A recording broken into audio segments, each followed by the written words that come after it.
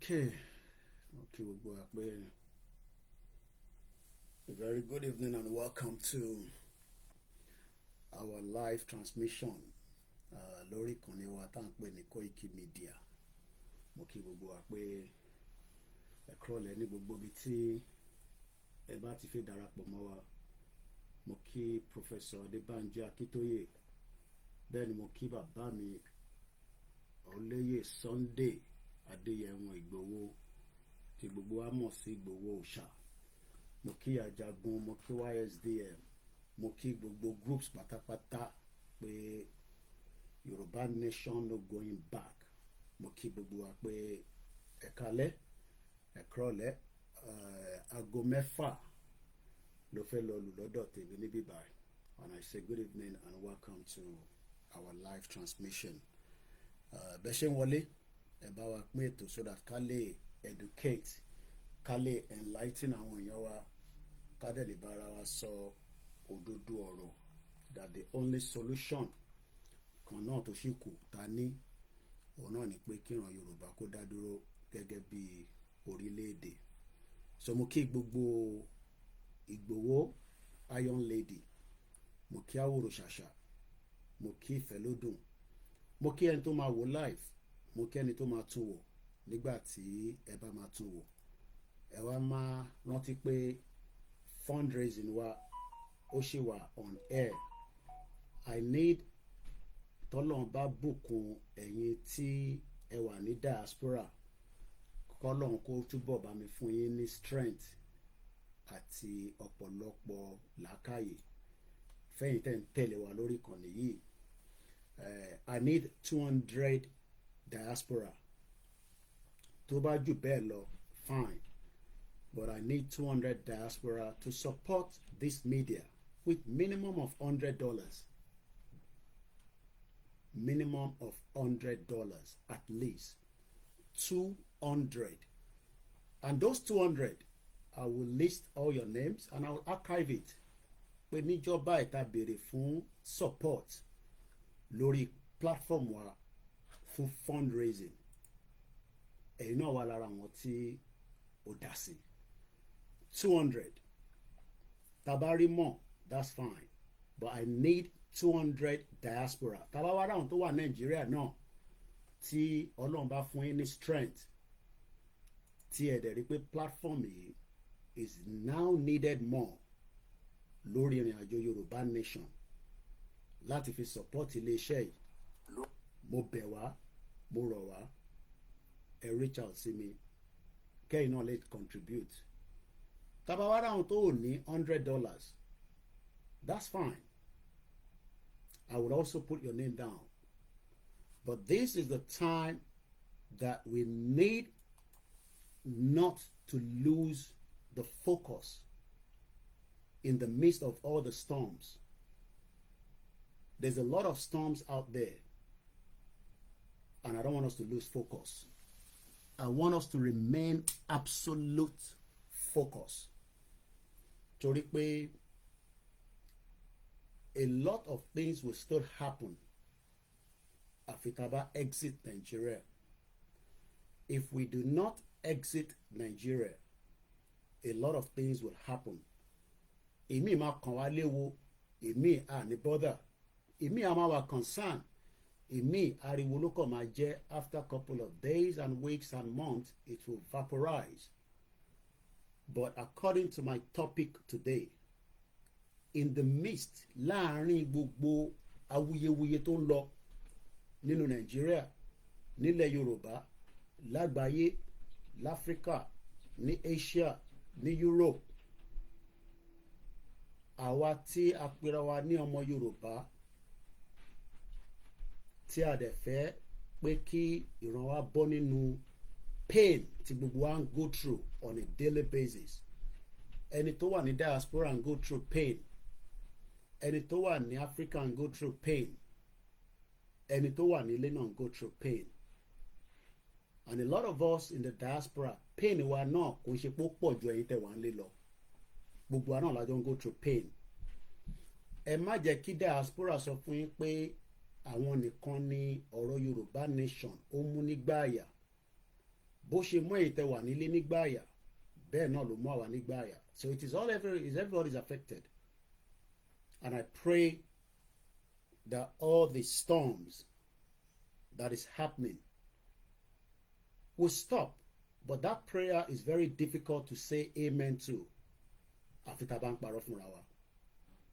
If I pray that the storm should stop, which of the prayer Ibo mo fi direct ẹ sí?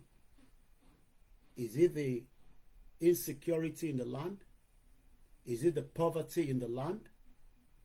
Is it the lack of welfare system in the land? So the storm will continue. But in the midst of that storm, our Yoruba nation campaigners, our dedicated Yoruba nation must not lose focus. Because they want to throw a lot of things at us that we will feel very, very angry and upset. We've been angry for the last 64 years in Nigeria. And we will continue to be angry. So as long as we remain in that system. So tonight, I've come out just to remind us that we will still see many storms. But I still want to focus on my fundraising. In the midst of the storm, it's not going to stop our fundraising on this platform.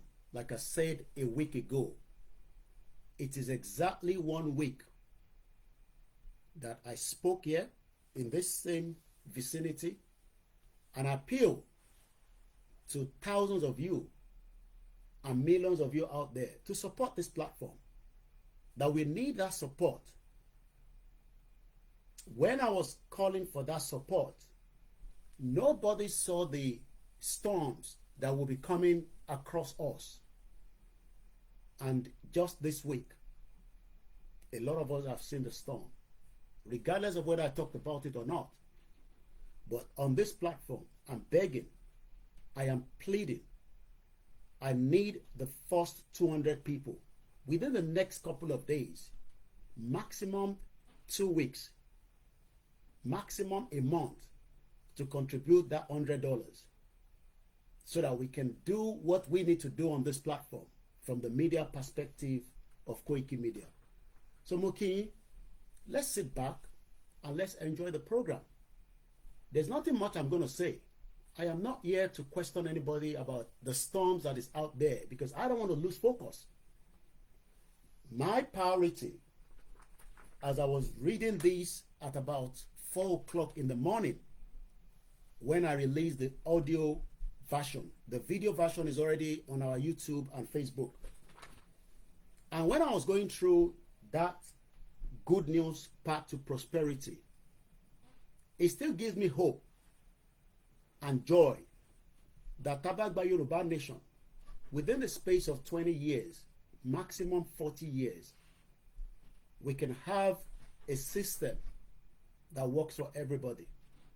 Not just myself and my family, but fine, you know, Ateniton Benile, Ateniton disagree. But should we remain in Nigeria for the next 40 years, we will receive many storms to Mama Bawanuje, to Mama Mu, a lot of concern, and prayer cannot solve those problems. So Mokibu Bualen can see. The first 200 people, how can you donate? There are many ways you can send those donations. I want it to come in bulk. Tobacco 100. Within 2 weeks, I took 100. It doesn't make the job for me to go into the areas that we want to go into in 2025. 2025 is now countdown, at least according to the world calendar. Like I said last week, Ethiopia will believe in that calendar. The Chinese doesn't celebrate the 1st of January as their new year.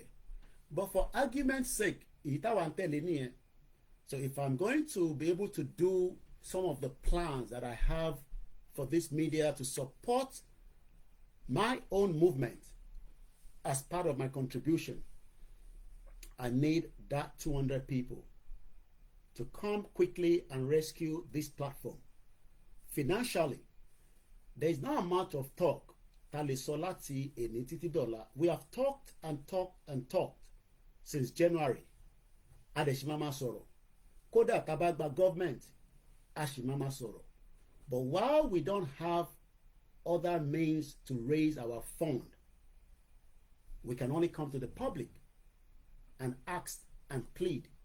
Maybe bóyá our words will touch you. Bóyá intan ṣe ní platform yìí, bóyá I make sense sẹ́yìn tí ẹ̀ ń gbọ́. Pé iléeṣẹ́ yìí tó ń jáde tó náà ò ní ìdòwó. Ó ní ìdòwó ló ṣe ń béèrè. It's not because I want to buy a house. I haven't driven in this country my personal car. I have driven. I'm sure some of you have seen me in beautiful cars. I was still driving a Porsche. Mo ti post the video yẹn ni. I'll post it before the end of next week. Nice Porsche. But don't see those vehicles as cars that belongs to my personal self. I live in Europe. There are many ways you can have cars without owning it personally. But in the last 3 years, I haven't bought a car in the UK. Not that I can't afford it, but it's not my priority. As long as I can move from point A to B in the public transportation system, that is beautiful. According to the news today, millions and millions of people are traveling on the road network. I posted it. The busiest day in the UK start from today in terms of people that are traveling from point A to B.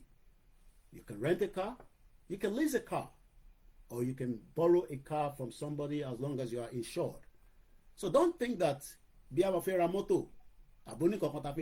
need the money to run this media organization. That is the only reason we're asking for the money. Just to run this media platform, to work hard. Yoruba. Money, the boss. If we have the boss, maybe this week we could have moved our team swiftly to the location of the storm. But even if the team were on standby, we don't have a car to move them there. So there's a lot of things that needs to be done. I want us to think like that.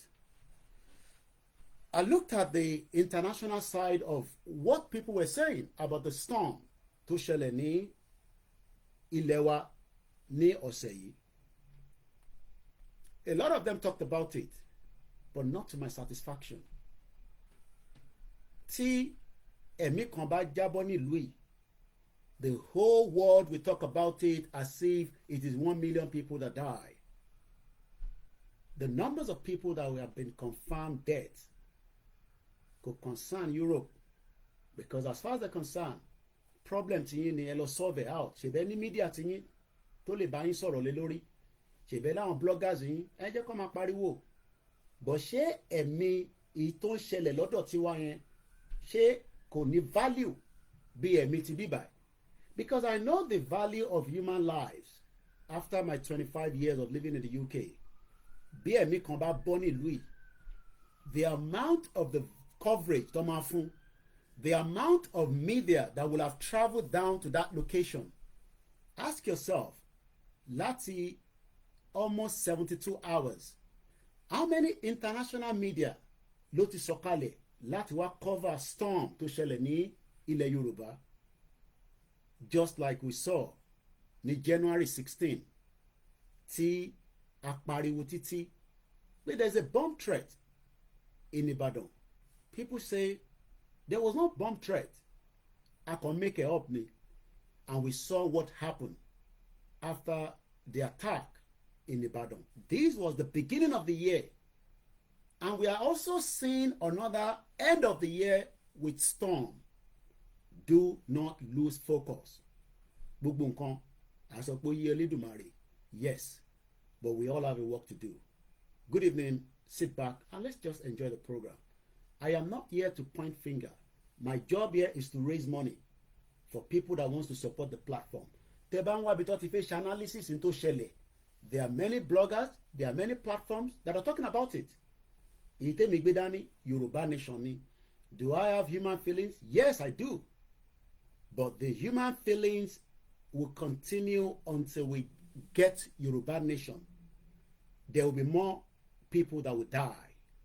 Money, 1 million people will lose their life. Katode ilẹ̀ Yorùbá. Àwọn tó lọ yẹn náà ẹ adẹ kẹ minus ẹ. Koikimedia ẹ káàbọ̀ sórí ìkànnì wa mo kí gbogbo alẹ́ kan sí. Koikimedia, we're bringing the world closer to your doorstep.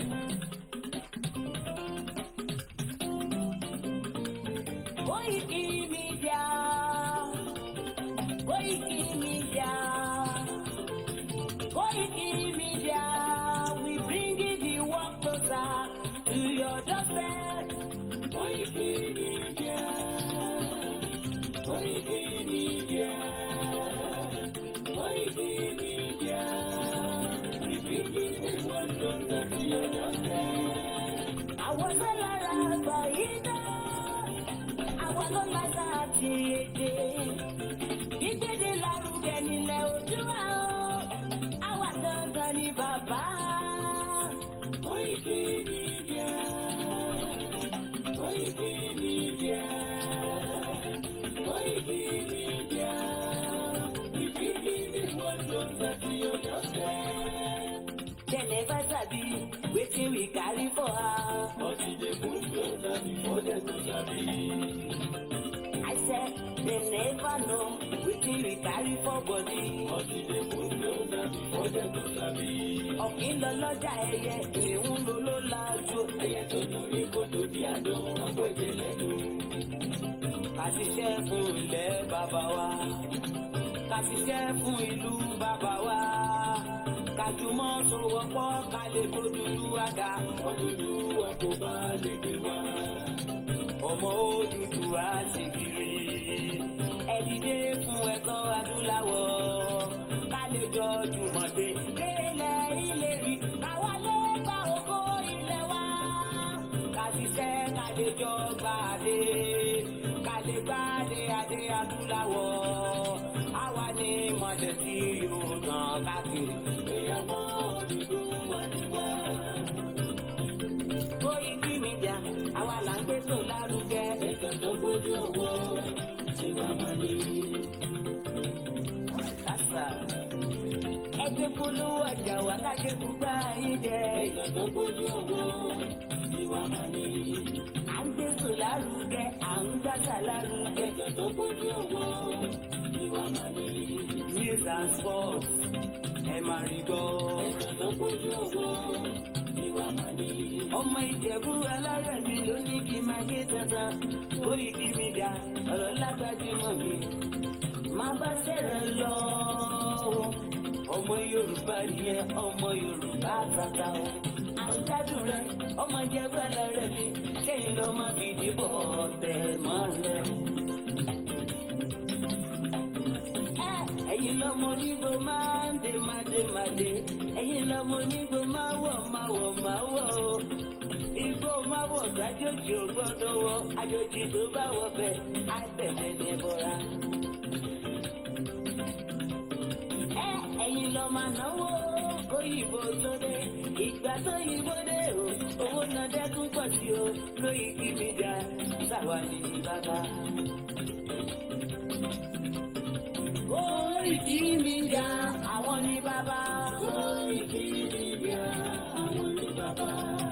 Àdáńtọ́, agbópèrè gidi. Koikimedia, àwọn ni bàbá. Àwa là ń gbé tó lárugẹ jẹ́ ká jọgbọ́n o. Koikimedia, àwọn ni bàbá. Àkúnjà fẹ́tọ̀ ilẹ̀ wa, fẹ́tọ̀ ilẹ̀ Yorùbá. Koikimedia, àwọn ni bàbá. Ọmọ Olúwa ni wá o. Koikimedia, àwọn ni bàbá. Èkúté ṣebí lébi òsì, àdìmú bàbá yọ. Koikimedia, àwọn ni bàbá. We bring you one closer to your doorstep. Koikimedia, àwọn ni bàbá. Afẹ́fẹ́ tó ń fẹ́ òòtó pàjọpọ̀ lára ni. Koikimedia, àwọn ni bàbá. Àgbèrègbèdé Olódùmarè ló fún wa. Koikimedia, àwọn ni bàbá. Gbogbo ayé ẹ̀gbọ́n, àwa ni bàbá o. Koikimedia, àwọn ni bàbá. Ẹ máa bọ̀ wá ẹgbẹ́ polówó ọjà ni wá o. Koikimedia, àwọn ni bàbá. Odùduwà la gbé dání, òtítọ́ la gbé dání. Sọ̀rọ̀ rẹ̀ àti ṣe ní kéńtà. Àgùntàn àgùnpẹ̀rẹ̀ kéde. Koikimedia will bring you one closer to your doorstep. Koikimedia is around to give us latest. Is around to give us latest. Ladies and gentlemen, ẹ mú kalẹ̀ sílẹ̀, ẹ tẹ́tí ẹ gbọ́ ètò tó kojú owó. Ladies and gentlemen, ẹ mú kalẹ̀ sílẹ̀, ẹ tẹ́tí ẹ gbọ́ ètò tó kojú owó. Koikimedia is around to give us latest. Mo kí gbogbo wa káàkiri, I say good evening and welcome to the channel Koikimedia. It's been a couple of days, but we give thanks that we are still alive. Mo kí ẹ Olóyè Ìgbòho, mo kí dada, mo kí Professor Adébánjí Akíntóyè, mo kí Ẹmọ̀lá Káyọ̀dé, mo kí Olórí Èkó ní Manchester, mo kí gbogbo ọmọ Yorùbá ní Coventry, mo kí gbogbo àwọn tí wọ́n agree àtàwọn tó disagree, mo kí gbogbo àwọn APC àti PDP, AAC, Labour Party. We can live in denial, but the storm will continue until we all decide what our problems are. The only problem that we have, and the major problem that will continue, is that Nigeria has come to its final stage to dissolve. And it can be done peacefully.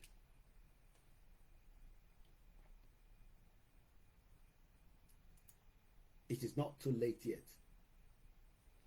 But àwọn tó ní àfẹ́ Yorùbá nation, we want Nigeria, we need to just educate them more so that they can line with us. We need the numbers. Mo kí gbogbo ẹ̀yin bàbá àtẹ̀yin màmá, gbogbo ẹ̀yin tẹ́ máa ń pè, tẹ́ máa ń ní ọmọdé yín, ẹ fẹ́ fi advice yín ránṣẹ́ sí olóyè bàbá àtàwa náà, mo kí gbogbo yín. We're going to play the anthem in the next few minutes.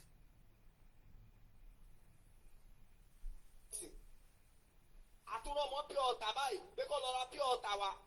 Pure water ń sì ó ti di méjì, báàgì méjì, 500. Kí ló tún ṣẹlẹ̀? Èwo ló tún ṣẹlẹ̀ báyìí? Kí ló tún kọ pure water omi tá fi ń dáná? Omi tá fi ń dáná. Kí ló dé pé gbogbo nǹkan báyìí ìnira ti pọ̀ jù? Ìnira pọ̀ jù Lagos State yìí, kí ló ṣẹlẹ̀? Nígbà tẹ́ ẹ̀ ta pure water láti inú mọ́tò méjì 500, méjì báàgì méjì 500 láti inú mọ́tò, àwọn tó máa tún tà kọ́lé ló máa tà. Kí ló pé ìnira á pọ̀ jù ní Nàìjíríà, ìnira ti pọ̀ jù. Àtìgbà tí Buhari ti bọ́lẹ̀ báyìí ni Buhari ti gbé lọ́ọ̀fù lọ, ló ti gbé ìfẹ́ lọ, kò sífẹ̀ẹ́ mọ́, ìnira ayé ti pọ̀ jù, epo wọn àsọ̀rọ̀, gàrí wọn àsọ̀rọ̀, gbogbo nǹkan wọn àsọ̀rọ̀. Ṣé pure water omi dáàmú lẹ́tún jẹ́ kó wọ́n omi jọ́sọ̀ omi tọ́lọ́run dà tó ń ṣe pé bóyá pé kíní òun lẹ́tún jẹ́ kó wọ́n. Níbo la ń lọ lórílẹ̀‐èdè Nàìjíríà? Níbo la ń lọ báyìí? Níbo la ń lọ? Tó bá yẹ gbógun la máa jà tí gbogbo wèrè yìí máa fi sọ́ọ̀fù, tó bá yẹ gbógun la máa jà tí gbogbo ìyà tí àwọn mẹ̀kúnnù ń jẹ yìí táàfin ní jẹmọ́, ẹ jẹ́ ká kúkú jagun, ẹ tó bá máa kú kó kú, ẹ tó bá máa yè kó yè. Ìnira àtẹ́ni wọn lára yóò ti pọ̀ jù, ẹ̀yin nìkan lè gbádùn. Kí ló ṣẹlẹ̀ kọ́ ṣẹ́ ilẹ̀ gbé ìwọlé síbẹ̀ yìí? Why we stop to be like this? Nàìjíríà tí màá dùn ń jẹ Nàìjíríà ìwòsùn ìtìjọ́ ló máa tó dùn.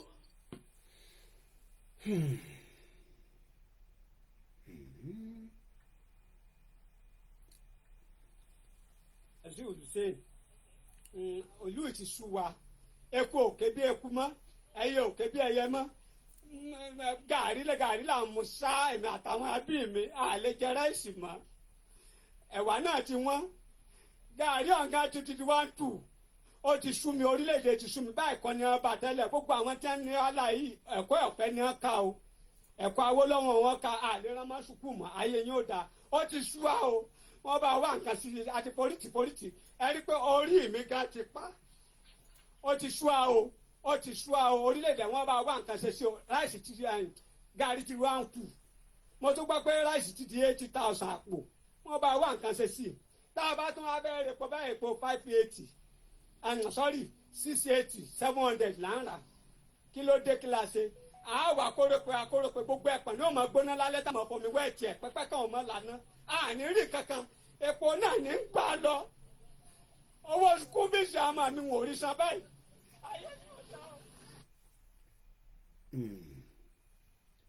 It's too much. This savannah is too much for this country. Please, if government work, if they cannot protest, we Yaloja, we go open our yash, we go open our press, we go protest. Too much savannah is too much for this country. But before you eat, we go suffer. The savannah is too much. Please, Madam, find solution for this shit. It's too much. Gary 2,000 naira. This one my father bought me. I now buy 1,000 naira piece of Gary. The selling is 2,000 naira now. It's too much.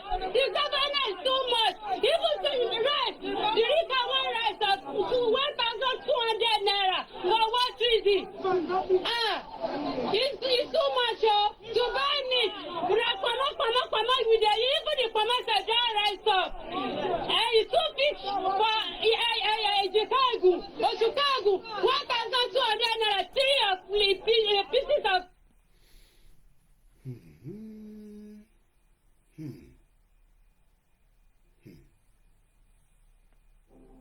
I have nothing new to say. People are hungry. Let them die. It's their fault. Yeah, I'm supporting Tinubu 100%. I'm supporting Tinubu. 100% to deal with Nigerians. People like you. So that when next election comes, I will now see whether when people bring money, you will vote for them or you will do your conscience.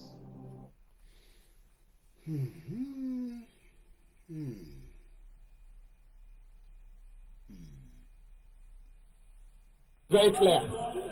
We made a declaration saying that it's too late for restructuring in Nigeria.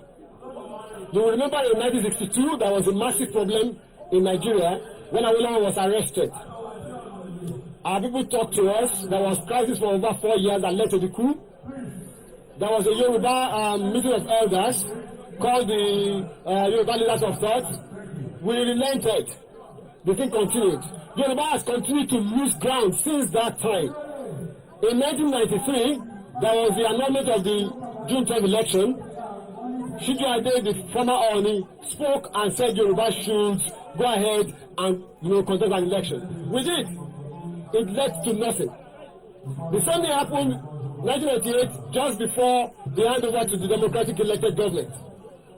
Yoruba did not want to go for anything like Nigeria again. But then it failed. Look at where we are. Yoruba has been losing ground since 1914, and we are just tired. We are done for restructuring. It's too late for restructuring in Nigeria. It's too late for sovereign national conference. It's too late for resource control. What we want now is Oduduwa Republic. And we are very categorical about that. We have made that very clear.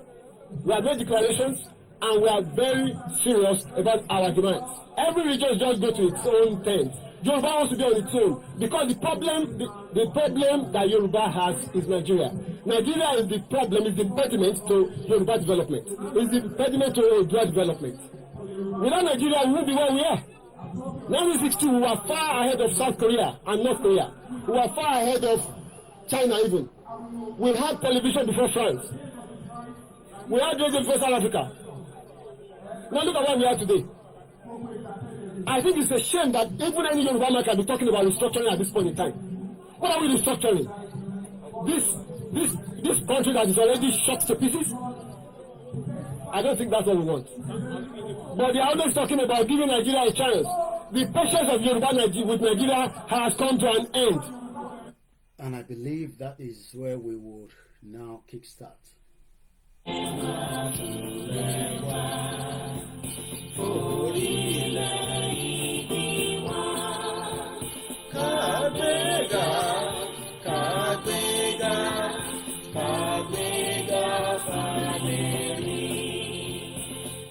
gbogbo wa nígbè. Láti bẹ̀rù làwọn mọ́.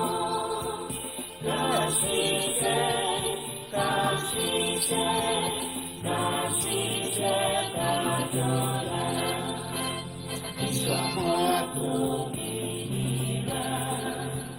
ní kẹ̀kẹ́ ká máa lè bá.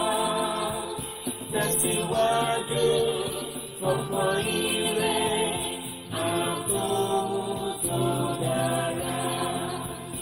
Ọmọ Olúwa nìyẹn, mo sì kó ẹ̀tọ́ rẹ̀.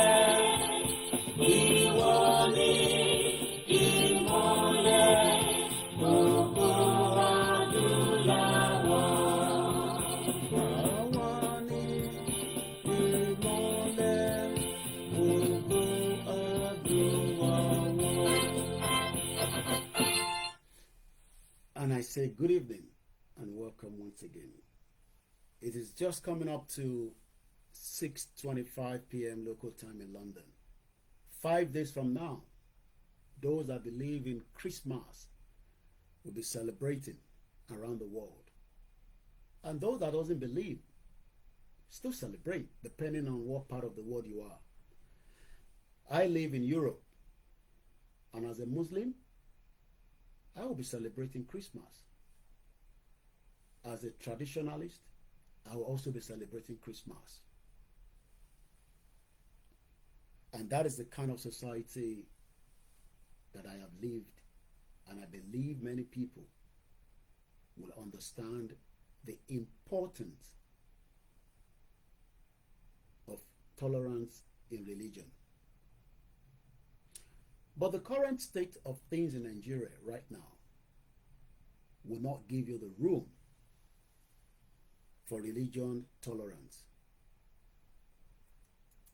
And as the Yorubas are clamoring to be free from the bondage of the current state of things in Nigeria, our religion has also been affected within the context of Nigeria, in Yoruba land. Most often, Yoruba, as we have stated, according to what our leader, Professor Adebanji Akitoye, have said, all our problems can be resolved within 40 years with this document that I've been reading in the last month on this platform. Gbogbo problem tó ń ṣe wá pátá is inside this document. Regardless of gbogbo tí ẹ má bínú ẹ̀yin tẹ́ ń sọ fún wa pé why read it in English and not in Yoruba? If I have the extra funding as I am asking for, these will also be translated in Yoruba as quickly as possible.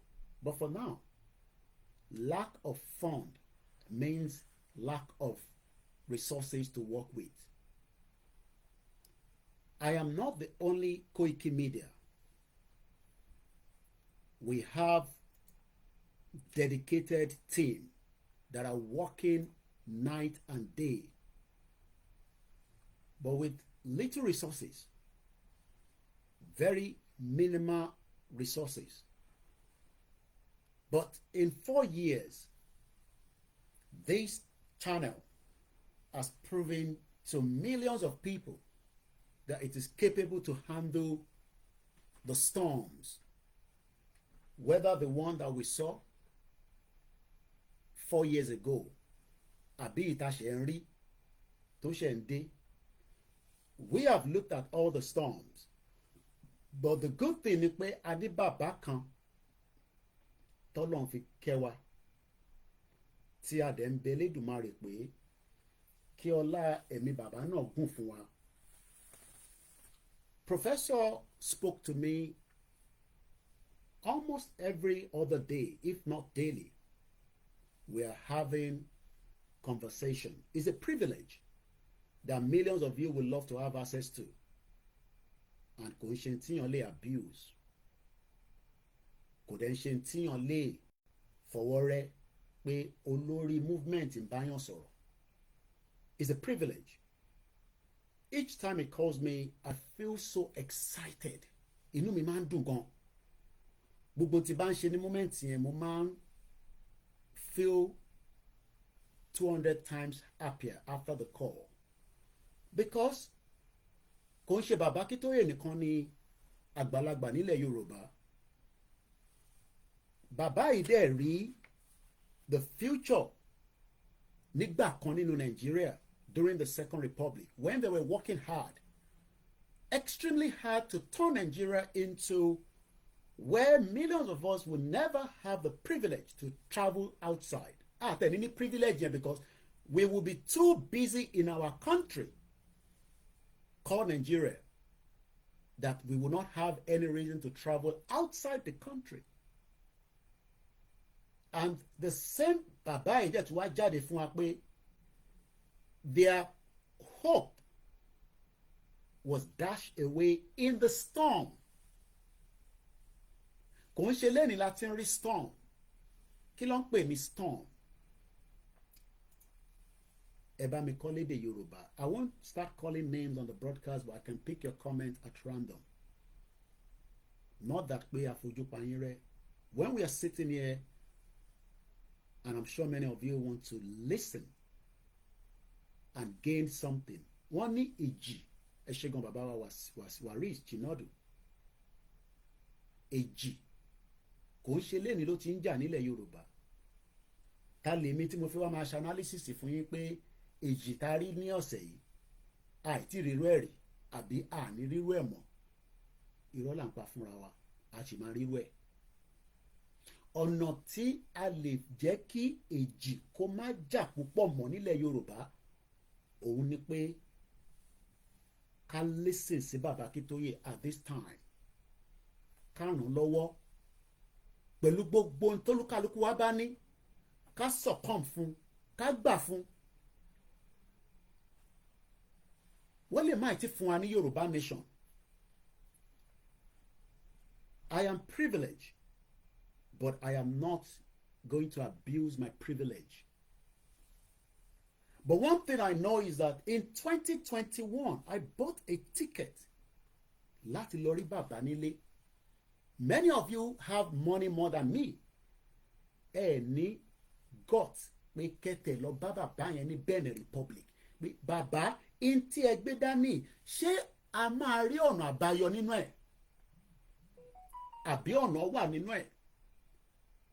Some of you have resources to do it. You don't need to be there for weeks, months. You can do a U-turn. Mom sì tèmi ṣe U-turn Los America in the 80s. She would travel on Friday. She will be back in Nigeria on Sunday. Many of you can do it, but you refuse. Rather, ẹ fẹ́ mú ṣe bàbá yẹn, ẹ fẹ́ fà wálẹ̀. At 89, instead of us to give him the push with all our knowledge and let him use the fatherly knowledge to guide us. A lot of people sọ pé kódà ó ti ń pẹ́. Mo ní kò pẹ́. It's just that many Yoruba people nílé, they love the current state of things as it is. Olówó nífẹ̀ẹ́ nǹkan tó ń lọ nílé. Mẹ̀kúnnù gan prefer bí nǹkan ṣe ń lọ nílé. So ìjì sì máa jà nílẹ̀ Yorùbá. Regardless of whatever our prayer goes in direction. Èjì dẹ̀ ti ń jà kó tó bírú àwa ni wọ́n ní èjì yẹn ti ń jà. So brain mélòó ló wà lórí tèmi?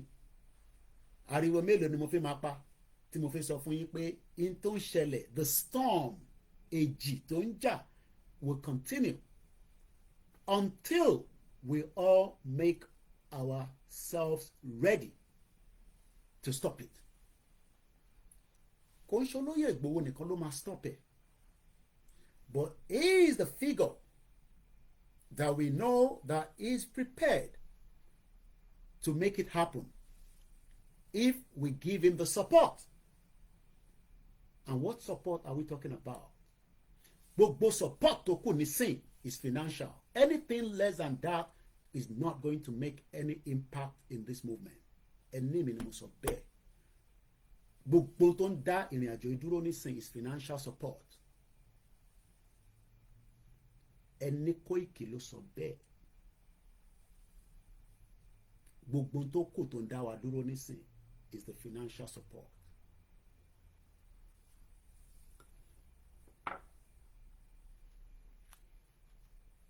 And nothing can be done without the financial support. If you like, you go and buy data and data and data to watch programs. Bí àwọn kan bá mọ̀rọ̀ sọ dáadáa, it's not going to give you the Yoruba nation.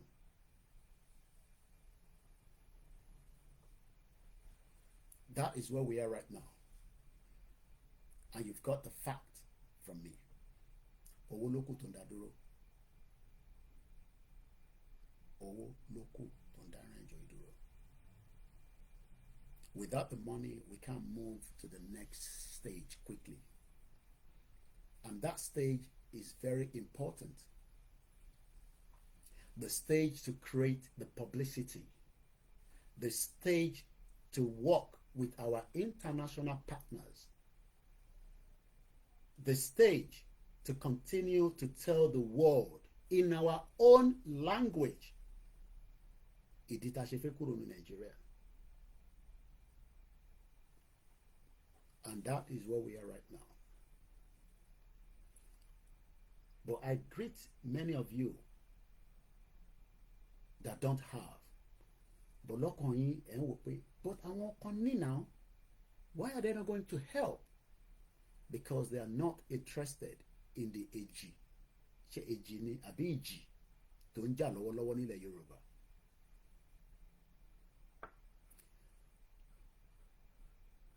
It took your government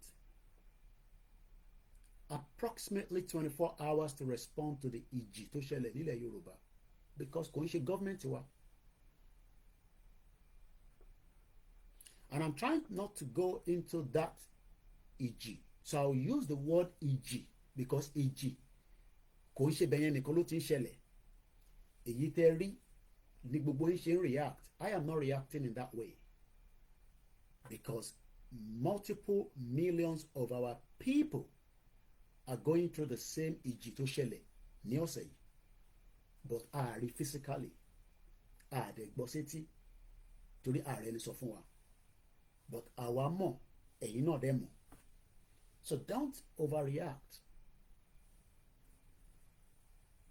Just control your BP. Because we need many of you to be alive to witness Yoruba nation. We need many of you to be alive to witness Yoruba nation. Yes, ìjì tó ń lọ ní gbogbo ilẹ̀ Yorùbá are very disastrous, very painful, but it is not going to stop. Prayer ò lè dá dúró, ọ̀rọ̀ sísọ ò lè dá dúró. The only thing that can stop it is to exit Nigeria peacefully. Peacefully. Mo kí brother mi, ẹ jẹ́ n kọ́kọ́ kí ìyá wa. I will just greet the medias alone that I've spotted. Mo ò fojú pa gbogbo ẹni tó kù rẹ̀. Mo kí Àṣàtìṣe because tí bá keep the next person tí mo kí Àṣàtìṣe, mo disrespect ìyá wa, mo dẹ̀ disrespect obìnrin. Mo wá kí brother mi Pavilion. Pavilion sọ fún mi láàárọ̀ ẹ̀ nígbà tí mo send audio sí wọn pé bàbá Koiki kí ló dé tẹ̀ ṣe àwọn kinní ní Yorùbá. Apparently I will have used my phone to replay the audio discussion I have with him this morning. Mo ní èmi ò gbọ́ Yorùbá tó lọ tó yẹn. Yorùbá tèmi ń sọ yìí, mo dúpẹ́ pé mo hold on to it after 25 years. Ẹlòmíì kúrò ní Nàìjíríà within 1 month kò fi sọ Yorùbá mọ́. So ilé tí mo ṣe ń sọ yìí, mo dúpẹ́ lọ́wọ́ ìyá tí mo bá nígbà tí mo dé UK ní 1998 tó bá yẹ pé nígbà tí mo dé mọ́mísí mi ò sọ Yorùbá lọ títí tó yẹ pé àwọn náà ti ń sọ patois àbọ̀ ti ń sọ èdè míì tó jẹ́ English tí wọ́n dẹ̀ jẹ́ ká sọ Yorùbá nulẹ̀ èmi gbọ́ lè má gbọ́ Yorùbá mọ́. And I told my brother Pavilion TV that I would have loved to speak in Yoruba, but èmi ò lè ṣe àyàngbé for ẹ̀. Mo pass Yoruba mi kan lọ títí ní secondary school. But there are people that can do it, that can help us to get these worthies. This is the Yoruba nation that we are waiting for. Whether you like it or not, gbogbo document Yoruba nation tó lè fún wa ní peace of mind òun ni document mo gbé dání sọ́wọ́ yìí. I have studied, I have read through everything, and gbogbo problem tó ń ṣe Yorùbá lẹ́nu pátá ló wà nínú ẹ̀.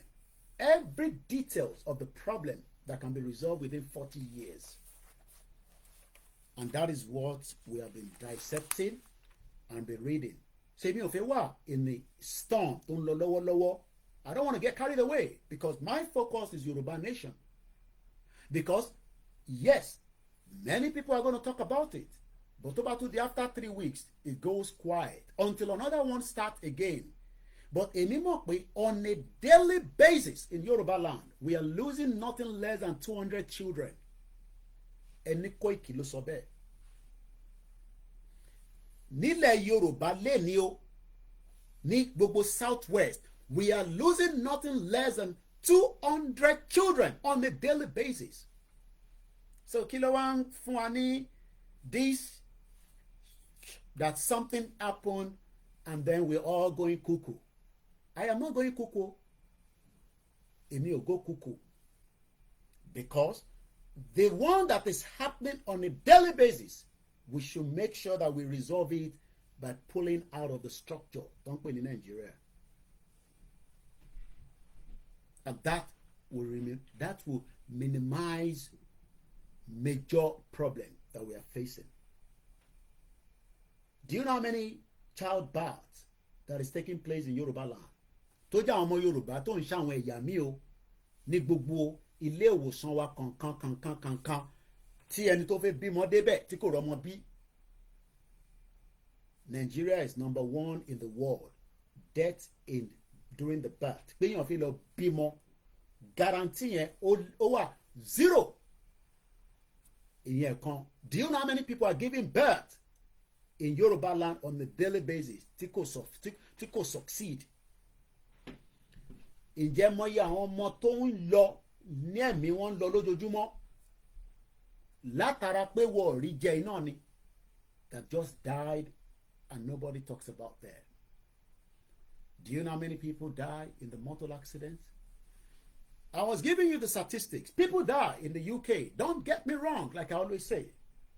There was a fatal accident. I don't think I have the paper anymore. Anonymous car. A 19-year-old boy nílùú yìí, ọmọ òyìnbó, ó gbé BMW. 1 year ló ṣe gba license ẹ̀. Ó dẹ̀ deactivate gbogbo sensor tó wà lára BM yẹn pé mọ́tò tó ń build so that when things goes wrong, that car can still be in stability. Nigeria will not be in the stability because what it deactivated problem tó ń bẹ nínú Nigeria. It has been deactivated. And they are not ready to activate it back, to put it back for stability. So gbogbo tó ń lọ nínú Nigeria ìjì ni, because what it deactivate the problem is. This young boy, somebody is confirming that story. Bóyá ìgbọ́n ìwà ní UK, Idris. He was smoking balloon as well as while driving. He was driving at 96 miles an hour in a 30-mile zone. Accident happened. Only drive, but into máa ran mọ́tò yẹn lọ́wọ́, wọ́n ní òun fúnra rẹ̀ ti deactivated. Who deactivated Nigeria stability?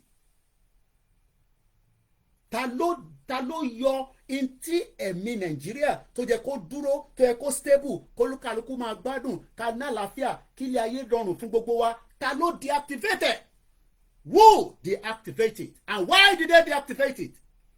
Who and why? Ìbéèrè méjì. will deactivate the problem that millions of Yoruba people are facing today and the rest of those calling themselves Nigerians. And why? Kinidi. This 19-year-old boy,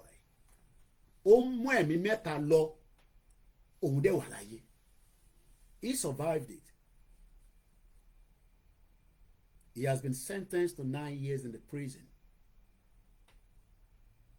He was driving and he was already on high drugs.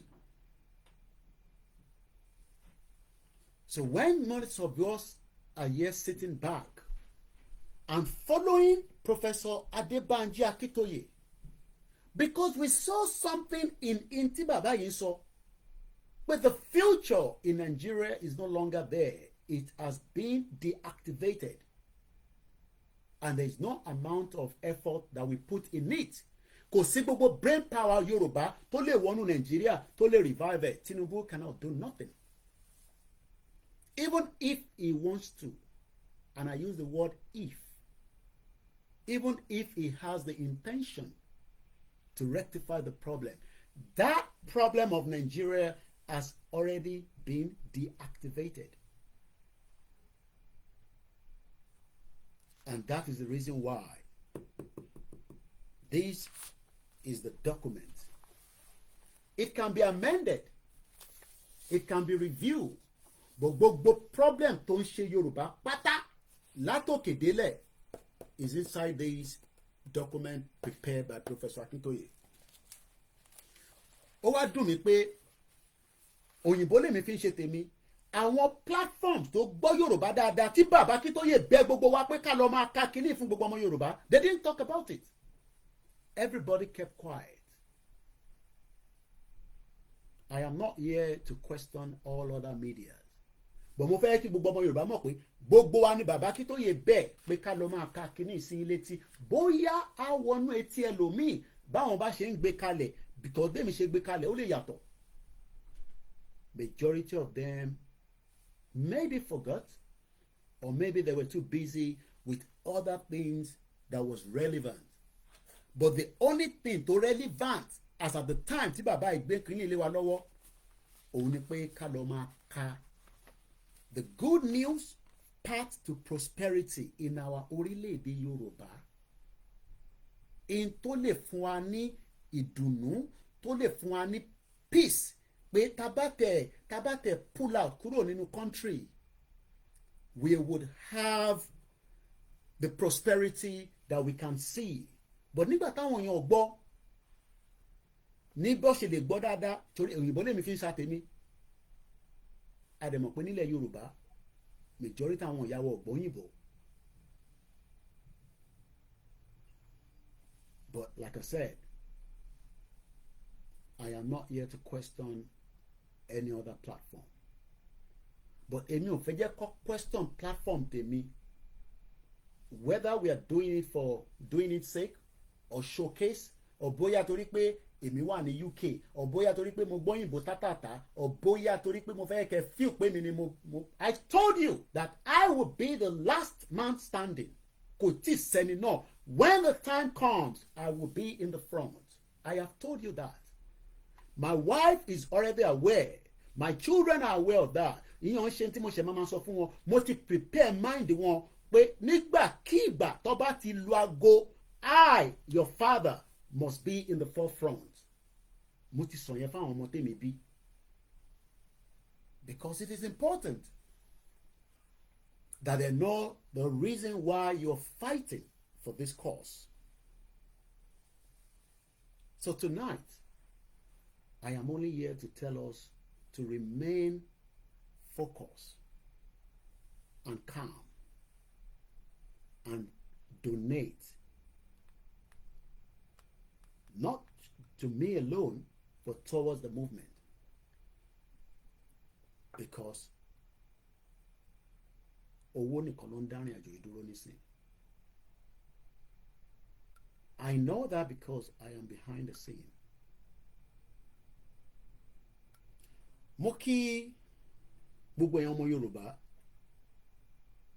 and whether they agree with us or not, it does not matter. ìjì kan ló ń ṣẹlẹ̀ nílẹ̀ Yorùbá òun ní Nàìjíríà ìjì kan péré tó ń affect gbogbo wa òun ní Nàìjíríà but àwọn tó mọ̀wé jù wá lọ tó ní PhD they will come with all kind of different narratives and tell us that the world is facing millions of problems bóyá yẹn kàn wá because let me tell you ẹ̀yin tí ẹ mọ̀ bí nǹkan ṣe ń work internationally you might not like the Biafra you might not agree with them in as much as the situation tó ń lọ ní Syria is a worst case scenarios depending on which side of angle ẹ fi ń gbọ́ èyí tó ń lọ níbẹ̀. The government has collapsed. Ẹni tí America fi bounty lé lórí as a terrorist, I can tell you that the American government has paid their first visit to Syria. Yes, you heard it right. The first representative tó lọ ṣaṣojú America ó ti lọ sí Syria. But the same person that America sọ fún gbogbo wa pé òun ni terrorist kí wá ní America tún fẹ́ ní ṣe pẹ̀lú àwọn yẹn torí pé the world needs each other and wọ́n dẹ̀ mọ̀ pé for something to happen something must also come together and why am I bringing this up òun ni pé we are not a terrorist. We are not secessionists. And let me quickly, before I go further, respond to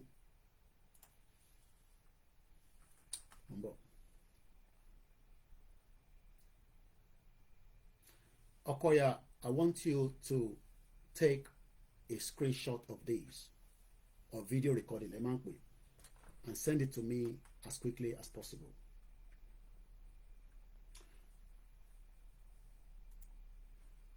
Ruben Abati. My name is OLAYOMI KOIKI, and I'm sure you've known me because you've seen my videos and you have watched me from behind the scene.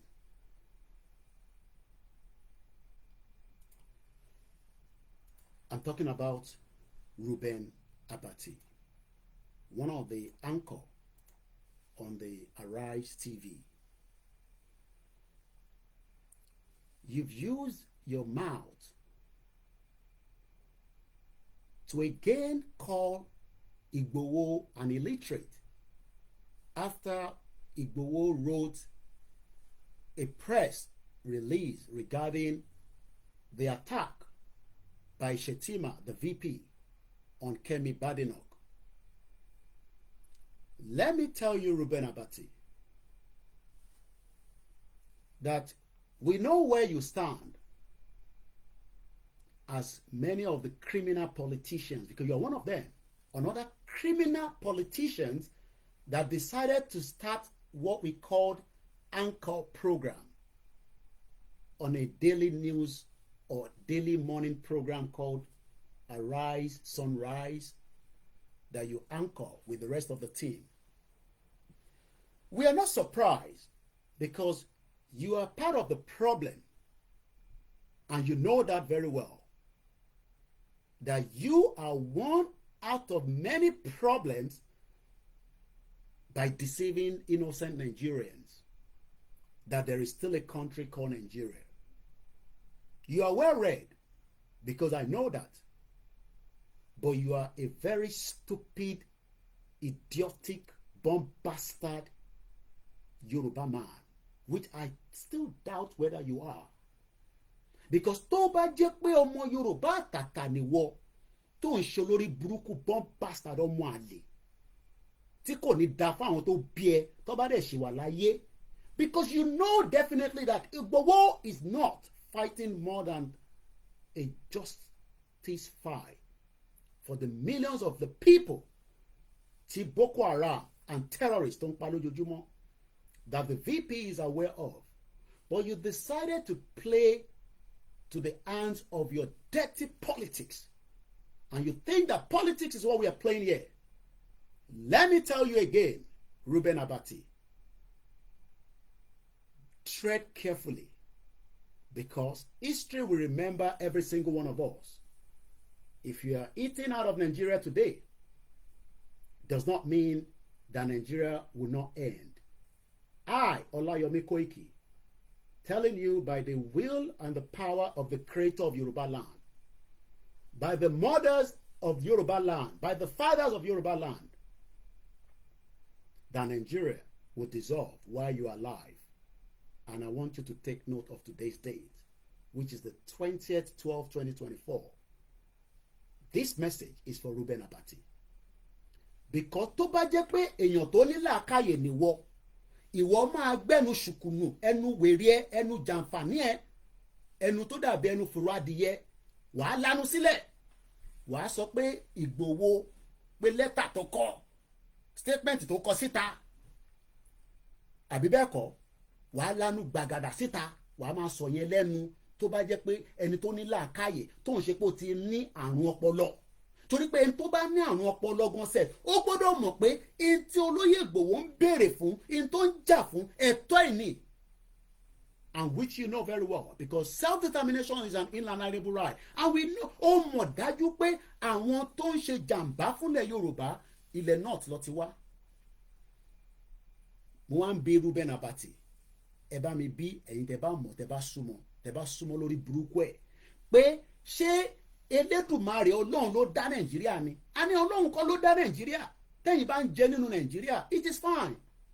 Àwọn ò ní láti jẹ nínú Nàìjíríà, but a fẹ́ lọ jẹ tabadélẹ̀ Yorùbá, torí pé a mọ̀ pé tabadélẹ̀ Yorùbá, a ní need láti máa tọrọ jẹ, a ní láti mọ̀yàn ká tó débi tá à ń lọ. You worked in the government before, and we know how this works. Àmọ́ gbogbo lè tí gbogbo yín ti jà nígbà tẹ́ bá nínú government. Ó wá rò pé ó lè lo platform torí pé ó ń sọ̀rọ̀ láti fẹ́ fi bring olóyè Ìgbòho down. I have just given you the first bit. Program ẹ̀kọ́ ni mo bá wálé alẹ́. But I want you to know that you will hear more from me and my team. In this social media tájọ wà yìí, àjọ máa mú nǹkan lẹ́ẹ̀kan délẹ̀. When it comes to olóyè Ìgbòho, kò sí bá balẹ̀ ni náà tó máa sọ̀rọ̀ olóyè Ìgbòho tí mo lè jáde fún yín. Even if he's the president, even if he's the vice president, I will come out for every single one of you. Olóyè ò tí disrespect Tinubu.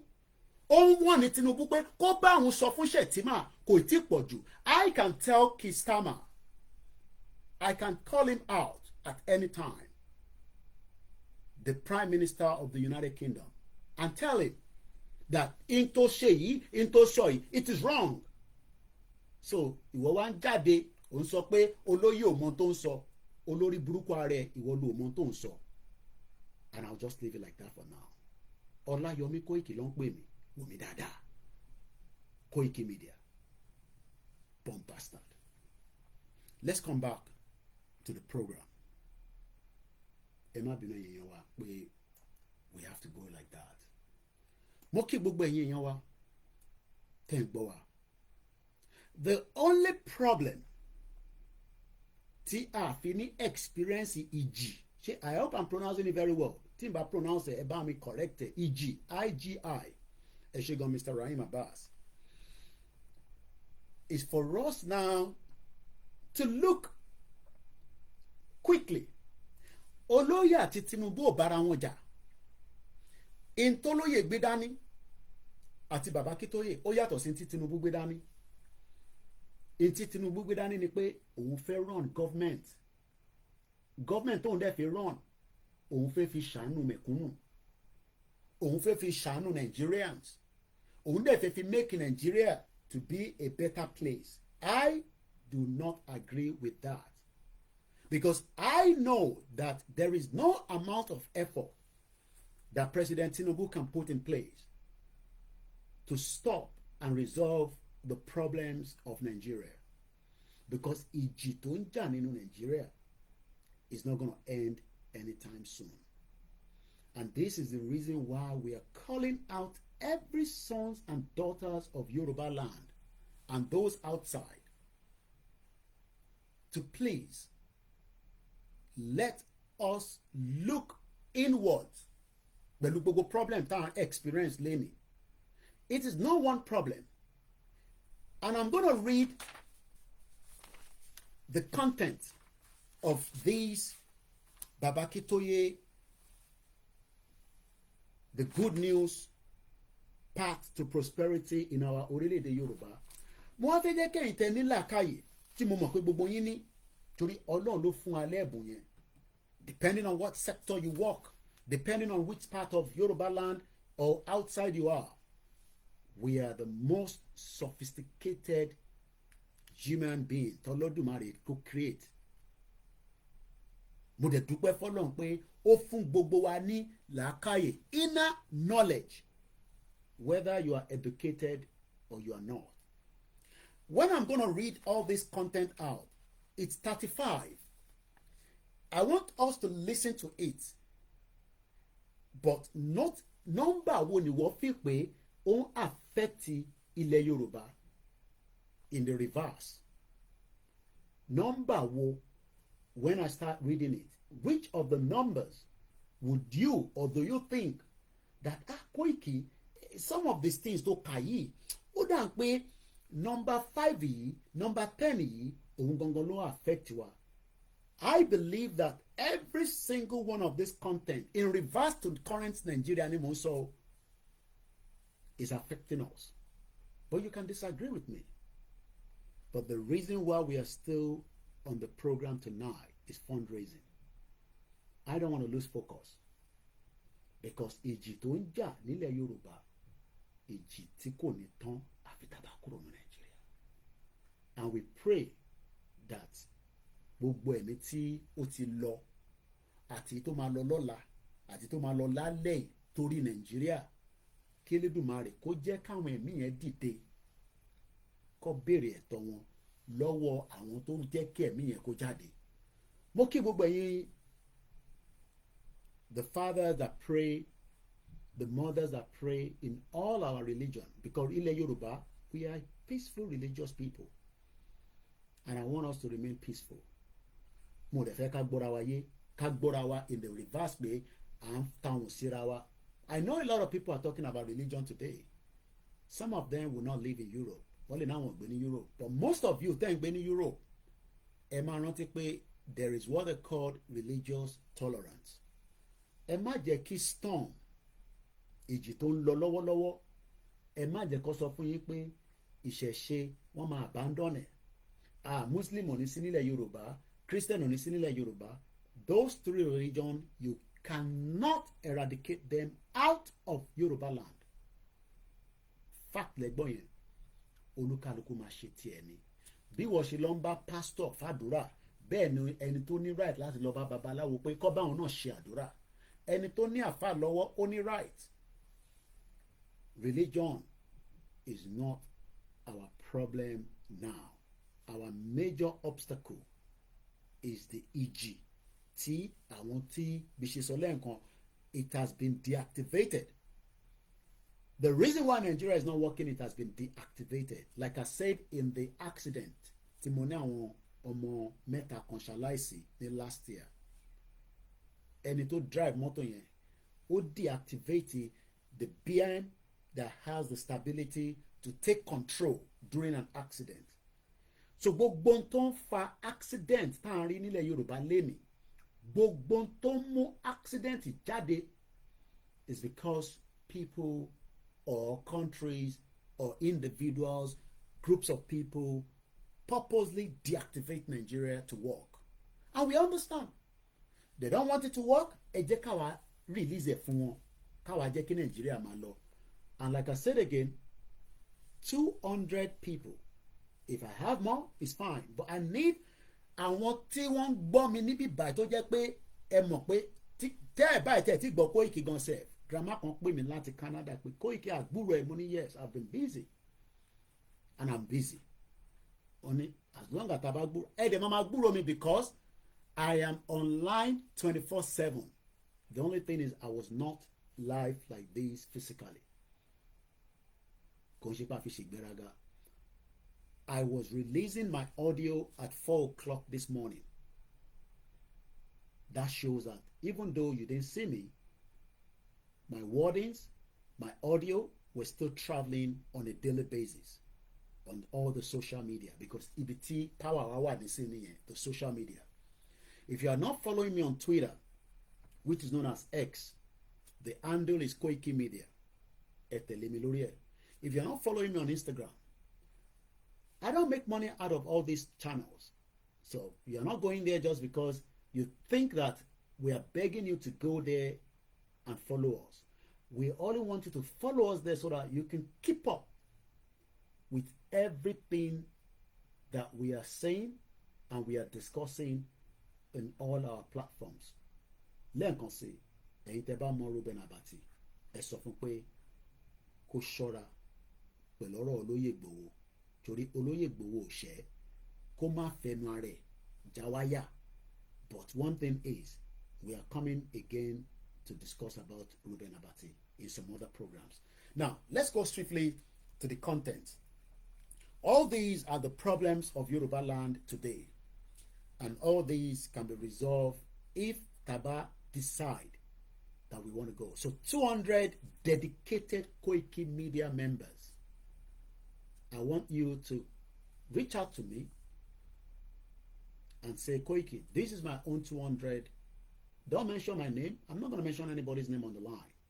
But what I would do is I'll record every numbers of people that come to me. And I will archive it as I'm doing a lot of my archive. And I'll also use it in the future. And if you want me to also come and mention your name and appreciate you, I will do so. But I'm sure many of you will not want that. I need that 200 dedicated Koikimedia fans. To help me, Koiki, they're about to go Koiki by a hair. Yes, confirm Lily. 200. And I need you to please. I know you are in the Christmas mood. There's a lot of money you are spending, but we need it as quickly. I want the money to come in bulk because in Timofey we still need cars. We need balls. We need a lot of things. 2025 for me is the publicity year to go one extra mile. Àti sọ̀rọ̀ dáadáa, a sì tún máa sọ̀rọ̀ dáadáa, a dẹ̀ ní sọ̀rọ̀ tán. Gẹ́gẹ́ bí ẹ̀yin Yorùbá máa ní a ní sọ̀rọ̀ tán. But I want to do things in another angle from the media. We need a lot of money, but if I have my first 200, at least, màmá pé èyí tó bá dẹ̀ ń wọlé ní méjì mẹ́ta, we will also take it. Kò wá mí pé 200 nìkan. If anybody wants to help, few people have reached out. Kódà, bàbá kan send 5,000. And he was even saying that, Kima Binu, I called them and said, 5,000 to me is a lot of money. If 1 million people are giving us 5,000, ẹ̀yin gan máa gbúrò.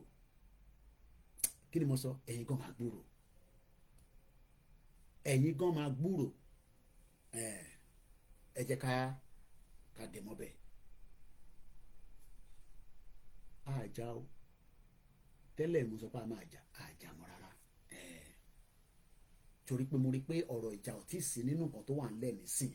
Ìyẹn tó wà ńlẹ̀ nísìn ni pé ìjì tó ń jà yẹn gangan, ìjì yẹn làwọn fi bá jà. Torí ìjì kan ń jà nílẹ̀ Yorùbá tó ń lọ sọ́tún, tó ń lọ sósì. How do we fight the storm? Ní Amẹ́ríkà, láwọn tó ń gbé ní Florida, bí Aziz, àwọn ìlú kan wà, journalist máa ń tẹ̀lé storm ni. Èmi fẹ́ tẹ̀lé ìjì yẹn. Níbikíbi tí ìjì yẹn bá wà, mo fẹ́ tẹ̀lé lọ ní 2025. Láṣẹ Èdùmàrè. Gbogbo tó bá gbà la fẹ́ fún. But a lè ṣe tí kò bá sí owó. Bóhùn yìí ká tún jẹ́ ká wá pariwo títí di next year. We will come back again next year and say we need money. Yeah, yìí ti lọ. We have spoken well. We have done very well. Kò sẹ́ni kankan tó lè sọ pé ní 2024 yìí àgbọ̀n kankan ìrọ̀lẹ́ pa ẹgbọ́n mẹ́wàá. Kò sí kódà kò tí ì sí ìlú náà lágbàáyé tọ́mọ náà àwọn ọ̀gbọ́n Yorùbá nation. Mo ò tí ì rí ìlú náà títí dé Ecuador, títí dé Afghanistan, Iraq, kò tí sí ìlú náà. What we need now is to go after the storm in 2025. We go after that. Tí storm tó bá sọ pé hurricane kìíní kan oríṣiríṣi orúkọ ló wà. I remember when Aziz arrived in London, they were having one of the biggest storm in Florida. Journalists máa ń tẹ̀lé storm ni. You don't run away from storm. Ọmọ àlè journalist ló máa ní ìjìnjà ò ń sá fún. Ìyẹn ò ń ṣe journalist. And I've told you I am not one of those your V-blogs or bloggers. I am a full journalist that is committed to Yoruba nation to the core. A máa tẹ̀lé ìjì yẹn ní 2025 but a lè tẹ̀lé tàbá rówó. So don't expect pé ká tẹ̀lé ìjì tí kò sówó. A kàn máa ṣe our normal awareness. But many lives we lost in 2025. Ẹ̀mí máa tún sọnù rẹpẹtẹ. Ìjì tó lọ tí gbogbo wa ń tàn di gègé 200 people by every day nílẹ̀ Yorùbá tẹ́ẹ̀bà mọ̀. Èèyàn 200 ni ẹ̀mí ń jábọ́ lára wọn lójú. Ọmọ kéékèèké ni mo ń sọ kò ń ṣàgbàlagbà. So báwo lè ṣe fẹ́ react sí yẹn? People like us nígbà tá a kọ́kọ́ bẹ̀rẹ̀ a máa ń sunkún a máa ń sunkún mọ́ wọn àti àgbàlagbà àmọ́ mọ́ra ni. I'm not coming here to cry for anything because ẹkún tá à ń sun nínú tá bá ní ká máa sún síta àti sọ di comedy. Ìjì tó ń lọ nílẹ̀ Yorùbá is not ending anytime soon. Emma Bino, I'm gonna quickly charge this phone because it's running out of juice. Mo dẹ̀ sí ní ìlú tí kò sí náà, ìlú tí náà wà lèmi wà. So mo kí gbogbo wa lẹ́ẹ̀kan sí i. Mo lọ bẹ́ẹ̀ mo kí ìyá tó bí mi lọ́mọ. Mo kí dáadáa pé ó kú àdúrótì. Ó kú ìrọ̀ àti parí. Ó kú àdúrótì. Mo kí ìyàwó àti ọmọ wọn ṣe brain surgery. Tó bá jẹ́ pé Nàìjíríà nísìn wọ́n ti ní kí Koiki wá bá mi tọrọ owó. Wọ́n send fídíò ọmọ náà sí mi. Mo kí ẹ sísítà mi kú oríire. Mo ní dárúkọ ìlú náà. Mo kí yín pé kú oríire. Pé ẹ wà nílùú tí a ní láti wá tọrọ owó fún yín. Wọ́n send fídíò sí mi ni. Mo kí yín pé kú oríire. Ìlú tó dalẹ̀ yín wà. Ṣé ń dárúkọ ìlú náà ni? Tí bá dárúkọ òkúkú ní mọ̀ wọ́n. Àwọn ìlú tí wọ́n mọ value ẹ̀mí èèyàn bọ́n ní bá ṣe ń gbé wọn dé hospital bá rí eléyìí ti kọjá bẹ́ẹ̀ wọ́n operate lẹ́sẹ̀kẹsẹ̀ níjọ́ tó gbé dé hospital náà operate wọ́n sọ díjọ́ kejì àwa tọrọ owó fún wọn lórí social media. That is the kind of what I want for every one of us, including ìwọ tó ń gbọ́ mi. I might not agree with Mayegun all the time. But like I said, in this my house, as long as tíyàwó mi bá ṣe ń wò mo dẹ̀ jẹ́ kémi àti ìyàwó mi kájà nulẹ̀ in tíyàwó mi bá ṣe ń fẹ́ mo gbọ́dọ̀ bá fẹ́. So she watch Mayegun like mo mọ tó wà tí Mayegun tọ́jọ́ di papọ̀ but she love Mayegun very well. And tó bá dẹ̀ wọ́n Mayegun I just sit here. Ó sọ̀rọ̀ lórí program ẹ̀kan ní I think yesterday. Lórí program tó sọ yẹn ó wà lára problem tá a máa sọ jẹ́ bẹ́ẹ̀ nígbà ẹni tó lọ́lé bíi Scotland ẹni yẹn wà ní I don't know malaria lọ́nà ṣe bó ṣe lọ nìyẹn diaspora ni o fẹ́yìn tí ẹ̀ ń lọ́lé mo bẹ̀ yín take injection malaria lo anti-malaria kẹ́ tó gbéra lọ Nàìjíríà má rojú owó ntí máa lọ fi owó ṣe torí pé nílùú yìí tó bá dọ́dọ̀ GP àwọn kan míì wà GP máa ní kó lọ sí private kó lọ ṣe ṣẹ́dẹ̀ mọ̀ pé torí a ti use mọ́ freebies náà nílùú yìí indirectly a ti use mọ́ pé ká gba nǹkan lọ́fẹ̀ẹ́ fún àyín tẹ́ ń gbà lọ́fẹ̀ẹ́ torí èmi ò gbọ́ nǹkan lọ́fẹ̀ẹ́ níbí báyìí èmi máa ń sanwó nǹkan tèmi lò ní oògùn tèmi lò mo sọ fún yín ìwé tó fàwà kan wọ́n ní no recourse to public, no public recourse o ò ní right láti tọrọ nǹkan kan nínú public má gbà nǹkan kan lọ́wọ́ public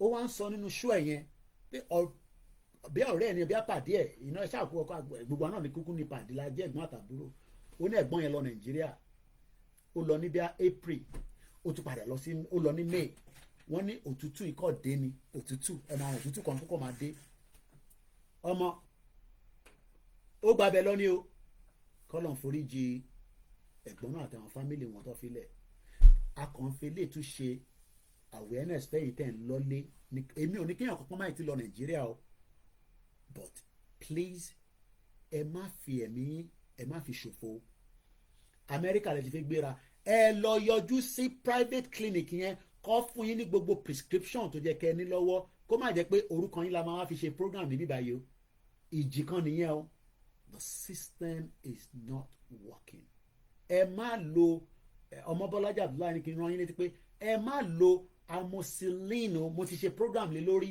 ṣe rí pé nígbà tí mo ṣe program NAFDAC jáde níjọ́ kejì ẹ̀wọ̀n gbọ́n tá à ń sọ ìtọ́ ẹ̀ka àwọn ti ṣe tẹ́lẹ̀ làwa bá wọn ṣe yẹn wọ́n ọ̀dẹ̀ sanwó fún mi ṣe mọ̀ pé immediately tá a ṣe program yẹn tán ẹni tó bá lọ follow ẹ̀ the next day ní NAFDAC jáde officially pé amoxicillin is banned in Nigeria mo kí gbogbo alẹ́ nǹkan sí mo kí ìyá tó bí mi lẹ́ǹkan sí kọ́lọ̀ dẹ́ máa foríjì bàbá tó bí mi Alhaji Mojeed Ọmọ́táyọ̀ Koiki òkú ọ̀run dẹ̀ gbọ́dọ̀ sùn torí pé àwọn tí wọ́n sáré tí ẹ̀mí wọn fi bọ́ torí àmọ́ tá a ṣe pé à ń pètò pé kí àwọn èèyàn wa kó free òun ló ń fa awuyewuye àbí ok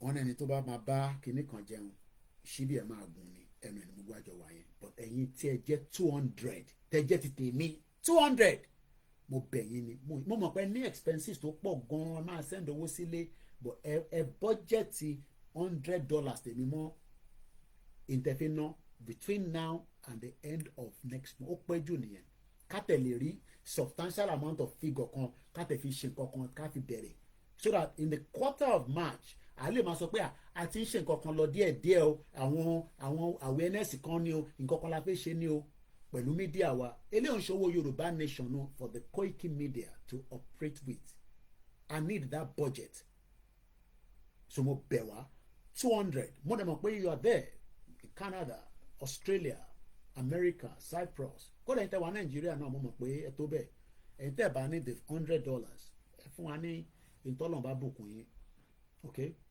and we really say thank you so much in advance ìlú ìmání every little helps ìyàwó mi níjẹta gbogbo àwọn point tó máa ń gbà ti Greg's ni Lidl ni àti Asda ó rí i pé mo gbà lẹ́nujọ́ mẹ́ta wá pè mí pé bàbá yìí kí ló ń ṣẹlẹ̀ ó máa ń rajà náà tó bá ti lọ ìwọ ń gba point mo ní ṣé mọ̀ pé mo upgrade fóònù mi after 3 years mo jìyà ní after 3 years mo ṣe upgrade fóònù mi pé mo dẹ̀ ti switch sí new phone oníyà jókòó bẹ́ẹ̀ ọ̀yà bá ń pọ́ǹchẹ̀ ọ̀yà Lidl ọ̀yà ó fún mi password ẹ̀ so that màá lè máa gba point a máa ń sọ nílùú pé every little helps lóòótọ́ àwọn kan lè ní àti dáwó Koiki gbogbo owó ta dá náà àárín kankan agreed but ṣé nísìn ká stop nísìn a lè stop mo sì mi ni mo gbọ́ lẹ́nu wọn nígbà tí mo lọ dágbére ní 2021 I remember very well it was a Friday ó kàn wọ́n mi lójú báyìí ni because mo mọ̀ kí ti bá sọ fún wọn in advance wọn ò ní fẹ́ jẹ́ kí n lọ mo dé ọ̀dọ̀ mọ̀ sí mi ní Friday tí ma travel wá sí Nàìjíríà ní 2021 pé I am heading out of UK tonight ó ní ṣé mo ń ṣeré àbí mo serious mo ní mo ti ra ticket mo ń lọlé lálẹ́ ni mọ̀ sí mi kàn ṣe ni wọ́n ní ẹni tó bá ti tẹ̀sẹ̀ bọ́nú omi ẹ bá mi parí ẹ̀ so mo kí gbogbo alẹ́ nǹkan sí because of the time constraint let's play one audio ká wá adjust the camera bíbá because mo ní láti charge it if not àwọn tí wọ́n wò wá níbẹ̀ ó lè lọ kó mọ́ wọn lẹ́nu ẹ jẹ́ ká gbọ́ ohun tí bèbè sọ. Fulanis are hiding under Islam. They are confusing our people, especially the Hausas. They are confusing our people. All the imams in Nigeria, especially the northern part of Nigeria, all of them are Fulanis. They are confusing our people because they don't want us to think for ourselves. They always want us, anything they tell us, whether good or bad, we should just follow them. This thing, it has to come to an end. This year. So Hausa people, please and please, my people, you have to differentiate between religion and culture and language.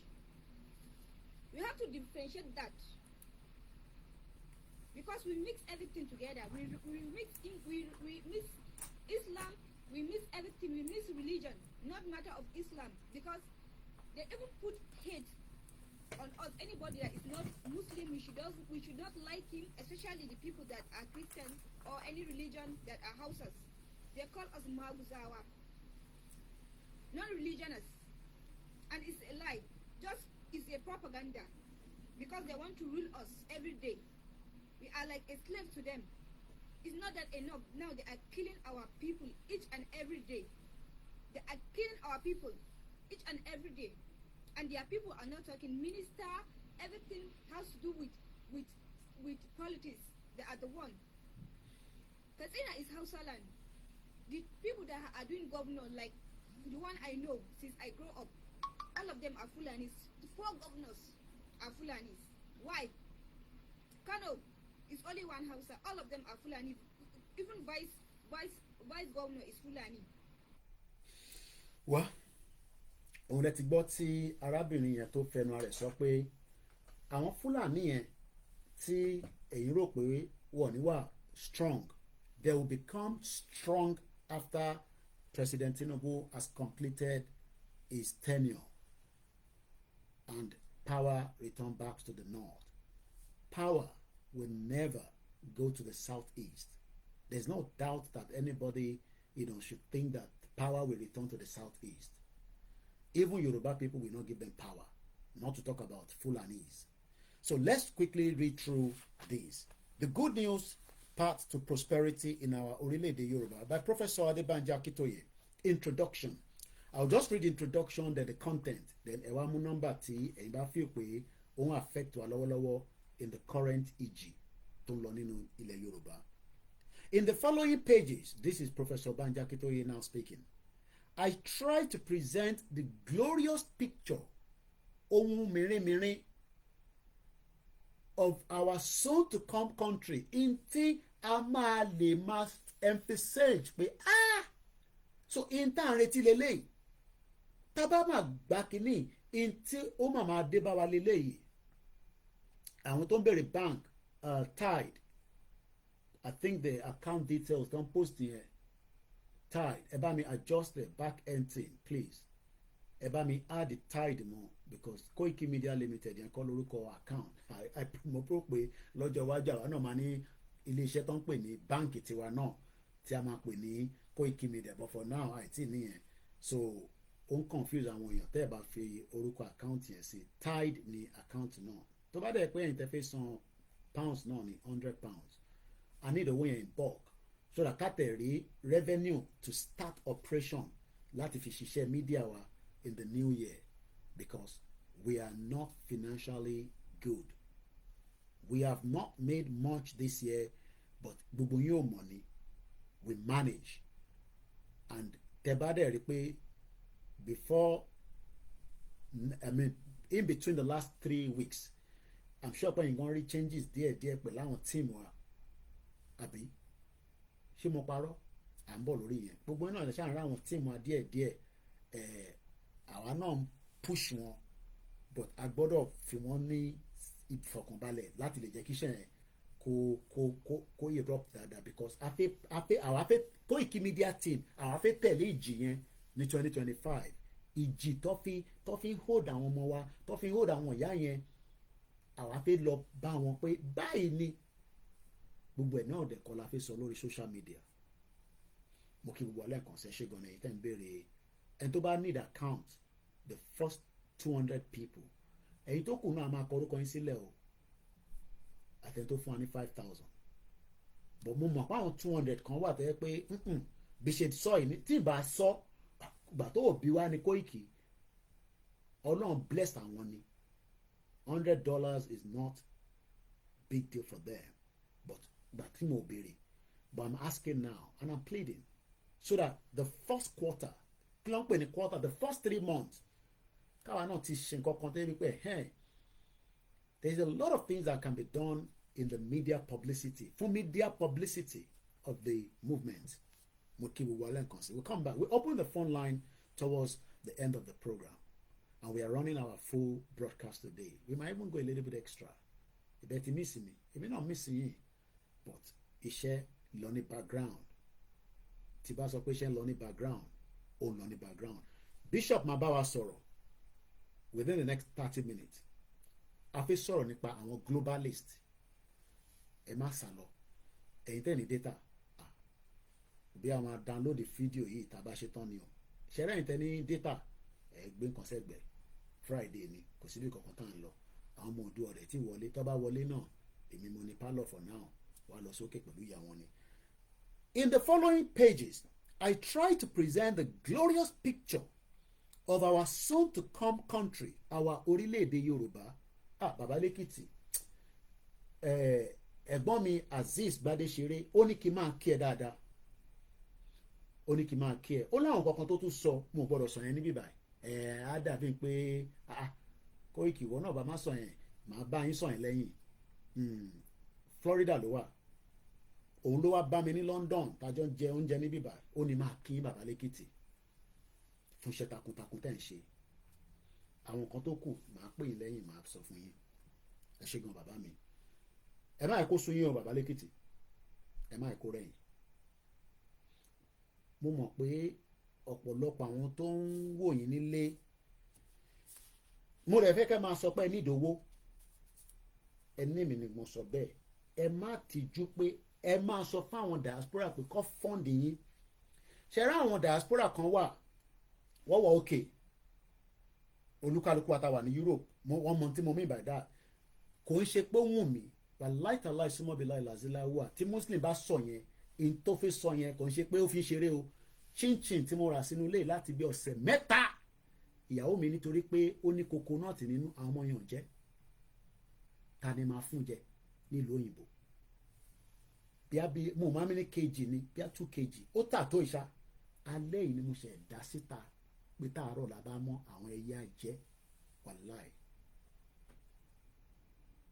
chinchin èmi mo fowó ara mi rà èmi náà mélòó mo fi jẹ́ ń bẹ̀ ìyàwó mi níṣẹ́ gbà tèmi lọ rẹ̀ mi ò rí pé ó ní kó bá mi báwo lè ṣe ọkùnrin là wá táwọn bá ti lọ sínú store ká mú nǹkan ká máa bọ̀ ń lé ni kí mo fẹ́ fà bàbá lẹ́kìtì àwọn kan wà nínú àwọn àtàjọ ń ṣe program wọ́n lè máa pè yín ní agbe ẹni agbe nìyín ẹ máa béèrè owó lọ́wọ́ àwọn diaspora kó fọ́ǹdì yín iṣẹ́ lẹ̀ ń ṣe nílé tẹ́mi bá ń gbé ní Nàìjíríà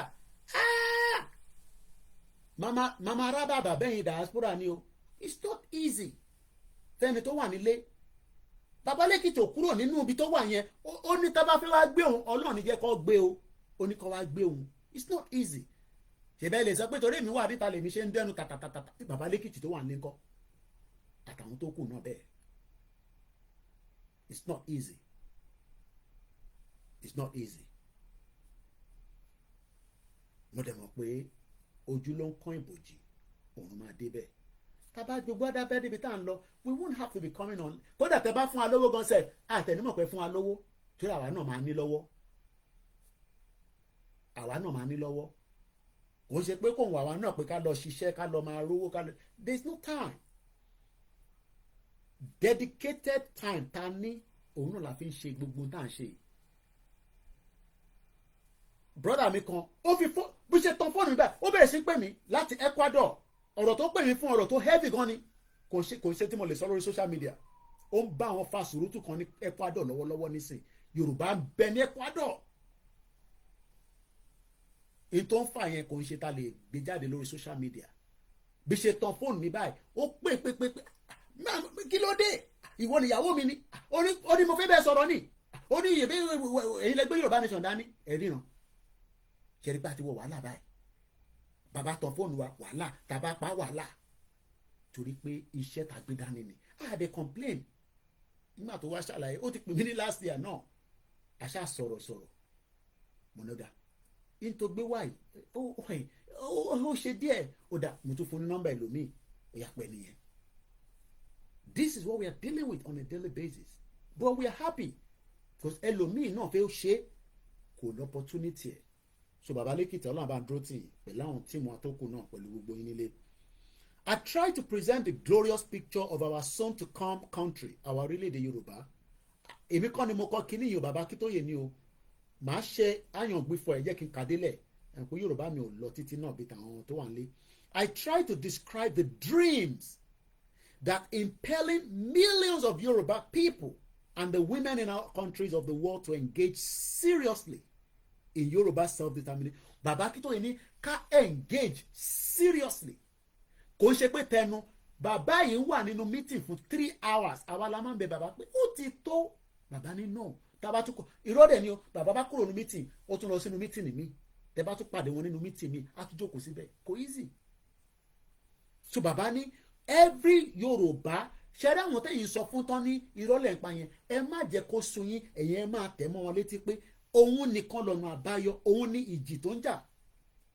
A gbọ́dọ̀ engage kí ló ń pè ní engage kò ń ṣe engage à ń gbé kú mọ́ ìyẹn mo ṣe ń wà bàtì ìjìnlẹ̀ ń sọ lẹ́nu àwa à ń ṣe jàgídíjàgan ṣe rí Yorùbá ọ̀rọ̀ tó wà lẹ́yìn ó ti yé gbogbo wa ọgbọ́n àti ibi tó kù sí ṣe rí gbogbo ohun tó lùkàlùkù máa ń sọ gbàgbàgbà ọgbọ́n yẹn náà la máa fi gbé kalẹ̀ but ẹ̀yin tí à ń sọ fún ẹ̀yin ṣáà support media kí media máa kó máa rẹ ẹ máa àlódé sọ níyàn ni ó ní ẹ máa ń sọ fún un pé kò ní rẹ̀ òun kó kò gbọ́rọ̀ rẹ̀ wá kó tó bá rẹ̀ wá tó bá rẹ̀ bàbá Èkìtì ní sin Ọlọ́run jẹ́ kó rẹ̀ wọ́n ṣe mọ̀ pé náà àwọn olóṣèlú máa dùn bá ṣe ń pariwo yẹn kò convenient fáwọn náà ó ní wọn lára election dẹ̀ ti ń bọ̀ àwa ni káwa náà tètè increase the volume ẹ máa kí volume wa kó lọ́lẹ̀ ẹ jẹ́ kí volume wa kó wá lọ sókè ju ti tẹ́lẹ̀ lọ torí pé election kan ni problem wa solution ni pé ká di amalgamate kó ló kálukú máa lọ ká lọ create neighbor ká lọ create borders kan náà àwọn ọmọ wa kan tó ń bá mi ṣiṣẹ́ ó láǹfààní àti travel ìlú tó wà ó ní ọ̀gá mo ní kí ló dé ó ní òun ò rí íńtánẹ́ẹ̀tì lò mo ní kò sí ni ó ní ìlú tóun wà òun ò lè gba íńtánẹ́ẹ̀tì òun gbọ́dọ̀ lọ wá ọmọ ìlú tó máa bá òun gbọ́ íńtánẹ́ẹ̀tì ṣẹlẹ̀ ń tẹ́ wà ń lé àmọ́ important nǹkan tá a fi gbà yìí èèyàn kakọ̀ dé láti ibi tá a tẹ̀ mọ́bi tó ti wá akọ̀ dé láàárọ̀ a tún máa jẹ gàba mọ́ wa lórí ní ilẹ̀ wa nígbà tó bá kọ́kọ́ dé tí ò rí íńtánẹ́ẹ̀tì lò tó ń béèrè pé where is your identification níbi tó ti fẹ́ gba íńtánẹ́ẹ̀tì èmi mọ̀ yẹn ó wà ní Turkey ó kò lè pa gàríwọ̀ Turkey nísìnyí kó ní òfin gba íńtánẹ́ẹ̀tì kò possible kò ń ṣe Turkey lẹ́nu yẹn wà bọ́mọ̀ ní dárúkọ ló tó wà ó ní wọ́n jẹ́ kóun ṣe íńtánẹ́ẹ̀tì sílé ó níbi kan náà wò kí n ṣọmọ ọ̀lù ẹ̀wòrán the importance of kí ló ń pè yẹn wọ́n fẹ́ mọ ta ni ẹ́ ẹlòmíà kọ̀dé láàárọ̀ a máa gbélẹ̀gbélé wa àmọ́ ẹni tó jẹ́ wọ́n ń ṣe bálabàla bólobòlo ẹ̀wá ní security ó wá lose ó máa lose gbogbo tá a ṣe ń sọ pé Yorùbá nation òun ní the solution to the problems òun la fẹ́ kà yìí ẹ tẹ́tí kẹ bá mi gbọ́ bíbá mo kí gbogbo yín látẹ̀kọ́ mọ̀ ní kẹ bá mi gbọ́ wọlé bolton tẹ bá mi gbọ́ wọlé inú mi á dùn fẹ́yìn tẹ́tẹ̀ ní owó tẹ fẹ́ fún mi èyàn bá mi máa share ẹ jẹ́ kó máa bú mi ẹ jẹ́ kó máa bú ẹ̀yin but èmi mọ̀ pé ìdùnnú lọ̀rọ̀ yìí máa já sí èmi Ọláyọmí Kóìkì sọ fún mi pé ọ̀rọ̀ tá à ń gbà lọ yìí tá à ń gbà lọ yìí ìdùnnú ló máa bọ́ sí tí kò ní bọ́ sí ìbànújẹ́ fún gbogbo wa ó lè dàbí pé kò ní dé bẹ́ẹ̀ kápíà ó máa dé bẹ́ẹ̀ ó máa dé bẹ́ẹ̀ mo kí gbogbo alẹ́ kan sí ẹ kú jókòó mo kí gbogbo àwọn tíìmù wọn. bàbá ní ó wà important pé kí gbogbo wa ká engage seriously in the Yoruba self-determination struggle má jókòó sẹ́yìn kó máa wá bí wọ́n pé níbo lọ́ọ́ bá ṣẹ́ dé bí àṣà Bishop Adesina ta ni wọ́n fún lówó ta ló ránṣẹ́ tó ń béèrè lọ́wọ́ Ìgbòho pé ń bo lẹ́ bá ṣe dé at least èmi àtolóyè mo pè wọ́n no mo send audio sí wọn wọ́n pè mí padà nígbà tó gbọ́ audio yẹn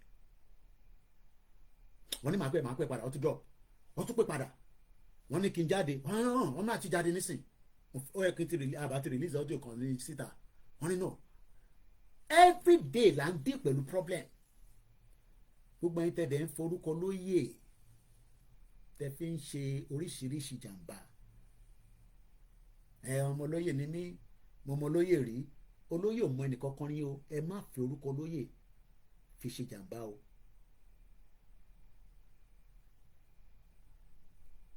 ẹ lè ta ní ìṣorúkọ lóyè o táwa wà láyé o ìyẹn mo ṣe ń sọ fún àbàtì orúkọ lóyè yàtọ̀ sí àwọn tẹkọ máa pè lórí social media máa pè lórí mídíà yín o mo ti sọ fún ìyàwó mi lálẹ́ pé eléyìí tàkọ̀ fi ṣe lálẹ́ kápọ̀ fi dúdú pẹ́ fáwọn èèyàn wa pé kẹ má gbàgbé fundraising wa mo ṣe padà bọ̀ abá àbàtì torí mo ti parí pẹ̀lú ẹ̀.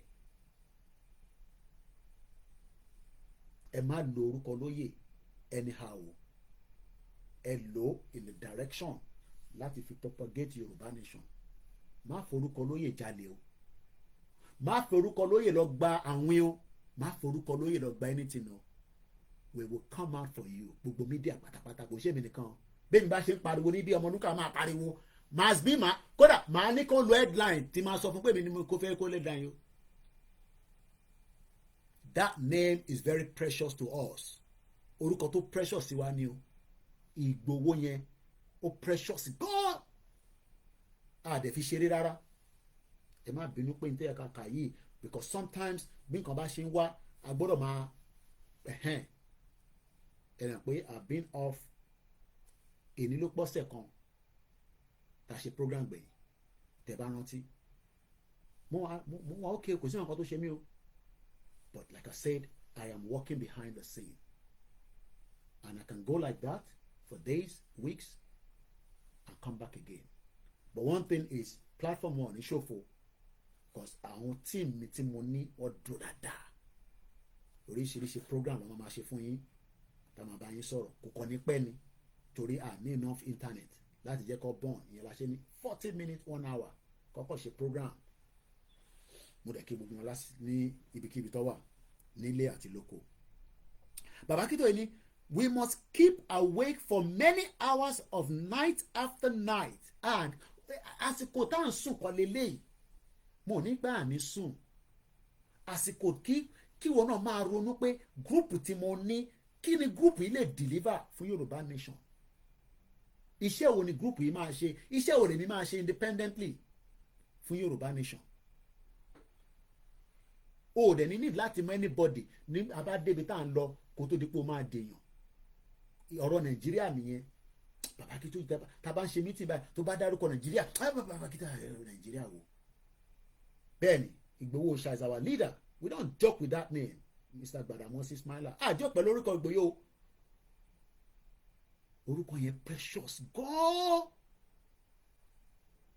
mo kí ogbon ìyá mi tẹ̀ ń kí ni ẹ̀rọ kí n ti wà distracted gbogbo yín ni mo kí láyọ̀ ẹnì kankan sílẹ̀ gbogbo yín dẹ̀ ni mo appreciate àtẹni tó búrò mi àtẹni tó gbogbo yín pátá ni mo kí so Bàbá Kító yìí ni a máa ṣiṣẹ́ tílẹ̀ máa fi ṣú ilẹ̀ máa mọ́ torí ọ̀rọ̀ tó wà nílẹ̀ is our future kò sí future kankan ní Nàìjíríà má jẹ́ kí pastor kankan sọ fún ẹ pé future wà má jẹ́ kí babaláwo kankan sọ fún ẹ pé future wà Nàìjíríà àfáà kankan gbọ́dọ̀ sọ pé future wà àwọn àtàtẹ̀ súnmọ́ àwọn àfáà ìbílẹ̀ Muslim ní mí mo súnmọ́ àwọn àfáà dáadáa kí n tó bẹ̀rẹ̀ Yorùbá nation mo dẹ̀ sì súnmọ́ wọn nígbà tá a ṣe Yorùbá nation Christian ní mí mo súnmọ́ àwọn Christian dáadáa báwo ni tíyàn bá gbàwẹ̀ títí tó rún jẹjẹ ṣé yẹn make sense má dẹ̀ jẹ́ kẹ́ni body full yín pé Nàìjíríà ṣì ní future the future is gone àbá gọ́ọ̀mẹ̀ntì já ẹ̀tọ́ wa là ń béèrè fún ẹ̀tọ́ yẹn dẹ̀ gbọ́dọ̀ kàn wá lọ́wọ́ báyìí eléyìí ò kì í ṣe àwọn bàbá Afẹ́nifẹ́re o this is a new breed of generation àwọn ń ṣe okay Koiki yìí náà ti wá tí wọ́n rí bẹ́ẹ̀ o we are here to complete this task ẹ gbọ́ mi dáadáa we are here mo ní mi nìkan o torí ìyàn kan dágbó ṣe o but èmi ni last man standing yìí àwa complete task tá a gbé dání kò tí sẹ́ni tó lè ní kò ní wà completed it must be completed in our lifetime look kọ́nà fún gbogbo alẹ́ mi gúngùn ọmọ kéékèèké ṣe ni gbogbo wa a ò ní ẹ tó ń sọ pé kò ní possible ta ló máa jẹ leader ìwọ tó ń béèrè yẹn náà ní leader àwọn Buhari tó ṣe nígbà tó ń ṣe a ò ní wọn a ò ní Ọbásanjọ́ nígbà tó ń ṣèjọba how old are these people they are less than 30 years old ìwọ ṣe wọn sọ fún mi pé ta ni leader ìwọ ni leader now o rò pé Ìgbòho ni leader Ìgbòho kọ́ ni leader Ìgbòho ni leader fún movement but tá a bá débi tá à ń lọ ìwọ ni leader ìwọ ló máa lọ govern province ẹ ìwọ ló máa lọ govern province ẹ ló máa sọ fún wa pé this is what we are going to do ìlú ìwọ́n ń bá wọn jà láàárọ̀ ìlísìn lórí port o àwọn èèyàn fọ́nì lóríṣiríṣi program tí mo ń gbọ́ láàárọ̀ lórí LBC port o mo kàn rẹ́rìn pé port o kí lè rò pé Kẹ́mi Bádé náà ṣe sọ̀rọ̀ bí ọlọ́pàá ń gba bàtà lọ́wọ́ òun ṣó parọ́ ni ọgbà bẹ́líìtì lọ́wọ́ ṣó parọ́ ni kò parọ́ all these things is what we are talking about n tó ń pè Yorùbá nation nìyẹn tó bá bi ẹ́ pé kí ni wọ́n ń pè ní Yorùbá nation a fẹ́ ní gbígbé àlàáfíà pẹ̀lú àwọn àlejò tó máa bá wa gbé àwa ni kọ́kọ́ la máa dá gbé o ìyẹn ni kẹ́ máa rántí o gbogbo àwọn ìlú tó ń bẹ pẹ̀lú wa nísìnyí tá a bá ti gba country wa wọ́n gbọ́dọ̀ accept pé wọ́n ti gbà nínú country wa wọ́n wà nú ẹ̀ èyí tó bá náà wọ́n ò ṣe look plane ilé yín dà wọ́n nu plane ilé yín máa lọ and this is the important of it torí àsìkò wa sọ ẹ jẹ́ ká ṣe máa bá ètò yẹn lọ ní kíákíá. We must keep awake for many hours, night after night, òru sí òru, putting ideas from their disciplines and professions in writing about our soon-to-come country. Máa kọ̀ọ̀kan sílẹ̀ lédè Yorùbá. Ókè orí mi bá sọ̀rọ̀, ìwọ ká kọ sílẹ̀ pé ìta bá délẹ̀ lérí, ó ṣeé ṣe pé kínní ó lè wúlò fún province ni. Kí ló ń pè ní province? Àdúgbò tí wọ́n bá wà, wàá gbé fún wọn. Everything will be sequence of how things should be. Kò ń ṣe ìtọ́kọ̀ máa ṣe tọ́kọ̀ olúkálukú wọn kàn ṣe bí ìgbà tẹ́ pé wọ́n fún yín ní value. Ìlú táwa ń gbé yìí wọ́n bí àwa kan sí bí báyìí àwa kan wọ́n bí sí bí báyìí àǹfààní ló jẹ́. Àwa tó wà bí sí bí báyìí yẹn náà gbogbo wa lọ́jọ́ ní value nínú system yẹn. Àdúgbò tó bá ń gbé wọ ọkọ̀ lè wá nísìn kán ní wọ́n kàn fi ṣe nǹkan kan kán má consult yín níbẹ̀ wọ́n gbọ́dọ̀ consult àwọn atajọ́ ń gbé níbẹ̀ torí pé wọ́n náà ń san sínú council tax. Adádúgbò kan bọ̀bọ́ yẹn ní kí n wà àdúgbò yìí ó ní àdúgbò yìí àwọn tó wà ní Onslow mo kẹ́yìn tó wà ní Onslow ẹni ẹ wá ní kí n wo bó ṣe clean pé àdúgbò tó ń wò clean pé kí ló fà á òun máa make a complaint fún council torí pé òun san council tax. Mo kí gbogbo ọmọ Yorùbá lẹ́ẹ̀kan sí ẹ̀ka alẹ́ live lẹ́ ń wòye o kò ń ṣe recorded èmi náà dẹ̀ ni àbúrò yín olólùfẹ́ yín mo need the first 200 people tó lè fún wa ní $100 I need a bulk ká lè rí owó fi ṣiṣẹ́ àṣefẹ́ wọnú ọdún tuntun ọdún abáwaláyé o may Nigeria never happen to any one of us. Ẹ ṣàmìlẹ̀ lórí ìjì tó ṣẹlẹ̀ ní wíìkì Nàìjíríà ló happen náà. Yes mo mọ̀ọ́mọ̀ má fi dárúkọ ẹ̀ ìjì tó ṣẹlẹ̀ nílẹ̀ Yorùbá ní wíìkì ìjì tó ṣẹlẹ̀ nílẹ̀ Yorùbá ní wíìkì Nàìjíríà ti happen sí wọn ní o tèmi àti Achi tá a bá ń ṣe program tá a ní èmùkẹ́ brother mi ẹ má ní mo ṣàjúṣe àbí ìlà lọ́sìn pé Olúbùnmi àwọn ilé tí mọ̀ mí nígbà tí mo kọ́kọ́ wálé ní 2015 wá bá mi ìgbà yẹn tẹ̀ máa ń sọ̀rọ̀ Nàìjíríà pé Nàìjíríà fowó tó ṣiṣẹ́ tó ṣe àìtẹ́tí bẹ̀rẹ̀ Yorùbá nation 2015 tí mo wá kọ́ wá Nàìjíríà ó dìde wá bá mi ni pé òun gbọ́dọ̀ meet àlàyé yìí ó láwọn kan náà bẹ́ẹ̀ náà sọ ẹ̀yin tẹ́lẹ̀ wá mọ̀ wá látara Yorùbá nation àdúpẹ́ fọlọ́run kò ní bàjẹ́ fún ẹ brother mi o ẹ ṣáà máa ṣe bí gbogbo ṣe ń ṣe but ẹ má jalè ẹ má ṣe rituals pọ̀ nílẹ̀ Yorùbá nísìnyí ebi ń pa wá àbí ebi ń pa gbogbo wa ebi máa pa gbogbo àwọn tó ń fìyà jẹ wá. Èmi ni mo sọ bẹ́ẹ̀, ẹ jẹ́ ká ra dé mọ́ bẹ́ẹ̀.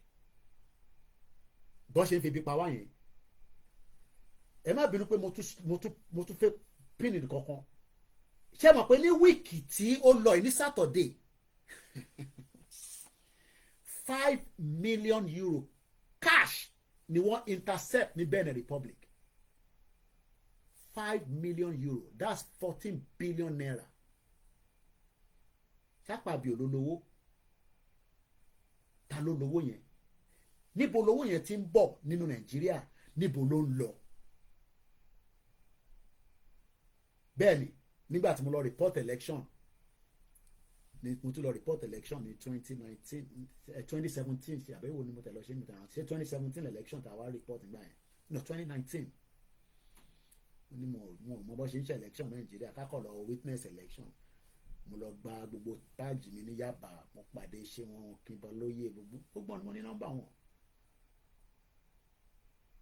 Èmi náà ń ṣọmọ kékeré, tí bá fẹ́ jẹ pé àwọn náà fẹ́ jẹnu Nàìjíríà, ìbáyà kọ́ máa report nǹkan wọn bá fẹ́ ni. Ó dẹ̀ lè tó ní bọ́ wọ́n send owó wọn sí àkáǹtì, káàṣì làwọn máa ń gbà ní dọ́là. Ká ló mọ bó ṣe ń lọ.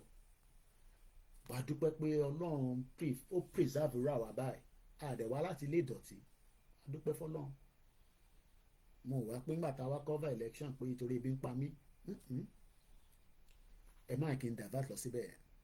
€5 million on Saturday last week was intercepted. Owó yẹn kọjá ní custom Nigeria, ó yẹ ká ti mọ bí yẹn ṣe lọ. Nígbà tó dé Benin Republic, eléwọ̀n ṣe friction o, kò ń ṣe movie o. Nǹkan tá a bá ń sọ̀rọ̀ níbí báyìí lómi máa ń rò pé bí a friction ni. Ìwọ tí o rí $1, ọmọ tó ń pè ní $1, that's about èyí tó ń pè ní $1. Máa end the live video tí mò ń ṣe.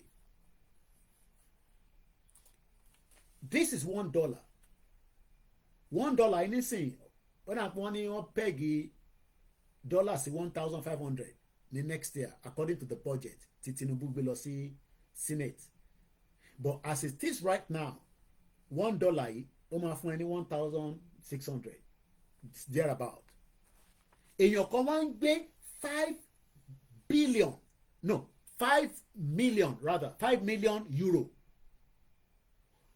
Nígbà tá a convert ẹ̀mí àtolóyè, owó yẹn lọ sí almost 14 billion naira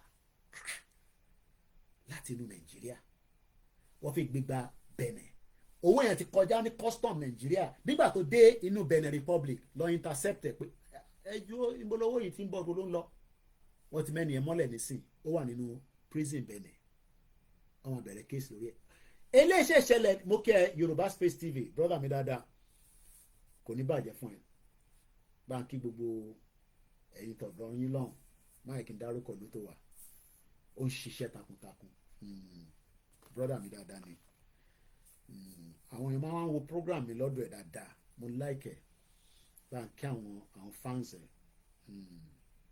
I love you all. Ẹ bá máa lo fídíò mi. Ẹ̀wọ̀n kémi ti sọ pé ẹ kàn máa lo title Koiki àti Olóyè Ìgbòho. I love every one of you too much, you know. Mo dúpẹ́ lọ́wọ́ yín. €5 million. 5 million kò ń ṣe €1,000. Wọ́n bá €5 million cash lọ́wọ́ èèyàn kan ọmọ Nàìjíríà. Ẹ wá ní kò sí ìjì nínú Nàìjíríà. Brother mi kí ló sọ Lúbùnmi ní Nigeria is not a country. Àwọn àsínwéwèrè. Ṣé mo 14 billion? Ṣé mo pé kó tẹ̀ ní ó dá 14 billion yìí? A ní 774 local government. Ó yẹ inú ẹ̀ bá mi divide. Èlò ló yẹ kó pín fún local government kankan. Ṣé mo pé owó yẹn èèyàn kan péré ló ní o.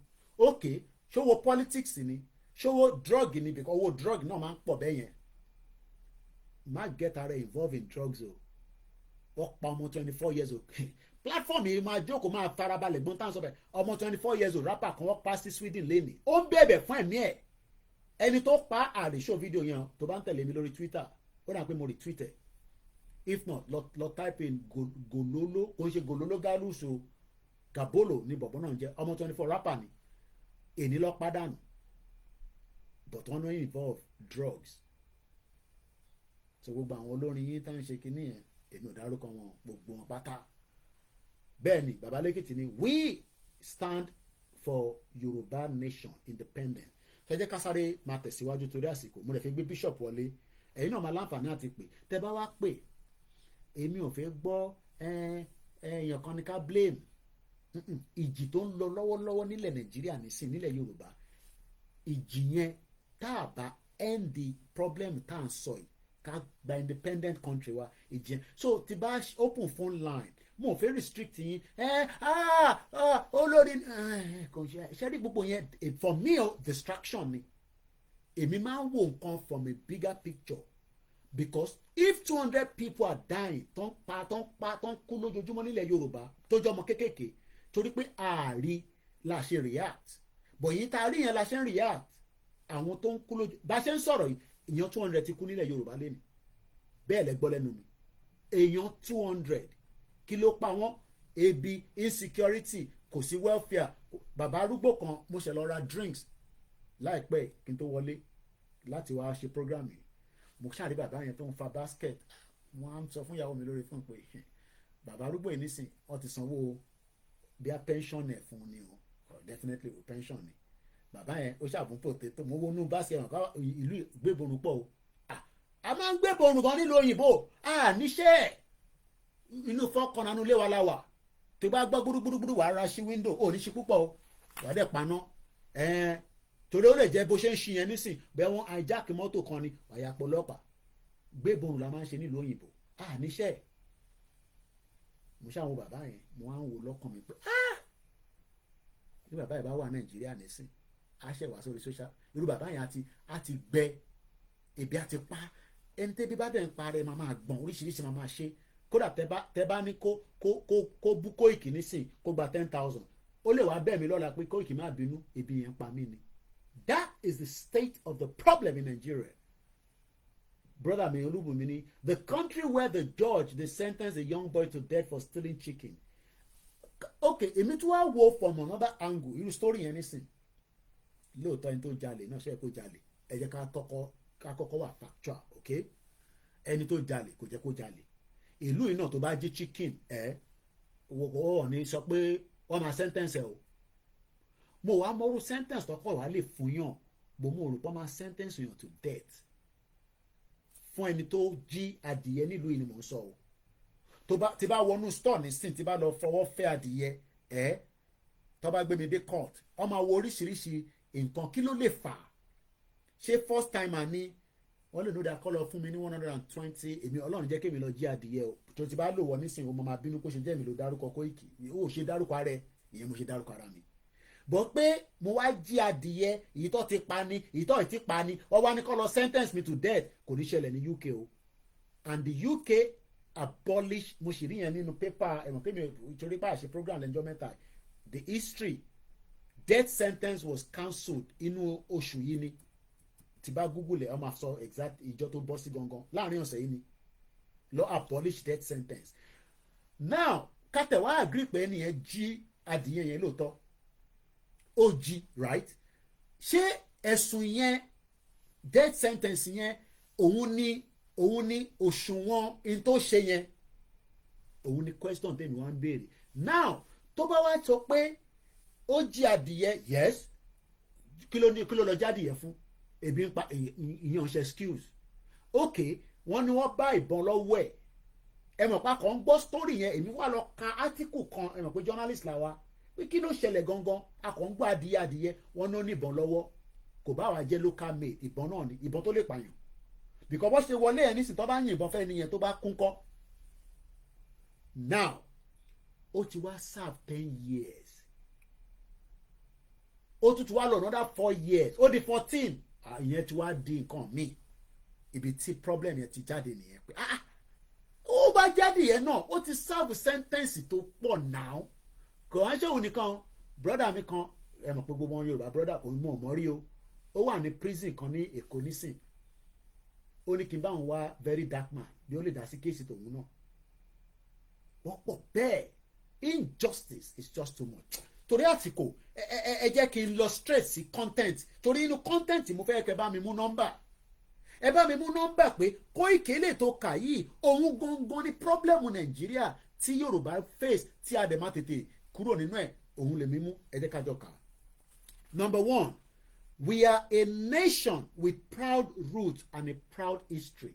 Ṣàní history lóòótọ́. What is the history of Nigeria? Where is the land? Ibo ni ilẹ̀ wo ni Nigeria ní? Ẹ̀yin tàwa lórí Instagram ó máa ló máa padà wá 1 hour náà lọ́n fún wa. Mo kí gbogbo ẹ̀yin tàwa lórí ìjókòó ẹ bá ń gbọ́ wọlé share button. Ẹ bá mi gbọ́ wọlé share button mo bẹ̀ wá. Ẹ jẹ́ ká ní sùúrù káwọn Instagram fi padà. Ká jẹ́ kó padà. Wọ́n ní we are a nation with proud roots and a proud history. Ṣé wọ́n parọ́? Ṣé Nigeria ní history? Ṣé a lè sọ pé a wà proud about Nigeria? Nigeria tó ní ilẹ̀. Ẹ rántí fídíò kan tá a máa ń play mo ní lọ́wọ́ ṣe bá fẹ́ kí n play mo lè sáré play fún yín. Wá tá a fi jẹ́ kí Instagram mi padà. Àbẹ́ ti gbàgbé ni. Nigeria tó ní land, tó ní history, tó ní anything. Nigeria yẹn ẹ jẹ́ n wá fídíò bàbá yẹn jáde. Ẹ rántí máa yẹn. Ó wà lọ́wọ́ mi. Ó yá. There is no land called Nigeria. There is no language called Nigeria. There are no people called Nigerians. We are only deceiving ourselves. We are not Nigerian. Okay. Ṣẹgbẹ́ journalist. Journalist fẹ́ sọ̀rọ̀ bí àbàtì. We are not Nigerians. Are we Nigerians? Lóòótọ́ àmọ̀tẹ́lẹ̀ nígbà tá a wà ní primary school nígbà tá a wà ní secondary school àwa náà ti kọ arise o compatriots Nigeria's call obey to serve our father's land. Father's land ìwọ níbo? Where is the land? Àwa dúpẹ́ fún exposition a dúpẹ́ fún connectivity. Kí ló ń pè ní connectivity? Mo need internet mo need license NBC kí n tó go live kódà mo need ti UK ṣáà tán Facebook àti YouTube máa sọ̀rọ̀ lọ. Wọ́n gbọ́wọ́ ọ̀gbọ́ àwọn bẹ̀rẹ̀ sí ni pé fake country ní country Yorùbá Space TV ní àwọn ará ìlú ní láti dìde fún òmìnira lọ́wọ́ ìjọba amúnisìn but láti dìde yẹn a gbọ́dọ̀ increase volume again. Volume yẹn lọ́lẹ̀ díẹ̀ lóòótọ́ Koiki yẹn náà ṣe rally ní gbogbo yẹn náà tábàṣà máa ṣe rally náà a ṣáà gbọ́dọ̀ gbá nǹkan síra wọn ká prepare ká ṣe rally yẹn ìyẹn kọ́ ni problem. Èmi lè sọ fún yín pé rally máa wáyé nígbà wo ló fẹ́ wáyé wọn ò tí ì consult láti sọ fún mi but mo lè sọ fún yín pé rally máa wáyé but nígbà wo àìsí mọ̀ but a gbọ́dọ̀ bẹ̀rẹ̀ sí prepare for every awareness. So mo kẹ́yìn medias wa àtẹ̀yìn ọ̀jọ̀gbọ́n tájọ wà lórí ètò. Ẹgbọ́n tí journalist ń béèrè lọ́wọ́ ẹ̀ pé ṣé a kì í ṣe Nigerians ni àmọ̀tẹ́lẹ̀. We didn't know. Bàbá mi Moses Ọlánìrànkẹ́ sọ ní Yorùbá indigenous people have good history. Yorùbá indigenous people àwọn ọmọ Oòduà ti dé ẹ̀jẹ̀ máa play lè lọ́mọ. Nigeria. There are no people called Nigerians. We are only deceiving ourselves. We are not Nigerian.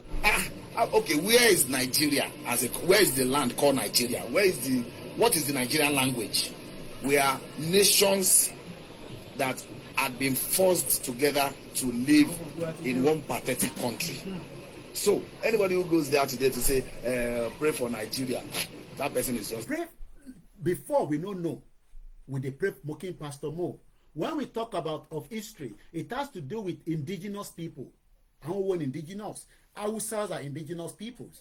The Fulanis are indigenous people, but we are all different. The Igbos, all other ethnic indigenous people, but ironica máa pa fúnra wa pé we are Nigerians. So ẹ jẹ́ ká tẹ̀síwájú ẹ̀yin náà wá ráyè pé tí èèmà àti bishop bá sọ̀rọ̀ briefly. So the number one ta sọ ni pé we are a nation with a proud root. What happened? Kí ló ṣẹlẹ̀? It's okay. It's okay. I'm gonna do it. We are a nation with proud roots and a proud history. Mr. Yami Florence in Nigeria is a fraud. What if Fuani in what if fa irun iwájú pọ̀ mọ́ tẹ̀yìn? What if fa irun iwájú pọ̀ mọ́ tẹ̀yìn? Nigeria is a lies. we understand that people might say, Koiki, please, we love you. We understand your passion for Yoruba nation, but let's save Nigeria. No, it is too late. It is still a country as it is right now. There's no doubt about it. But it is a country that needs to review itself before it is too late. Number 2, independent Nigeria, we have suffered serious decline and agony. Ṣé rí pé problem yẹn mo sọ fún yín pé gbogbo tó ń ṣe Yorùbá pátá inú bíbá yìí ló wà tí bàbá Akíntóyè ti sọ. Ẹgbọ́n number 2 yẹn again. Number 2 sọ pé ṣé tí rí pé number 2 yẹn ó tún fẹ́ ní òṣùwọ̀n ju number 1 lọ, but number 1 ní value. Number 2, independent Nigeria, inú ẹ̀ láti rí ìjì tó ṣẹlẹ̀ ní ilẹ̀ Yorùbá ní ọ̀sẹ̀ yìí. Inú ẹ̀ láti rí ìjì tó sì ń ṣẹlẹ̀ ní pẹ̀lú àwa diaspora tá jẹ́ ọmọ Yorùbá. Ẹlòmíì rò pé because we are diaspora we don't have issues in abroad as citizens of Nigeria. Ani a manager ni independent Nigeria. It's not been independent Nigeria. We have suffered serious decline and agony. Tó bá sọ pé nǹkan agony in tó ń dùnyàn wọ́n nú egungun. Ẹ̀kọ́ àtàrọ̀. Number 3, we shall revive and strengthen our education. Mo dúpẹ́ lọ́wọ́ gbogbo ẹ̀yin tẹ́ ti kàwé ní Nàìjíríà. But ìbéèrè kan ni mo ń béèrè ni pé after tẹ́ kàwé yẹn tán kí lẹ fi ń ṣe? No, after tẹ́ ti ka gbogbo ìwé yẹn ẹ̀yin ọ̀jọ̀gbọ́n ẹ ti ṣe MDA ẹ ti ṣe ìgbìnì kan we are ṣẹ́rí ìdílé tí ò bá kàwé wọ́n máa rán ọmọ wọn pé kó lọ kà torí pé we know the importance and more important of education. Gbogbo ìwé ta kà lẹ́nu ẹ wo bí tí ìran Yorùbá wà. Ẹ jẹ́ ká tẹ̀síwájú. Number 4, first and foremost, bàbá ní first and foremost in our orílẹ̀-èdè Yorùbá nígbà tá a bá débi tá à ń lọ, we shall seriously revive our national character. Olúbùnmi ní no God no go rest in peace. Wàláì kò tẹ̀ rest gan sef. Kí ló ń pè ní character? Ìwà ọmọlúàbí. Pẹ̀lú àwọn tá disagree pẹ̀lú ra wa gan sef. Tá bá ríra wa kò mí pa máa yọ̀ṣẹ́ síra wa. Ṣe fi pété mi àti ìjìnlẹ̀ bá ríra wa ní sàá máa yọ̀ṣẹ́ síra wa. No. I disagree based on in tí a jọ gbé dání. Kò tí tó pé ká pàdé ra wa ọmọ àlè ká wá bẹ̀rẹ̀ sí a sì ní ìwà ọmọlúàbí wà lára wa. Ìtàn pè ní Yorùbá nìyẹn. So bàbá Akíntóyè wá ní tá bá délẹ̀ lérí o a gbọ́dọ̀ revive ẹ̀ padà ìwà ọmọlúàbí, our national character. Number 5, our youth development program will transform our nation. Ọ̀dọ́ mo follow United Nations. Èmi ò ní sọ̀rọ̀ ká má bà níbẹ̀. Ẹ jẹ́ n sáré lọ sínú email mi. Mo wá ń wo àwọn upcoming programs wọn ní next year. Mo ń bọ̀ òun lélẹ̀ wọ́n send email yẹn sí mi ní ìjọ Thursday yẹn lánàá. United Nations Association of UK newsletter wọ́n ní this year has been immensely dark across the world. ẹgbọ́ ìbò tó lò ṣé kò dark nílẹ̀ Yorùbá náà ó dúdú ni òkùnkùn ṣú. Wọ́n ní òkùnkùn ṣú kíbá rẹ̀ ṣe máa ń sọ yìí òkùnkùn ṣú ìmọ́lẹ̀ padà. Tá a bá jẹ́ ká ṣì wà nínú Nàìjíríà inú òkùnkùn la máa wà, kò ní sí ìmọ́lẹ̀. Kò sí babaláwo náà tó lè yí padà àfi ká kúrò ní Nàìjíríà.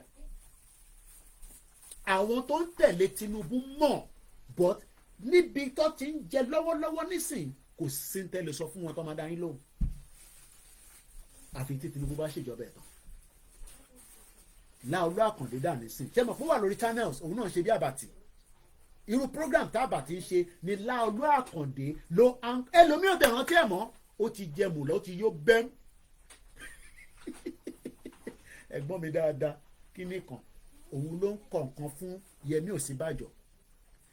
Mo gbọ́ bàbá ibo mo ti gbọ́ tẹ́ni yẹn tó sọ̀rọ̀ Yẹmí Ọ̀sínbàjò pé bàbá Kẹ́mi Badenoch ẹ wo bó ṣe mú kí ẹ dáadáa ọ̀nàdá mídíà mi ti wọlé àwọn ẹ̀gbọ́n mi dáadáa ni agbọ́dọ̀ fojú pa wọ́n rẹ́ Abíọ́dún George mo ń wo program tẹ́ ṣe èmi ò fẹ́ dárúkọ ìvẹ́ǹtì tó ṣẹlẹ̀ yẹn èmi ń lò pé ìjì tó ṣẹlẹ̀ nílẹ̀ Yorùbá ojoojúmọ́ ló ń ṣẹlẹ̀ àfi tá a bá ń parọ́ fúnra wa bọ̀ mò ń bọ̀ lọ́dọ̀ yín brother mi Abíọ́dún George mò ń wo analysis tẹ́ ṣe pẹ̀lú yàn kan tẹ́ ń ṣàlàyé fún ní láàrin ọ̀sẹ̀ pé ṣé Nàìjíríà ẹlòmíì kò yé wọn ṣe rí tẹ́ bá fà wá lówó irú àwọn kan wà Nàìjíríà nísìn àwa náà máa ní ó yá ẹ gba 50,000 ẹ bá wa tẹ̀síwájú bẹ́ẹ̀ yẹn ẹ bá wa lọ ṣe àwọn kankan bẹ́ẹ̀ torí wọ́n ní ntówó bá báwọn lọ ṣe sọ Yorùbá yẹn ntówó bá ṣe tì ilẹ̀ ló gbé bẹ́ẹ̀ ni owó wà important ẹ má máa jẹ́ ká sọ fúnra wa pé kò need owó we need money in this movement èmi mo sọ bẹ́ẹ̀ àwọn brọ́dà mi kan wà nísìn àwọn ọmọ bó ṣe máa ṣe àwọn fídíò kan débi pé wọ́n máa gbé lọ sáwọn abúlé yẹn gbogbo àwọn bàbá tí nǹkan bẹ lára wọn tó jẹ́ pé wọ́n mú tó fi ṣe tó dẹ̀ nífẹ̀ẹ́ olóyè tó nífẹ̀ẹ́ Yorùbá nation àwọn sisters wa mélòó la fi sọ we need money to operate mo bẹ̀ yín lẹ́yìn diaspora ẹ má jẹ́ kó sun yín ẹ jẹ́ ká tẹ̀lé tí UN sọ yìí newsletter lélẹ́yìí o wọ́n wá ń sọ fún mi pé nínú newsletter pé ká look back ká wo kí ló ṣẹlẹ̀ ṣe rí iléeṣẹ́ tí kò bá review iléeṣẹ́ yẹn ò ń ṣe iléeṣẹ́ mọ́ ó ti di nǹkan míì iléeṣẹ́ làwa la ṣe ń sọ fún yín pé ẹ má jẹ́ ká wọnú 2025 ká tún ṣe ká máa yún wọn báyìí àwa náà fẹ́ contract àwọn kankan síta ẹ bá wa lọ báyìí owó ló máa jẹ kò ní jàgbàdo. And this is the reason why we are saying that we need Yoruba nation, but we can't get Yoruba nation if we are lacking finance aspect of it. The finance aspect of it, òun ló ń dá Yoruba nation dúró. Ẹ lọ defy pé Koiki ló sọ bẹ́ẹ̀. A fẹ́ lọ bá àwọn tó máa bá wa jà náà, a gbọ́dọ̀ ní owó. A fẹ́ lọ bá gọ́ọ̀mẹ̀ntì kan, a máa ní ìdówó. A máa ní ìdówó. A fẹ́ ṣe publicity, a fẹ́ ṣe marketing, a máa ṣe fìlà ni, a máa ṣe teas ni, a máa ṣe that ni, a ní ṣe this ni. We need money. Olóṣèlú gan ti ń prepare fún owó tó fẹ́ ná táwọn ọ̀dẹ̀ nírú owó tó fẹ́ ná but táwa bá mọ bá ṣe lè manage kéékèèké tó bá wọnú ọwọ́ tàwa à lè mọ bá ṣe fẹ́ increase the volume publicity Yorùbá nation padà ẹ wá wo review táwọn UN UK sọ fún mi ìwọ ẹ̀yin wá sọ pé ká nídìí owó ẹ má sọ yẹn number 4 láṣìwá mo kúrò níbẹ̀ a ní a máa revive national character wa. Ti bíbá ni o wọ́n ní this year ìyẹn United Nations has been immensely ẹ jẹ́ ká lọ wo òyìnbó yẹn ti pọ̀jù fún mi gan ó fẹ́ affect medulla oblongata mi so mo gbọ́dọ̀ lọ wọ dictionary meaning ẹ̀. Immensely. Kí ló ṣe pé. Immensely. Indigo Mike Echo November Sarah Echo Lima Yankee. Immensely. To a great extent extremely. Nàìjíríà ó ti wà. Immensely. Ó ti bà nǹkan jẹ́. No going back ni. Ẹ̀gbọ́n òyìnbó tó sọ mí bàṣà. Immensely. Ìlẹ́dọ̀ tí èyí máa sọ pé IMENSEL àwọn òun pè bẹ́ẹ̀ ní bíbá. Wàá ní indigo Mike Echo November Sarah Echo Lima Yankee. Immensely. To a great extent, extremely. Kidawa bá lọ sí gbé kalẹ̀. Immensely is an adverb that means vastly or very hugely. An immensely good time is a really really good time. Ṣé good time ní Nàìjíríà? Mo kí Anuka Adébọ́lá ẹ dúró dáadáa. Mo respond sẹ́yìn Agége ọ̀pọ̀lọpọ̀ yàn kò yé yín YSDM ẹ lè máa bá YSDM jà torí pé bàbá Akíntóyè ló wà ní YSDM gbogbo ẹni tó bá ń bá YSDM jà ẹ ń bá bàbá Akíntóyè jà nìyẹn ẹ gbà fún bàbá Akíntóyè nìyẹn èmi ni mo sọ bẹ́ẹ̀ gbogbo anybody ní gbogbo platform global directorate ní gbogbo wọn tó bá ti gbà fún YSDM wọ́n gbà fún bàbá Akíntóyè ni wọ́n ṣe fẹ́ ṣe YSDM lolúkálukú ṣe ń dá iléeṣẹ́ tiẹ̀ sílẹ̀ ẹ gbọ́dọ̀ gbà fún YSDM torí bàbá Akíntóyè ló gbé YSDM kalẹ̀ but YSDM jẹ́gẹ́ bí platform tí wọ́n ṣì kalẹ̀ pé Yorùbá self-determination movement èmi kọ́ ni máa gbé yín délẹ̀ yorùbá èmi ni mídíà tó máa polongo ẹ̀ tí gbogbo àgbáyé máa gbọ́ iṣẹ́ tèmi nìyẹn èmi ò ṣe jagunjagun mo mọ bó ṣe ń yìnbọn iṣẹ́ tèmi ni pé máa sọ̀rọ̀ máa fi làákàyè tẹlẹ́dùmarè fún ẹ kó dẹ̀ lọ ṣe consultant pẹ̀lú àwọn tó tún nímọ̀ jù ẹ lọ kẹ gbé Yorùbá nation lọ sí gbogbo ibi tó yẹ kó lọ lágbàáyé mo ti lọ máàpù mi yìí mo mọ bí ó ṣe lọ jábọ́ níjẹta kó gbé lọ sí gbogbo àgbáyé ṣẹ̀rí pé ó ti fọ́ ara wàhálà náà nìyẹn ló ti crack iṣẹ́ tí Koikimedia fẹ́ ṣe nìyẹn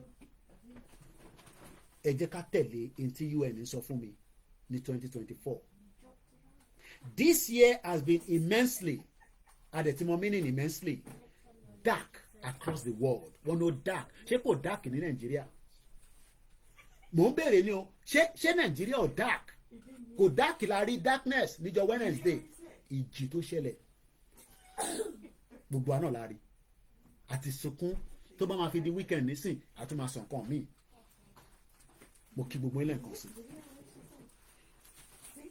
across the world meaning that our work and the need for an effective united nation have never been more urgent.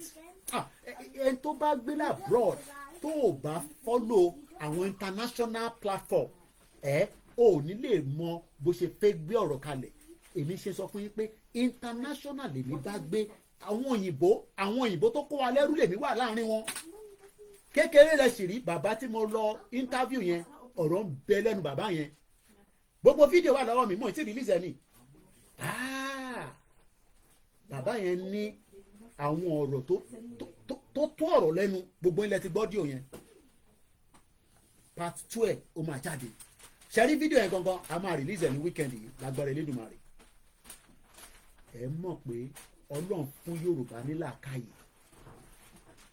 bọ̀ làákàyè wa tá a bá sì wà nínú Nàìjíríà a ní lè rí lò ní òkodu ọ̀rọ̀ ṣẹ́rí gbogbo àwọn orí òkè tẹ máa ń lọ yẹn lift ló yẹ ká máa fi gbé yín débẹ̀ yìí tẹ̀sẹ̀ ń rin stairgate ayé ti kọjá yẹn orí òkè sì máa wà níbẹ̀ tá a fẹ́ lọ ṣàdúrà bọ́ a fẹ́ fi lift gbé yín débẹ̀ ni orí òkè yẹn ò ní kúrò níbẹ̀ bọ́ a fẹ́ fi lift a fẹ́ fi gbé yín láti ìsàlẹ̀ gbé yín lókè torí pé àwa kan tẹ́sẹ̀ ń dùn a lè gùnkè a dẹ̀ fẹ́ lọ ṣàdúrà lórí òkè kí lè rò pé Saudi Arabia tó ṣe ń pa owó rẹpẹtẹ wọlé wọ́n make a conducive fún arúgbó fún kódà ẹni tó bá wà paralyzed ẹ máa gbé bọ̀ ní Saudi Arabia kó wá ṣàdúrà intan sọ nìyẹn ṣẹ́rí pé kò ní nǹkan ṣe pẹ̀lẹ́ sí ṣẹ́rí pé ẹ̀sìn yẹn gan la fẹ́ afẹ́ moderate ẹ̀sìn orí òkè tá a ti lọ ń ṣàdúrà yẹn èmi náà máa débẹ̀ bọ́ mo ò fẹ́ gòkè torí pé a ti kọjá stage yẹn innovative afẹ́ gbé lift láti ìsàlẹ̀ kó gbé mi lọ sókè kí n dẹ̀ ṣàdúrà 10 days níbẹ̀ kó tún lift gbé mi padà wá sísàlẹ̀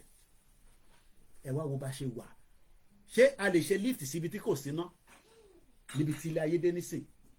This is the time to move.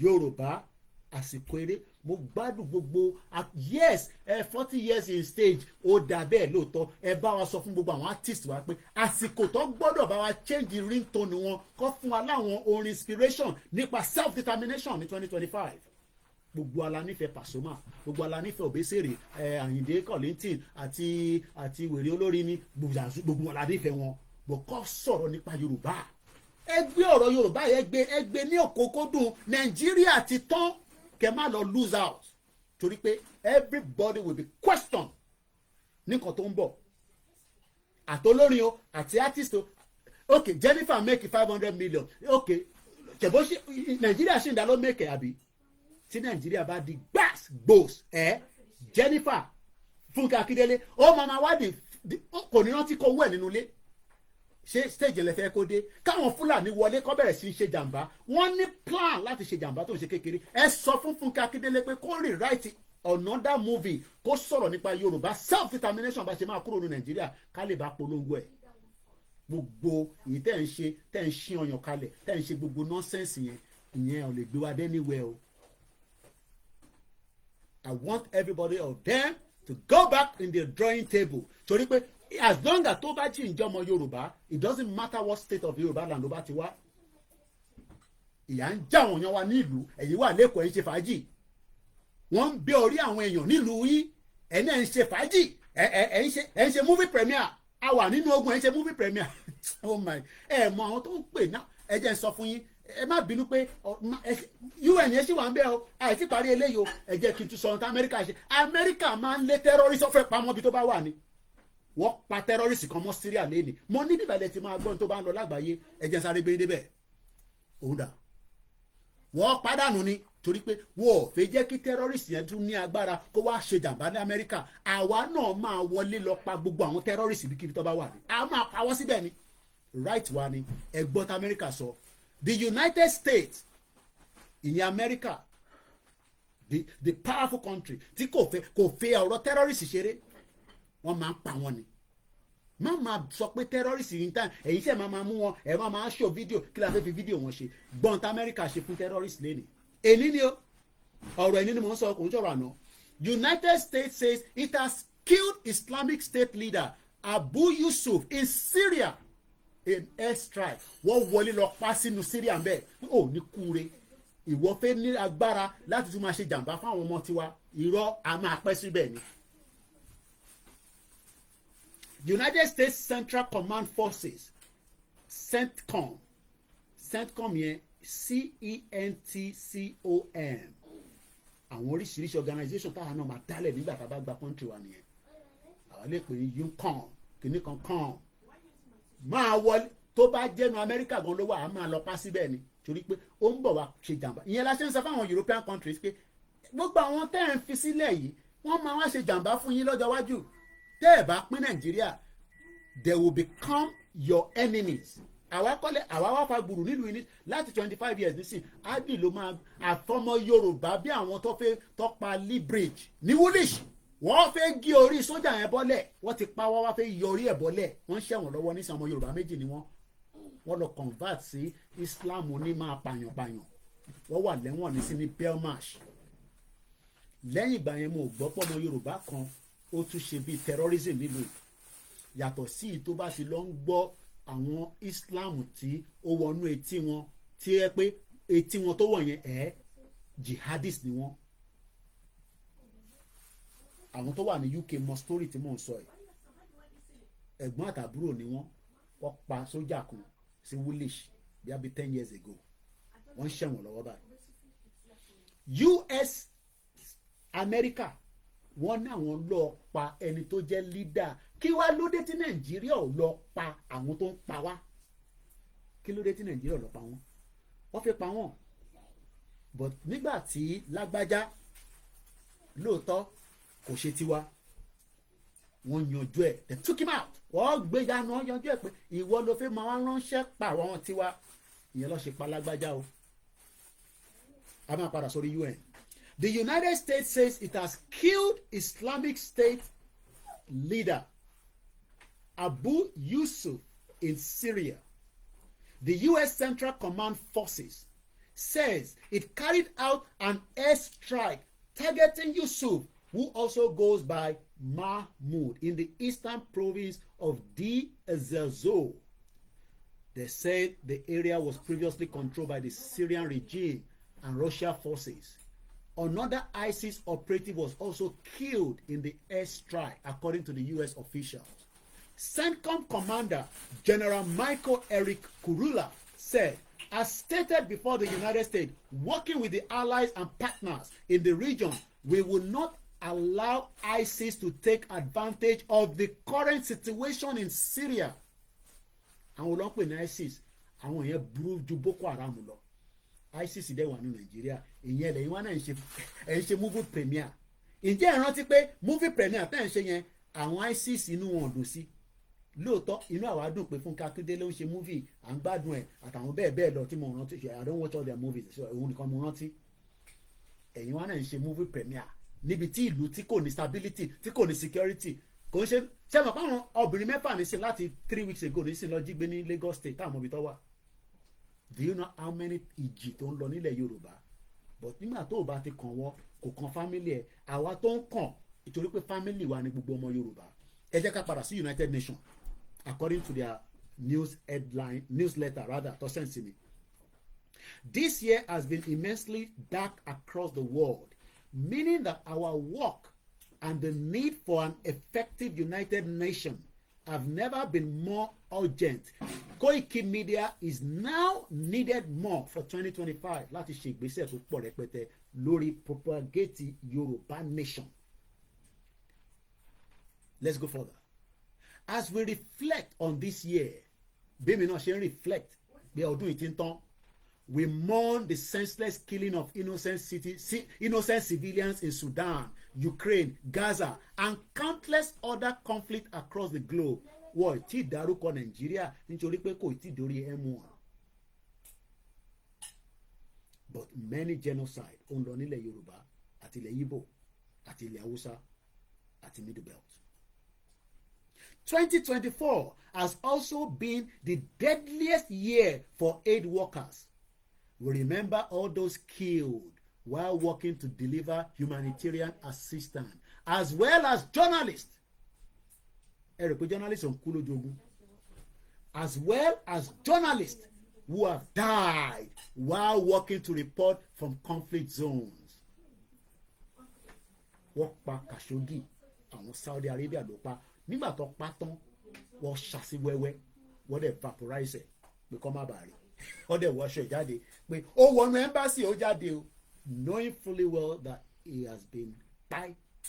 Òun làwọn sọ pé even àwọn tó jẹ́ humanitarian assistant wọ́n ti pa ṣégenu wọn nínú ọdún yìí pẹ̀lú journalists. While this time is difficult, ẹ̀yin tí à ń bẹ̀, ẹ̀yin 200 tí mò ń bẹ̀ ẹ jọ̀ọ́ ẹ má fi ọ̀rọ̀ intern bẹ̀ yín fún ẹ má fi bá wa ṣeré rárá, ẹ bá wa fi tètè ṣe. Mo mọ̀ pé pressure ti wà, Christmas, New Year, a máa send owó sílé, but ìjì tó ń jà nílẹ̀ Yorùbá kò lè ever end àfi tá a bá kúrò ní Nàìjíríà. Tá a bá kúrò ní Nàìjíríà, ìjì yẹn máa lọ bẹ́ẹ̀ títí tí a máa fi pa Nàìjíríà àbí kí Nàìjíríà kó pa wá. Ìkànnì méjèèjì ni àdẹ̀gbàdúrà kí Nàìjíríà kó pa wá, but gbogbo alárí tó ṣẹlẹ̀ ní ìlú Ìbàdàn àti bẹ́ẹ̀ bẹ́ẹ̀ lọ, ìjì ni. But let us remain focused. While this time is difficult, it is through collective action. Mo sọ fún yín pé journalist lèmi. Èmi gbogbo tèmi máa ń kà, tèmi bá ti ka ilé tí bá wá jáde, màá máa wonder táwọn kan bá wá sọ fún wa pé ní action ni wà. We just need to put the rest of the effort. Ẹni tó ń gbàdúrà lójoojúmọ́, action lẹ́ ń ṣe tẹ́ ẹ bá mọ̀. Ẹni tó ń kàn ṣe pé àdúrà lẹ́ ń gbà fún Yorùbá pé kó bá lọ, action náà ni. But ọ̀pọ̀lọpọ̀ expect pé action gbàs igbas kàtẹ̀ tó dé gbàs igbos. A gbọ́dọ̀ prepare ẹ̀mí àwọn èèyàn. Torí ẹlòmíì nísìn ó ń bẹ̀rù pé Ọlọ́run ní jẹ́ kémi rẹ bá ń ṣe gbàsìgbò kẹ́mi mi má bàa bọ́. Ẹ wo tó ṣẹlẹ̀, ìjì tó ṣẹlẹ̀ níjọ́ Wednesday. Àbí èmi ò fẹ́ elaborate lé lórí, ìyẹn mo ṣe ń pè ní ìjì. Torí ìjì tó ti ń fẹ́ bọ̀ tipẹ́tipẹ́ ni, kò ń ṣèní ló ṣe ń fẹ́. Àìmọye petrol tanker tó ti pa àwọn èèyàn lọ. Àbí ṣe báwa náà ń drive lẹ́gbẹ̀ẹ́ petrol tanker nílùú yìí. Mo tẹ̀ ẹ́ bá rò pé ìgbà tí mo bá ń drive lẹ́gbẹ̀ẹ́ petrol tanker pé kí wọ́n máa yíwọ́ báyìí. Torí nígbà míì tá a bá ń drive nílùú yìí, tó bá rí àwọn trailer yẹn náà bó ṣe máa ń sweep lórí burúkú bomb bastard. Àwọn rántí pé London ni mo wà, ilé ìbírèkẹ̀ kí bírèkẹ̀ tó fail. A jẹ́ pé iléeṣẹ́ yẹn gan ti oyè yín ó ti compromise. Mo kí ẹ àṣà ti ṣe. Okay, Koiki, this is Ajá Olókun. Which account number do you want me to send the money to? Èyí tẹ́ bá prefer. Ẹ bá mi fà account síta àwọn tó ń bá wa tó àwọn backend team wọ́n ti sùn. Nígbà tá a náà ní ìdòwó gbogbo wọn ti sùn. Ẹ bá wa fà account, wọ́n béèrè account lórí Koikimedia Odùduwà. Èmi ò lè tún máa fọwọ́ ṣe yẹn. Ẹni tó bá wá rí account lórí screen ẹ kàn sí mi kí n fún yín. Gbogbo message tẹ́ bá fẹ́ send sí mi ẹ̀yin 200 yẹn. Tá bá rí sí o, Koiki account yẹn la fẹ́. But I need the one yẹn kó come in bulk so that ká lè rówó lò. Mo mọ ẹni tó ń sọ ẹ ṣé gan ni ìyá mi. Ẹ ṣé gan ni mà. Ẹ̀yin tẹ́ fẹ́ send it through PayPal. musakalam1@yahoo.com musakalam1@yahoo.com. Ẹ̀yin tẹ́ bá fẹ́ ṣe Zelle ẹ pè mí. Tó bá dẹ̀ pé náírà lẹ fẹ́ bá wa send ẹ̀ sí mi ẹ pè mí. Gbogbo account details ẹ̀ náà mo fi sórí status mi. But tẹ́ bá lọ sórí website mi koikimedia.com ẹ bá àwọn candidates wà níbẹ̀ ẹ jẹ́ ká gbọ́ nǹkan tí UN sọ ṣe rí UN náà ṣèbí UN lẹ́ máa ní ká lọ bá UN ò kí ń fúnyàn ní country but ó láwọn ìgbésẹ̀ kan tá lè bá wọn engage as a journalist èmi ní sì ti wo event wo lọ ní upcoming event wọn ní 2025 because a fẹ́ gbé ọ̀rọ̀ Yorùbá nation lọ bá wọn pé ní kẹwàá fún wa ní country but in tó ń lọ nínú Nàìjíríà ẹ má jẹ́ kó dogun náà torí àwọn ò fẹ́ ogun torí Ọlọ́run jẹ́ káwa jẹ ogun but a máa kọ̀ bọ́ sórí M1 ni oyè yín ní já ogun but a máa wà lórí M1 a dẹ̀ máa pẹ́ sórí M1 yẹn kò sẹ́ni tó máa bẹ̀ wá níjọ́ tá a bá ti bọ́ sórí M1 ẹ máa bẹ̀ wá ní dá yín lóhùn bó bá wọn ò ní ọ̀fífẹ́ kábíyèsí kẹ́ bẹ̀ wá ní dá yín lóhùn nígbà yẹn but ká má bàa bọ́ sórí M1 la ṣe ń bẹ gbogbo yín nísìnyí pé ọ̀rọ̀ Yorùbá nation kò ń ṣe ọ̀rọ̀ intama máa fi ṣẹ̀fẹ̀ airpod náà wá o wọ́n ti pè lórí fóònù wọn ó ti ń dún ibi tí technology dé ó máa sọ̀kalẹ̀ nísìn ẹni tó ń wa nísìn orí fóònù lọ ti pè airpod yẹn òun ló ń dún bíbà àwa ṣì wà níbi ìdí rẹ̀ ṣáná rẹ̀ ẹ jẹ́ ká continue lórí UN ẹ ṣé gan ìyá mi ajá olókun ẹ ṣé gan mọ́mọ́ nǹkan sọ̀rọ̀ mo kí ogun ẹ̀ tẹ́ wà ní Dublin kò wá síbi tó kálukú wà tí ẹ lè fowó yẹn ránṣẹ́ sí wa kódà bẹ́ẹ̀ bá fẹ́ e-wallet bóde ẹ fi send it through Ruba náà ni but we need that 200 people ká lè rówó fi operate in the new year mo bẹ̀ wá ní àṣàkọ rárá.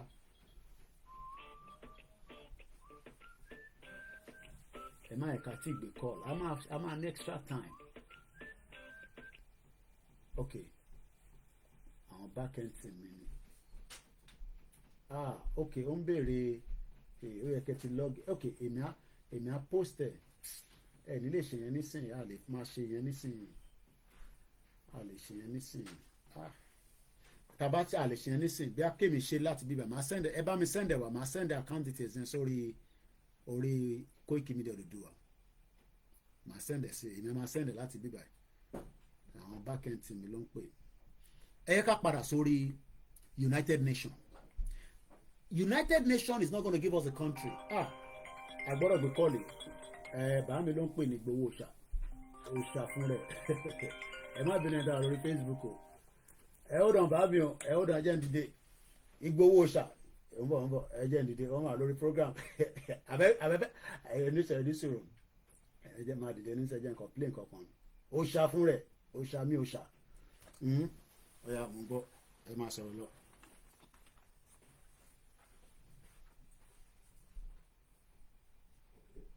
There is no land called Nigeria. There is no language called Nigeria. There are no people called Nigerians. We are only deceiving ourselves. We are not Nigerian. Okay, where is Nigeria? Where is the land called Nigeria? What is the Nigerian language?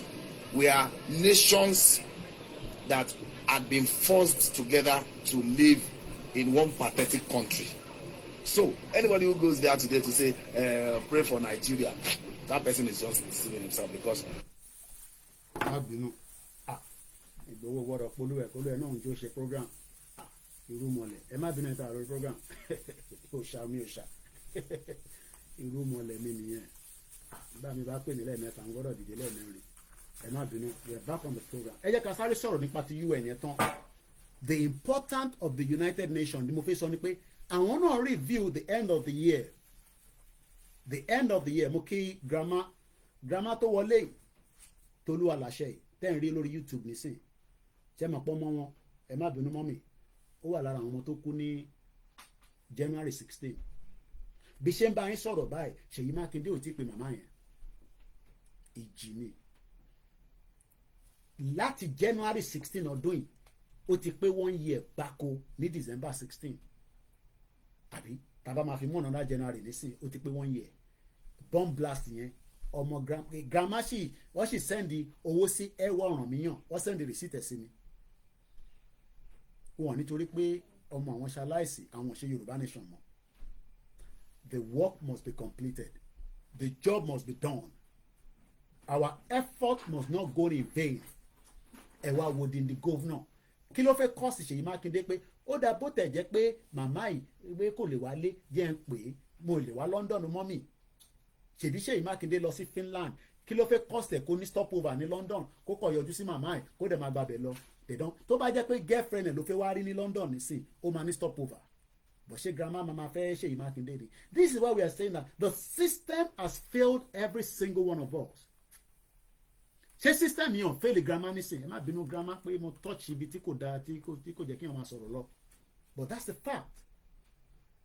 Ọmọ tó ṣaláìsí nísìn kí la máa ṣe sí yẹn òun ni pé ká continue to complete the work. Grandma ṣì send owó ẹwọ ọrùn mi yàn receipt yẹn mo ti send ẹ sí bàbá mi finance wa YSDM bàbá mi Sam Oyabayo. So we can't give up. Ẹ wo bomb blast yẹn ìjì ni ẹ wo ètò tó ṣẹlẹ̀ níjọ́ Wednesday. Gbogbo ilé tí ó bàjẹ́ nìbàdàn tí bá sọ fún yín pé tí gọ́ọ̀mẹ̀ntì bá sọ pé àwọn fún anybody ní owó tí bá gbọ́ lẹ́nu anybody tó jẹ́ gọ́ọ̀mẹ̀ntì Ọ̀yọ́ state wo ìtẹ́ máa gbọ́ lẹ́nu mi ò ní da rárá. All bloody liars ó lè ní gbogbo yín. Wọ́n fún any one of ilé tó damage ní Ìbàdàn ní bomb blast yẹn wọ́n fún anybody ní £1 ẹni Kóìkì ló sọ bẹ́ẹ̀. Wọ́n sọ fún wọn pé kólúkálukú lọ yanjú ọ̀rọ̀ ẹni. Mo jẹ́rìí ẹ̀ triple DRS òun ti fowó ránṣẹ́ ní tiẹ̀ kò wọ́n pẹ́. Àdẹ̀fẹ́ náwó yẹn kó wá in bulk sódà ká lè rí lò tó bá lọ wá lọ́ndẹ̀d olú àyàwó mi lé ní kí n fóun lówó ọbẹ̀ nísìn ǹdẹ̀ fi owó yẹn mo fi tọ́ọ̀tì rárá fẹ́ yẹ kówó tó wá in bulk ni sódà ká lè tètè rí lò.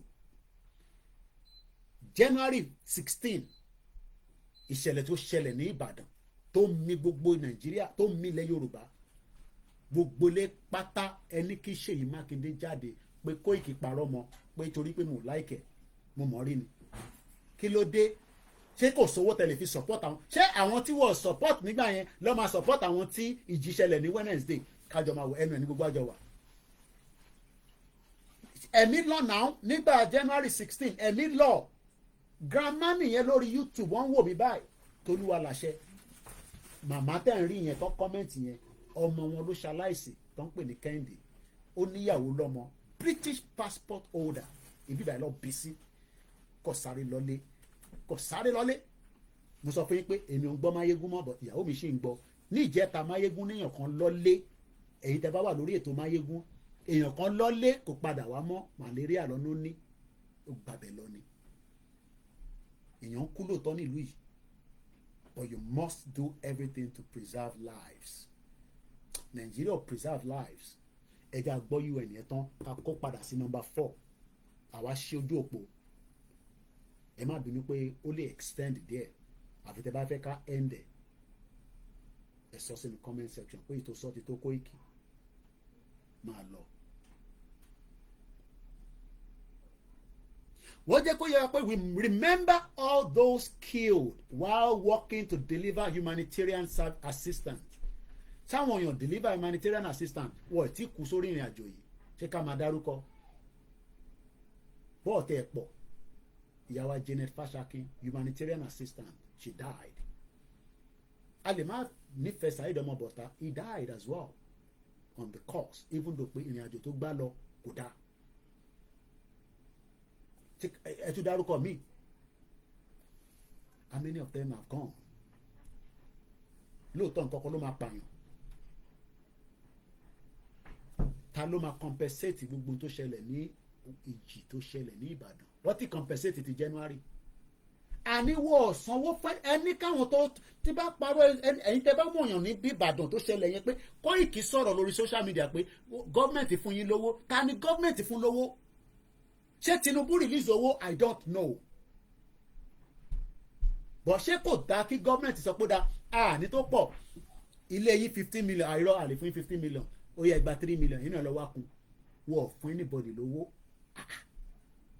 ṣé kò sówó ni owó wà.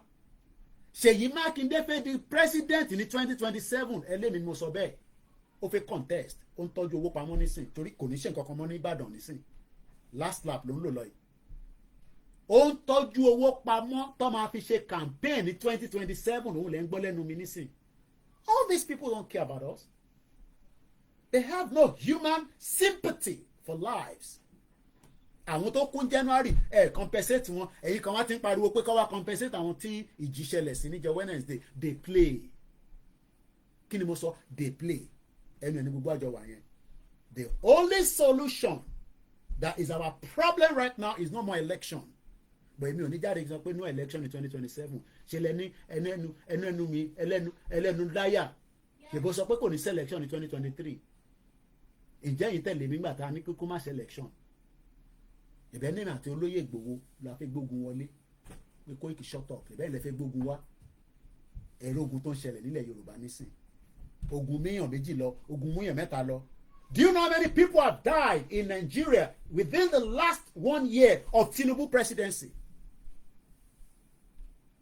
Take in Lamujade fún yín, ẹ jẹ́ ká parí ti UN yìí. We remember those killed while working to deliver humanitarian assistance, as well as journalists who have died while working in the conflict zones. While this time is difficult, it is through collective action and commitment to humanity and a better world that we find our strength. Strength tá a need nísìn ọwọ́ gbogbo wa ló kù sí, kò ń ṣọwọ́ Koiki, kò ń ṣọwọ́ Ìgbòho. Ìgbòho ló ṣẹ̀pẹ̀ mi tán yẹn. Kò ń ṣọwọ́ ẹ̀ ló wà, ọwọ́ gbogbo wa ni. Àti bàbá Akíntóyè o, àtẹ̀yìn o, àtọmọdé, àtàgbàlagbà, àtọbìnrin, àtọkùnrin, àtàrúgbó. Ọwọ́ gbogbo wa ló wà. Mo dẹ̀ kí gbogbo ọmọ Yorùbá pé a kú ara fẹ́ra kú. Ó báyàn nínú jẹ́. Tí bá ní kí n sọ̀rọ̀ lọ sí ibẹ̀ yẹn gan, mo lè lọ overreact. Ìyẹn mo ṣe rọra ń lo ìjì. Torí ọ̀dọ́ àwa náà lọ́mọnú lé. Ọlọ́mọdé sunkún ọmọ. Àwa náà lọ́mọnú lé o. But gbogbo ẹ̀ náà sí gbogbo ẹ̀ ìjì ni. Ká dẹ̀ remain focused. Thank you to all our members, supporters, partners that make our work possible and champion the value of peace and cooperation. Kí lèmi náà wá ń tọrọ mi báyìí nísìn. Ẹ̀yin supporter wa lè ràn wá lọ́wọ́. Tí bá nímọ̀ ni wá bá yín. Tí bá pe Ṣèyí Tinubu nísìn pé mo need $1 million. Ó máa gbé mi ní condition ni. Tí mo dẹ̀ gbọ́dọ̀ jáde sórí social media. Á dẹ̀ fún mi lówó yẹn. Ṣé irú owó yẹn làwa wá need? Níbi tá dé torí pé kí ni mo ń béèrè ni o jẹ́rí pé kò lè work ìyẹn la ṣe wá ń bá ẹ̀yin tẹ́yin náà ní kọ́lọ̀ ń bù fún gbogbo wa ẹ̀gbọ́n ti United Nations tó jẹ́ pé America ló ń fund the project wọn ti UK lélẹ́yìí o ti UK náà ẹ mọ̀ pé branch ni wọ́n dá dúró ni wọ́n wá ń sọ fún àwọn èèyàn pé àwọn dúpẹ́ lọ́wọ́ àwọn supporters àwọn partners àwọn that make our work possible ẹ̀yin lẹ́ ń jẹ́ kí iléeṣẹ́ yìí kó tẹ̀síwájú without you we will struggle as we go into 2025 fact lẹ́ ń gbọ́ lẹ́nu mi yẹn you might not be comfortable with it but it's a fact èmi ò ń ṣe blogger and I am not relying on the YouTube money I am not relying on the Facebook or Twitter money we need serious funding to keep us moving. And champion the value of peace and cooperation. Peace lèmi náà wá. Tí Tinubu bá ní àwọn kan tẹ̀ ní Koiki I need referendum. Let everybody go. Èmi tẹ̀ ní kò tẹ̀ fún wa ní referendum. Kó fún wa ní referendum but kó fún wa ní access pé ká lọ campaign nílẹ̀ Yorùbá. Kò ṣe pé kó fún wa ní referendum. Àwọn kọ́ ló máa President Tinubu ò lè conduct referendum. United Nations ló máa wá conduct it.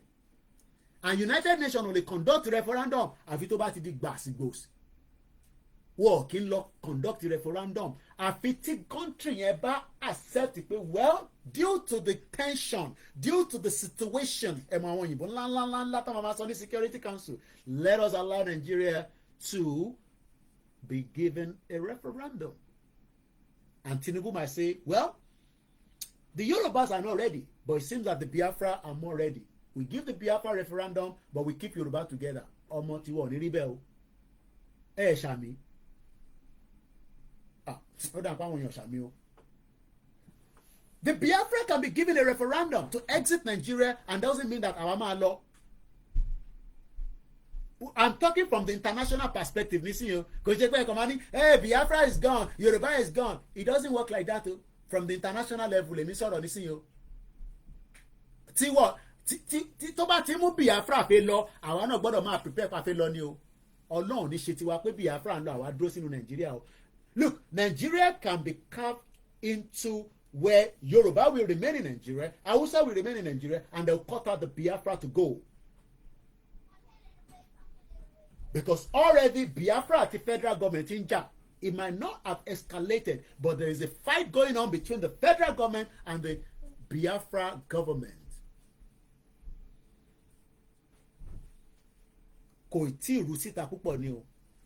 There is a fight.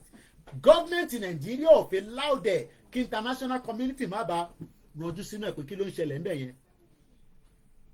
But they know that there is something going on. And Biden administration has failed every one of us. Àṣírí lẹ gbọ́ lẹ́nu mi yẹn. We look forward to the new administration. I won't say more than that. The Biden administration failed Africa. Kò ṣe ẹ̀tọ́ ẹ̀ bó ṣe jẹ́ kó ṣe. Ìyẹn Joe Biden tó ń lọ yìí.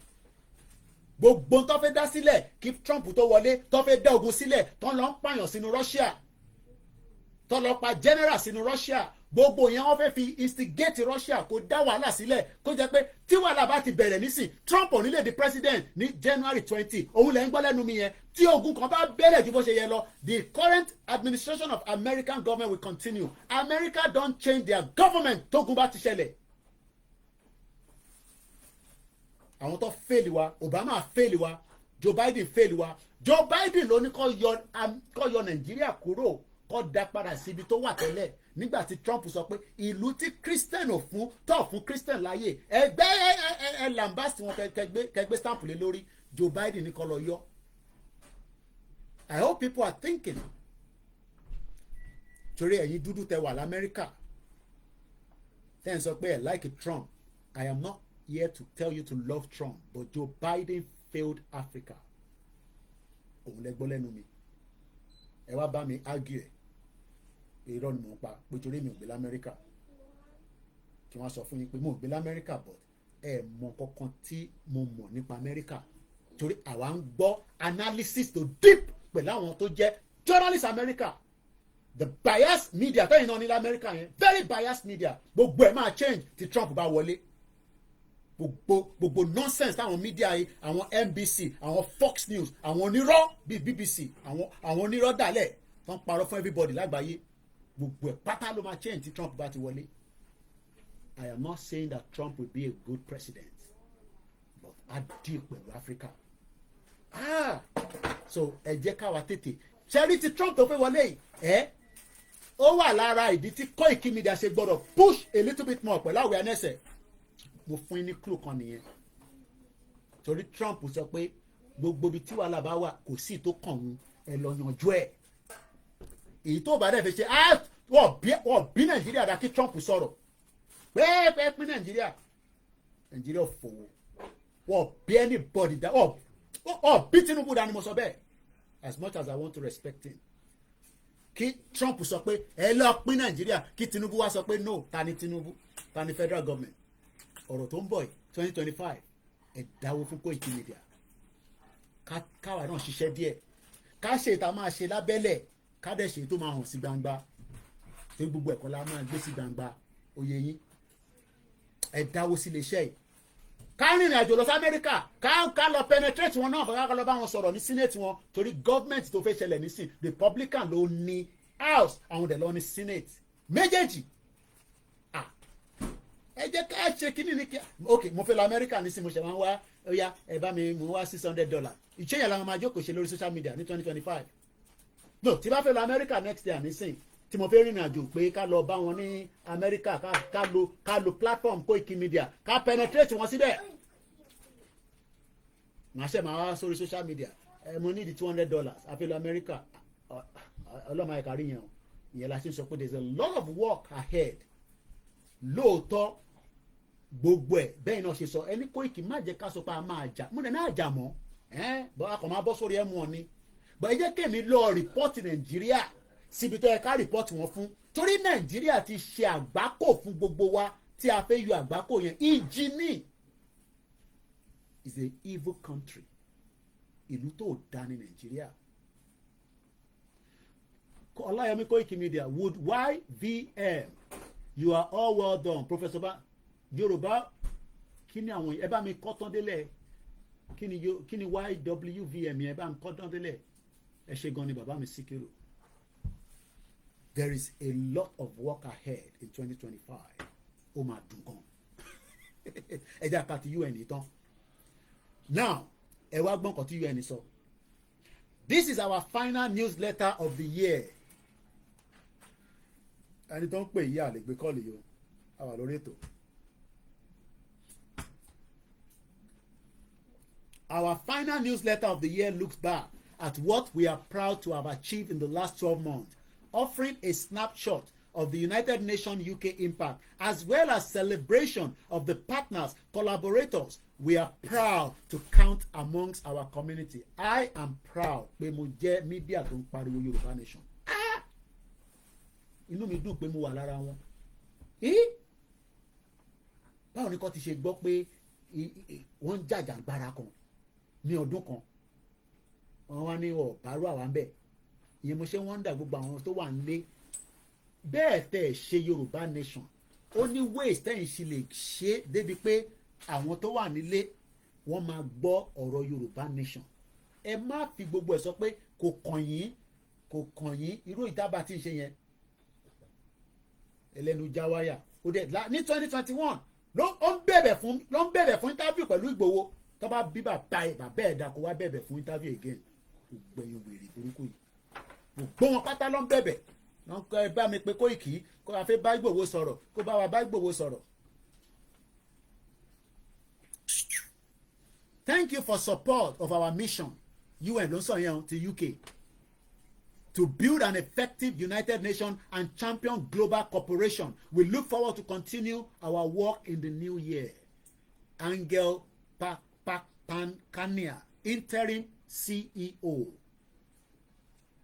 Ọba bẹ̀rẹ̀ sí list gbogbo àwọn nǹkan tó ṣe. Now, mo wá lọ wo pé university wọ́n wá sọ pé gbogbo àwọn university wà o tẹ́ bá fẹ́ ṣe kí ni mo click on donate. Wọ́n ní tó bá fẹ́ donate. Make one instant payment to United Nations Association of UK £20. Èmi ò lówó tèmi fẹ́ donate èmi gan wọ́wọ́ ni. So kí ni mo fẹ́ fàyọ nínú ti UN ni pé the work of Koikimedia is more or less like what the UN is doing. The UN is a global platform that wants peace. I am also a global platform that wants peace to exit Nigeria in a peaceful way. I will leave it like that. Má yẹ kí n tún sọ ìtókù. Ẹ jẹ́ ká wá padà sí àti fẹ́ ṣe 3 hours. Ẹ jẹ́ ká wá padà sí number 5. Our youth development program will transform our nation. Number 6, we shall clean up our politics. Don't say politics a party begging. Don't say Nigeria and say politics that has failed every one of us, including you and me. Ọwọ́n mi pé kí mi lọ ṣe politics in Nigeria. But ṣe fi pé tá bá ṣe politics in Nigeria. Mo ń bèrè ni o. Tá bá lọ join politics ní Nigeria nísìn. As báwọn kan ṣe ń sọ. Ṣe fi pa lè defeat àwọn tó wà ń bẹ̀. A lè defeat wọn. These are mujemuje. Okay, ẹ̀rọ àpẹ ti kọ Yoruba World Media. Okay, ẹ ṣe gan ni. Àwọn media wa nìyẹn. Èmi náà mẹ́mbà ni mí. A ṣiṣẹ́ meeting lánàá. Mo dẹ̀ kí president wa Dr. Zabe ń ṣiṣẹ́ takuntakun. Mo kí gbogbo yín grandma. Ẹlẹ́gbẹ́dẹ́ mo kí yín mà. Má kí gbogbo yín dáadáa. Ẹ jẹ́ ká complete 35 contents yìí tí bàbá kí tó yẹ sọ yìí quickly. Number 7. We shall take creative steps about political parties. How can somebody be APC láàárọ̀ yìí tó bá máa fi dalẹ̀ àná ti di AAC wọ̀tẹ̀ ń fi join ti Ṣòwòrẹ́ torí wọ̀ láìkí Ṣòwòrẹ́ wọn náà ti di PDP gbogbo àwọn tó ṣe Labour Party pátá olè ní gbogbo wọn ti transform sí APC ẹgbọ́n kan tí Tinubu ń sọ the president ẹ ṣe gan-an ẹ̀gbọ́n mi Ṣẹ́gun ọ̀nà for the super chat mo ṣe rí ni ẹ má bínú púpọ̀ ẹ̀gbọ́n kan tí president Tinubu sọ pé automatic gbogbo wọn ti di wọ́n ti win election tọ́ ìtí contest tọ́ ìtí sọpọ́ máa win ó ní gbogbo wọn ti win torí pé nígbà tó ń ka the budget it was meant to say the 10th National Assembly President Tinubu said 11th Nigeria instead of him to say 10th National Assembly ó ní 11th àwọn èèyàn náà 10th ni ó ní gbogbo wọn ti wọlé náà fún 11th. Let's move swiftly. We shall make our election quality election. Gbogbo alamọ pẹ̀lẹ́. Can I get a water please? Ta ló wà ńbẹ̀? Hey boy, bá mú mi for me please. Ẹ má bínú ti sọ̀rọ̀ tó 3 hours. We shall achieve a corruption-free public service. Ta ló follow story tí ó ṣẹlẹ̀ ní China? Bọ̀bọ́ yẹn wọ́n ti pa corruption ni.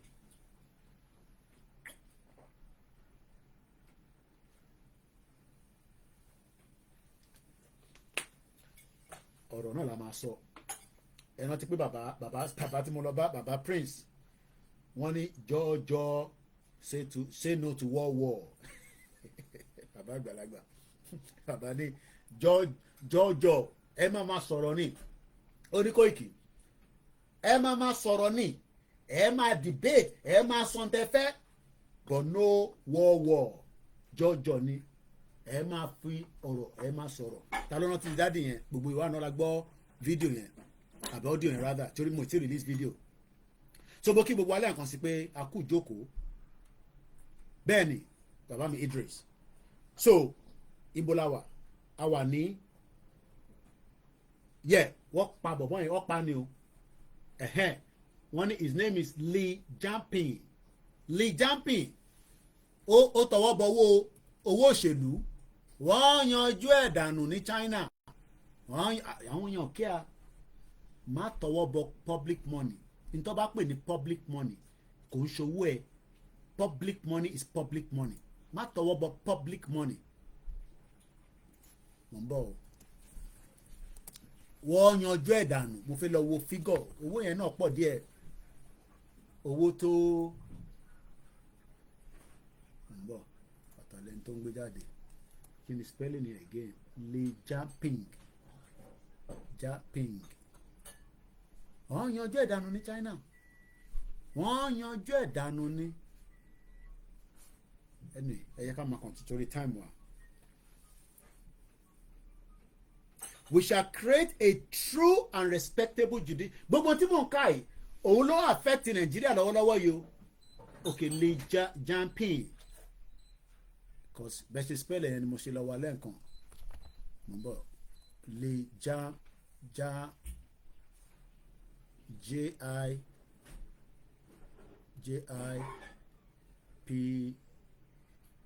J-I-N mbana bene yẹn wa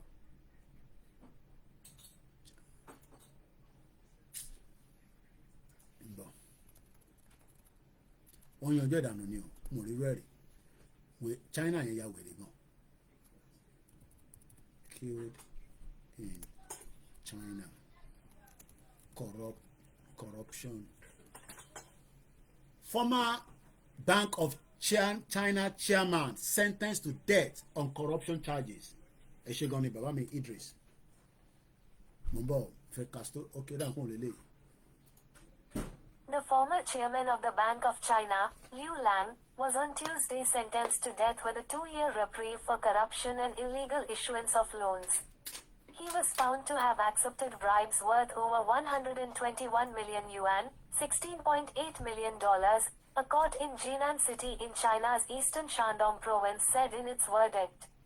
Liu was deprived of political rights for life, all of his personal property will be confiscated, and all his illegal gains must be recovered and turned over to the state treasury, the court sentence read, state-run Xinhua news agency reported.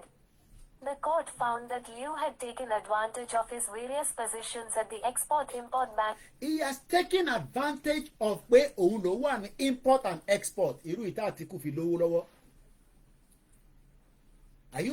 Are you getting me? Ṣẹ̀rí reason tá a ṣe sọ pé awareness ò gbọ́dọ̀ stop as long as táyì ti gba country. Èmi ò sọ pé a ti gba country nísìn. Ó take advantage pé òun ló wà ní import and export ó fi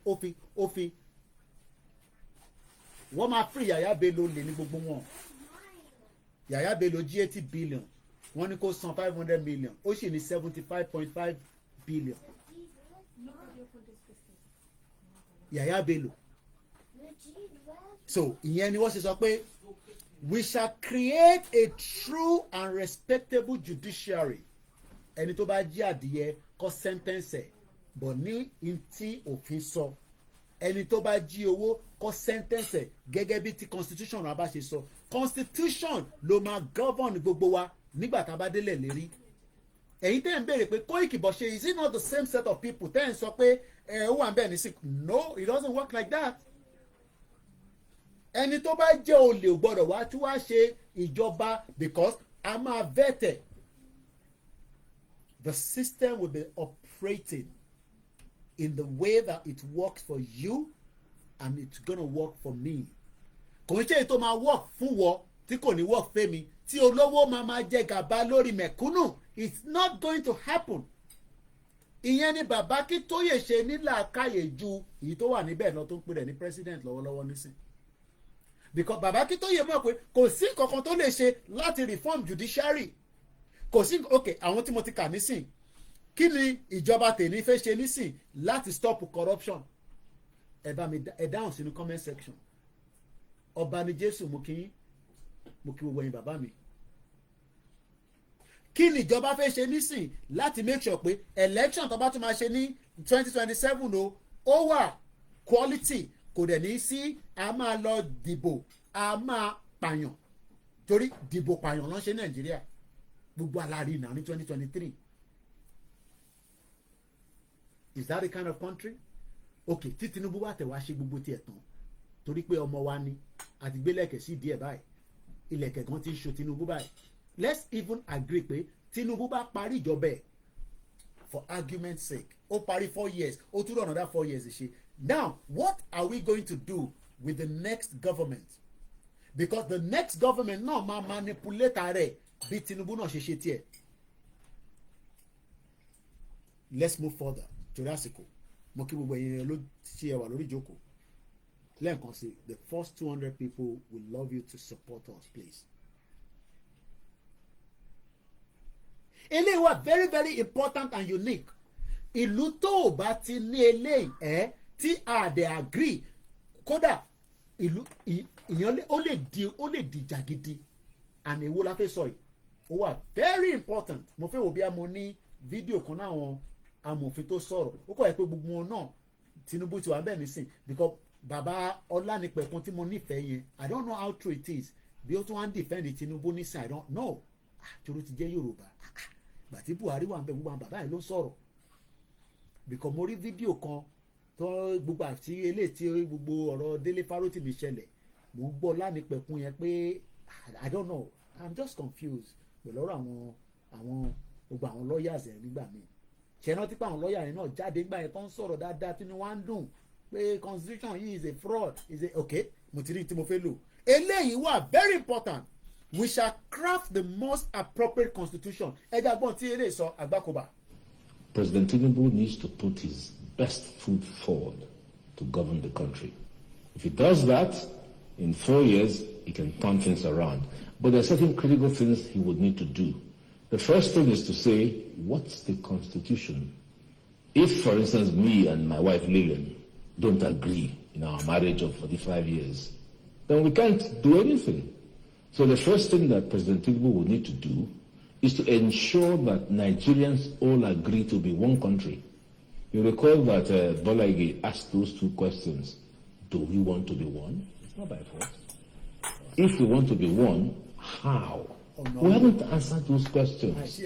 Which is why I told President Akpabio of the Senate that it has taken 23 years to solve the problem of the Constitution. And I urged him, in conjunction with President Tinubu, to resolve the Nigerian constitutional question now by inviting the owners of Nigeria. The owners of Nigeria, mark you, were those who owned Nigeria before Lugard brought his amalgamation in 1914. Call them in. These are the people who own the country, and ask them questions. What do you want to see of the Constitution? Because without a Constitution, we're going nowhere. And no one will doubt the fact that the Constitution bequeathed by the military in 1999 is unsatisfactory.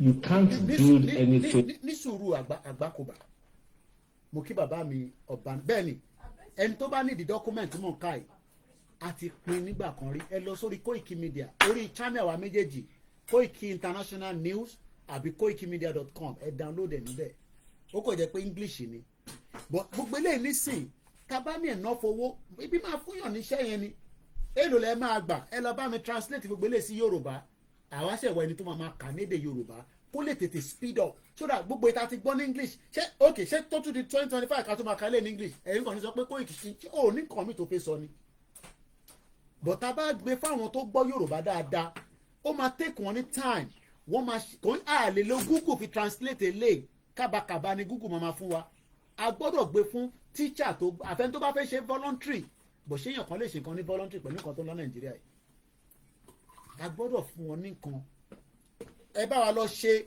ìwé ìjáde ní Yorùbá bẹ́ẹ̀ bá dẹ̀ ṣe ń ṣe ẹ fáwa àwáṣẹ wa gbé fáwọn tó máa sọ Yorùbá because àwọn kan náà aláwọn tó lè sọ Yorùbá but àwọn náà lè translate there's a lot of work that needs to be done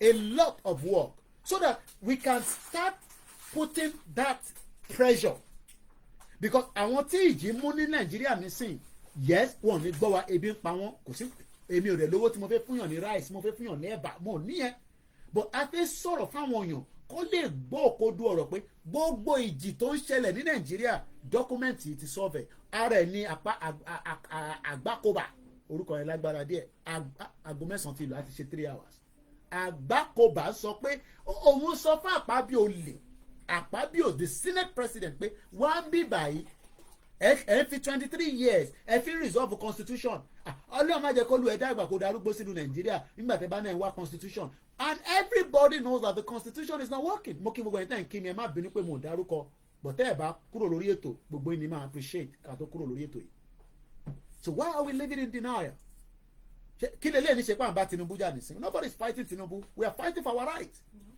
ẹ̀tọ́ wa là ń jà fún ẹ̀tọ́ wa ní inalienable right àgbákòbá wa ń sọ pé Tinubu wa ń bí báyìí ó fẹ́ fix Nàìjíríà okay how a máa translate but ní fund tá a fẹ́ fi ṣe translate òun náà ní sọ dádì mi okay ṣé màá kọ́ pèèyàn kan níṣẹ́ bá mi lọ translate bó tẹ̀ jẹ́ nǹkan kan ní fún wọn and this is a nígbà ká yìí nísìn gbogbo àti kàdé àwọn náà ti try díẹ̀ page tó dé fún rẹ̀ gan sef mo ń bọ̀ ọ̀pọ̀ nìkan tó tún ṣò ní ok kìnnà àwọn ok a lè ka ilé jáde tàwọn ti youth wa màá kà jáde later 95 page ní gbogbo dọ́kúmẹ́ǹtì àbẹ́ ìbóyè pọ̀ English ẹ̀ lè mí kà lójoojúmọ́ but a gbọ́dọ̀ ka Yorùbá ẹ̀ náà torí gbogbo àìsàn tó ń ṣe wá lẹ́ẹ̀ní nílẹ̀ Yorùbá dọ́kúmẹ́ǹtì yìí ni and we need to translate it to Yoruba to start with. Àwa gbọ́dọ̀ tó wá láwọn tó jẹ́ pé iṣẹ́ task tí wọ́n ní pé kó máa kà lédè Yorùbá ká máa gbé síta ní kíákíá kódà tó bá possible gan sef ká ṣe gbogbo ẹ̀ ní Yorùbá ká pín káàkiri but again owó ní tóun bá sínlé má dáná kankan tí ò ní láti dá ẹ jẹ́ ká gbá àgbákòbá tán mo kẹ́hìn tẹ́ wà lórí Twitter space mo kẹ́hìn tẹ́ wà lórí MixLR mo kẹ́hìn tẹ́ wà lórí ìjókòó tẹ́ bá wà in a hurry let's sit back again and enjoy as we move forward mo kí gbogbo èèyàn wa àdẹ̀kú palẹ̀mọ́dún ààrẹ chicken àwọn náà fẹ́ ra chicken wọ́n ń ta chicken ní Liverpool Street dóòtọ́ ni alive chicken wọ́n máa pa níbẹ̀ ó dùn ju frozen one lọ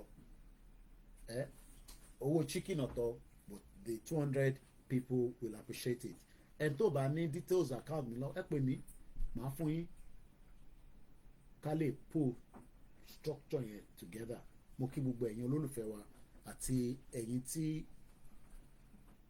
feedback pé Koiki I believe nǹkan tẹ̀ ń sọ mọ́ that's fine wọ́n ti ní jọ́jọ́ ni jọ́jọ́ èmi ò gbóyìnbó yẹn rí bàbá yẹn ló ní jọ́jọ́ ẹ máa sọ̀rọ̀ ni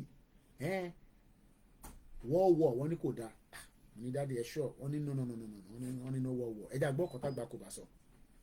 Out of a weak foundation, the economic development policy of President Tinubu, the political development policy of President Tinubu and everything else he wants to do rests on a very solid foundation. So Tinubu ó náà fẹ́ ṣe this òun fẹ́ ṣe that ìyẹn President Tinubu okay agree sir ẹ fẹ́ ṣe gbogbo eléyìí how you gonna do it?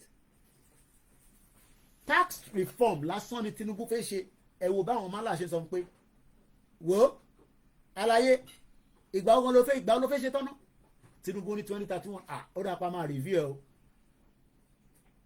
The North doesn't want to vote Tinubu in 2027 ìyẹn ló ṣe gbé Ọọ̀ni jáde kó lọ sí North ẹ mọ̀ pé mo dákẹ́ lórí tọ́ nìyẹn ẹ rántí pé mo ṣe program yẹn mo sọ̀rọ̀ lọ lórí ẹ̀ mọ́ tí mo àwọn èèyàn ní orí òní fọ́ mi mo ní mo dúpẹ́ fọ́lọ́run orí òtẹ̀ ní fọ́ mi náà I was worried, I was concerned but nígbà tí mo padà lọ review gbogbo journey tí kábíyèsí lọ ṣe wọ́n lọ bẹ Buhari fún Tinubu fún 2027 ẹ̀ní mi ni mo sọ bẹ́ẹ̀ bí Buhari wá gbà kó gba mo ní evidence fún yẹn o mo ní sọ tí mo mọ̀ but n tí mo lè confam fún gbogbo ọmọ Yorùbá ni pé kábíyèsí lọ bẹ Buhari pé kó jọ kó jẹ́ kí Tinubu kí 2027 yẹn kó bọ́ sí fact lẹ́gbẹ́ lẹ́nu mi yẹn Tinubu gbé òdìndé kábíyèsí ilẹ̀ Yorùbá jáde ọmọ Tinubu yìí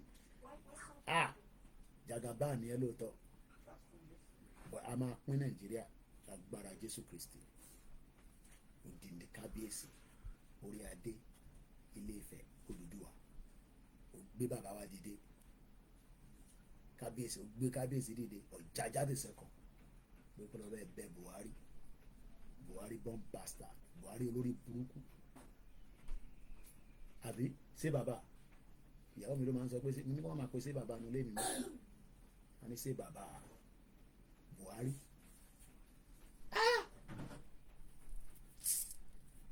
ẹ̀yin ẹ pè wọlé ẹ ká àbí ṣé ká ka kíní ẹ̀ tán délẹ̀ ẹ jẹ́ ká sáré kà délẹ̀ tán ọjọ́ àfàgbà kò bà sílẹ̀ ẹ má ká tún lọ sírí àyẹn àwọn politician yóò dá kábíyèsí iṣẹ́ tí mo rán yẹn tí ìlọ jẹ máa lọ mo ṣe kábíyèsí ẹ má yẹ kó pẹ́ election ti fẹ́ dé ẹ tètè lọ bá Buhari kágbọ́n tó fèsì àbí báwo lẹ́yìn rò pé kọ́lẹ̀ ṣe máa lọ ná orí adé tó máa wà ń bẹ̀ for a very long time pẹ̀lú politician tó kọ́ máa wà ń bẹ̀ for maximum 8 years àti kábíyèsí wa kábíyèsí kí lára máa sọ sí yẹn báyìí. Let's move swiftly. We shall craft the most appropriate constitution. We shall have truly Yoruba national military and security services. We shall evolve an effective foreign policy and services. We shall evolve the best immigration policy. Ṣé tẹ̀lé immigration yẹn? Tá a bá lọ ṣe immigration tèmi ò nífẹ̀ẹ́. Kódà gọ́ọ̀mẹ̀ntì Yorùbá rógo lọ́wọ́ mídíà mi. Torí máa jágbe mọ́ wọn lójoojúmọ́ ni. Torí ìyà táwa kan ti jẹ lórí ọ̀rọ̀ immigration nílùú òyìnbó. Òun ló lọ lọ́nkàn yẹn. Immigration. Àwọn délùú ní 1998. Bí ṣe máa ń gbọ́ ẹ má lọ Croydon o ẹ má gba Croydon kọjá. Kí ló wà ní Croydon? Kò ń sọ fún wa. Wọ́n kàn ní ilé ńlá. Ilé wo náà ń pè ní ilé ńlá? Gbogbo ilé náà ló ga ní London. Wọ́n ní no ẹ má lọ sí Croydon o ẹ má gba Croydon kọjá o ilé ńlá wà ń bẹ̀ o. Ìwọ ló ń pè ní ilé ńlá. Home office ló ń pè bẹ́ẹ̀. So for a very long time fear yẹn tó wọ́n gan bá gbọ́ Croydon bí ọ̀kan bá sọ pé wá kí mi ní Croydon ó máa ṣépè fẹ́ nìyẹn ni Croydon báwo nígbà tí parent ẹ̀ sọ fún ẹ pé má gba Croydon kọjá o ilé ńlá wà ń bẹ̀ o wọ́n máa ń múyàn o ṣé àwọn èèyàn ń gbé níbẹ̀ yẹn ni wọ́n náà máa ń múyàn tó bá lọ ìwọ tó níwèé ìwọ tó rẹ̀ níwèé tó ṣẹ̀ ní London tó bá sọ fún ẹ pé kó má gba Croydon kọjá ṣé wọn náà máa gba bẹ̀ kọjá so kí ló wá ṣẹlẹ̀ ni pé ìjọ kan wá wà èmi àti brọ́dà mi pẹ̀lú wàlátà olórí ẹbí àbá mú fàájì lọ làbá tẹná sọ́kọ̀ ọkọ̀ fún wa ní postcode yẹn postcode Croydon yẹn kẹrẹ CR club kan wà níbẹ̀ bá a ṣe tẹkọ̀ lọ́n ti wà nìyẹn ṣáà ṣe fàájì yẹn tán but as usual àwọn club kan wà wọ́n máa ń wà rowdy so ìjà wà nínú bẹ̀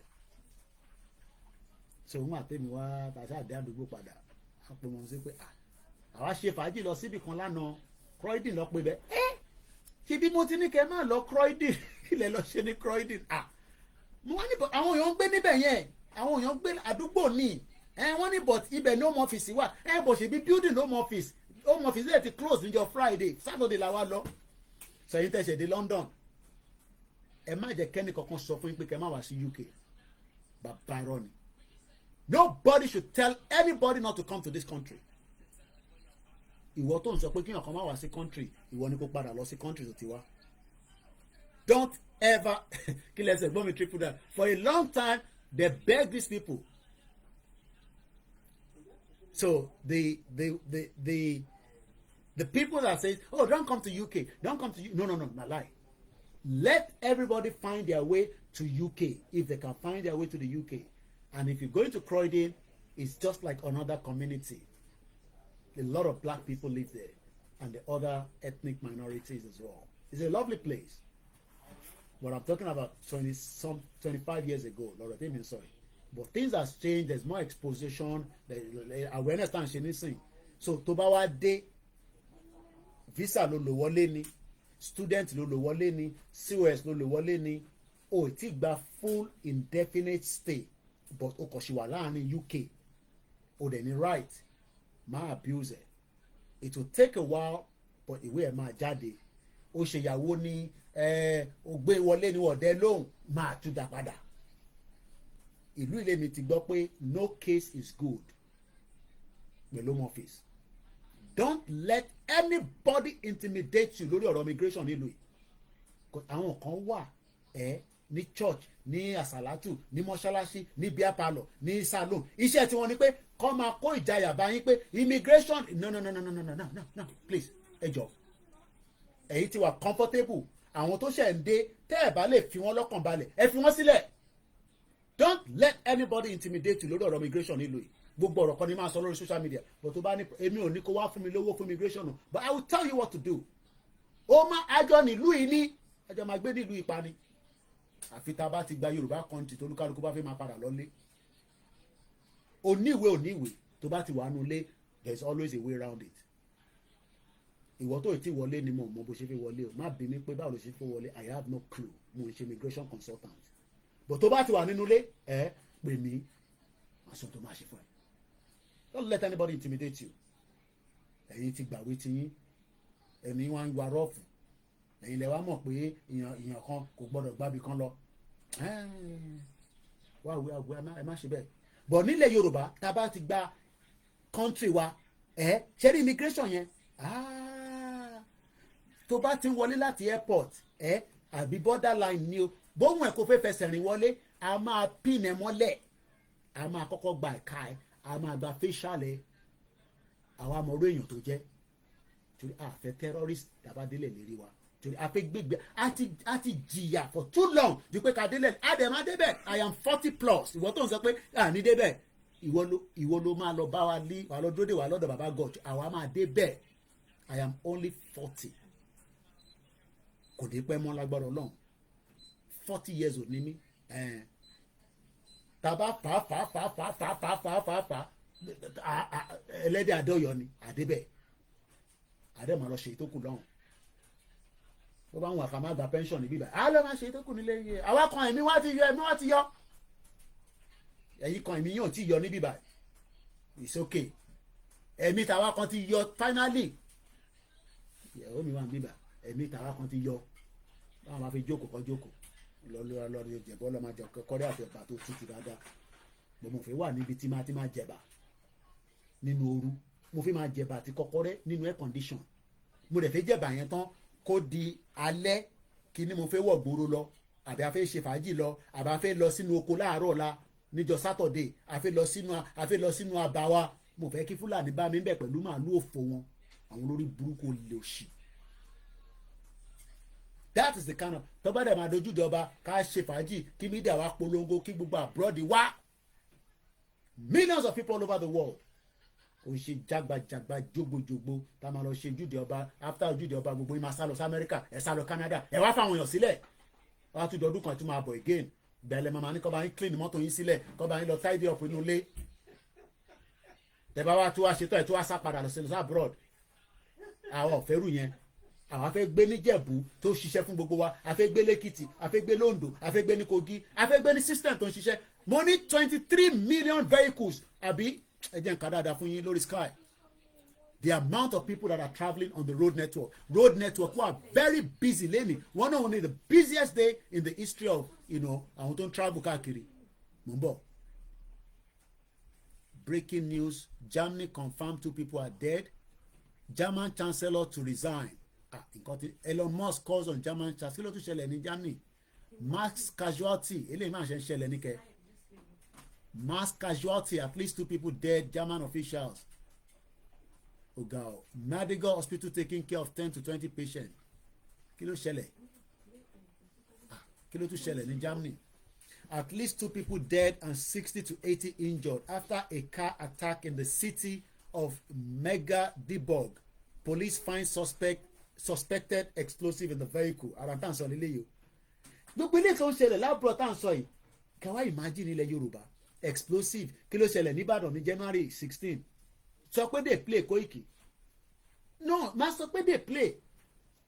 Breaking news ọ̀tọ̀ nìkan tí mo fẹ́ kà tẹ́lẹ̀. Dozens have been injured in what is being described as a car attack at a Christmas market in Germany city. At least 15 people are said to be badly hurt, with hospital preparing to receive more patients from the scene. Mumbo, ẹjẹ lọ mú ẹlòmíì òkùnkùn nígbàgbọ́ torí tẹ́ ẹ̀ bá ti rí evidence ojú kòròkòrò báyìí ẹ̀ ń gbà nǹkan gbọ́ ẹ̀ ní sùúrù ẹjẹ lọ mú wá lórí YouTube màá rí story yẹn nísìn. Ó jẹ́ ìṣẹ̀lẹ̀ ní o. If this can happen in Germany tó wà civilized tó ní security tó ju ti Nàìjíríà lọ ẹ má ní dey play ẹ má sọ fún àwọn governors yín gbogbo festival yìí kọ́kọ́ gbogbo security jáde kẹ́ ẹ máa sọ pé ẹ fẹ́ Yorùbá nation mo ń bá jẹ́ lọ sórí Sky News torí ìbáwọn tẹ máa ń like nìyẹn tí bẹ́ẹ̀ mi ṣe sọ nísìn ń bọ̀ ẹ jẹ́ kọ́kọ́ tẹ Germany síbẹ̀. Germany news kí ló ń ṣẹlẹ̀ mass casualties òǹlẹ̀lẹ̀ oya máa ń gbé sókè torí àwọn tí tèmi nísìn ẹ̀jẹ̀ kájúwàtì lọ tó ń polówó oúnjẹ àwọ̀ ọ̀rọ̀ oúnjẹ oya èmi mo mute mú bọ̀ oya skip kí ló ń ṣẹlẹ̀.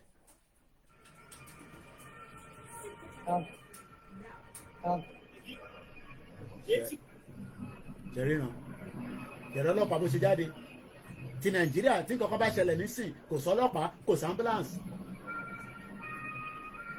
ẹ̀jẹ̀ àgbọ̀ ìta máa eléyìí sọ̀rọ̀ jẹ́ lọ́wọ́ ètò máa sọ̀rọ̀ eléyìí ṣẹlẹ̀ ní o tá a bá ń sọ fún yín pé security ẹ̀ bá ní Koiki shut up come back home mo ní mo ti gbọ́ mo ń bọ̀ breaking news okay BBC. We start this hour with breaking news from Germany. We're going to take you straight there. These are the latest pictures we have. These are the scenes of a Christmas market there in Magdeburg. Reports a car has been driven into crowds of shoppers there at that Christmas market. News agencies reporting potentially dozens of people injured, at least 1 person killed. We are getting details from broadcasters in Germany as well as news agencies as well. You can see the scale of the emergency response in these pictures. Ambulance after ambulance there, taking people away presumably to local hospitals for treatment.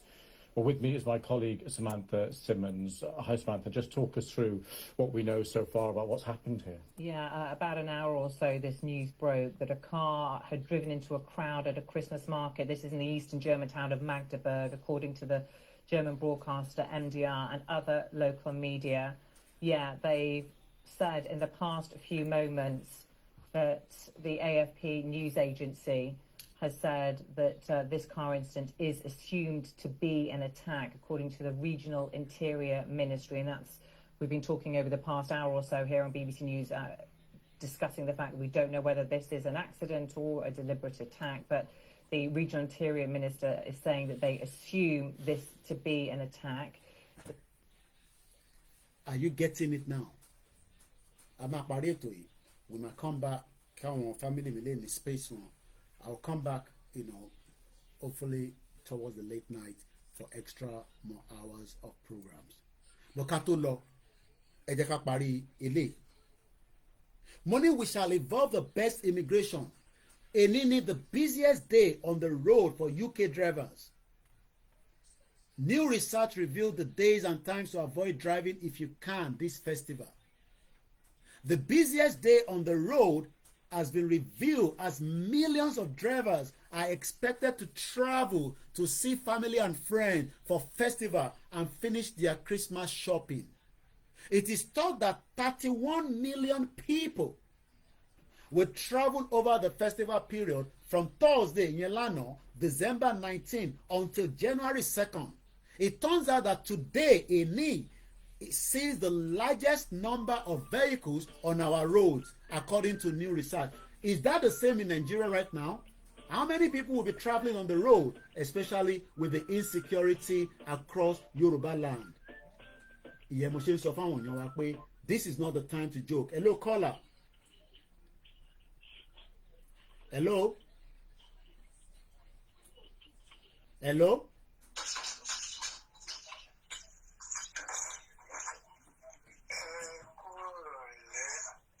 Ọ̀sán sá. Ee bàbá mi dáadáa ṣàlàfẹ́ lẹ́wọ̀ sá.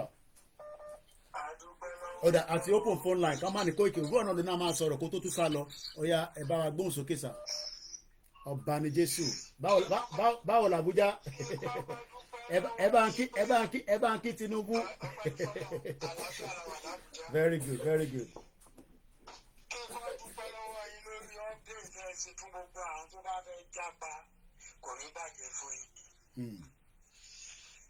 Ọlọ́run àtúbọ̀ máa ràn yín lọ́wọ́. Àmín Jésù Kristi. Adúpẹ́ bẹ́ẹ̀ ṣe báwọn yẹn sọ̀rọ̀ tẹ́ ẹ sọ wípé kán yóò dẹ́rù bá àwọn èèyàn mọ́. Àwọn afẹ́ajẹmọ́fì àkájọ náà sì pọ̀ nínú àwọn èèyàn wa.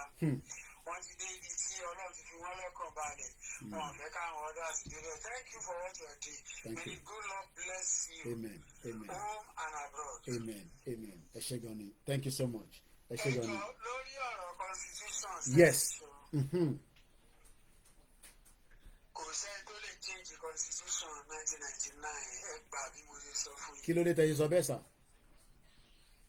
Ṣé láwọn forces tó ń militate against the country forces méjì náà ni Britain àti Arab. Ẹ tó bá lè cross forces méjèèjì yẹn á change the constitution very soon. Wow. Ọ̀rọ̀ rẹ o. Nítorí interest wọn.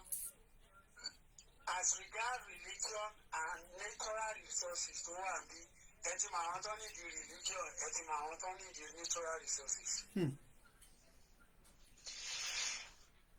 Work méjèèjì tó papọ̀ yìí àwọn náà lọ colonize Northern Protectorate and Southern Protectorate tó fi di amalgamation ti 1914 tó bá di January nísìn a máa celebrate amalgamation.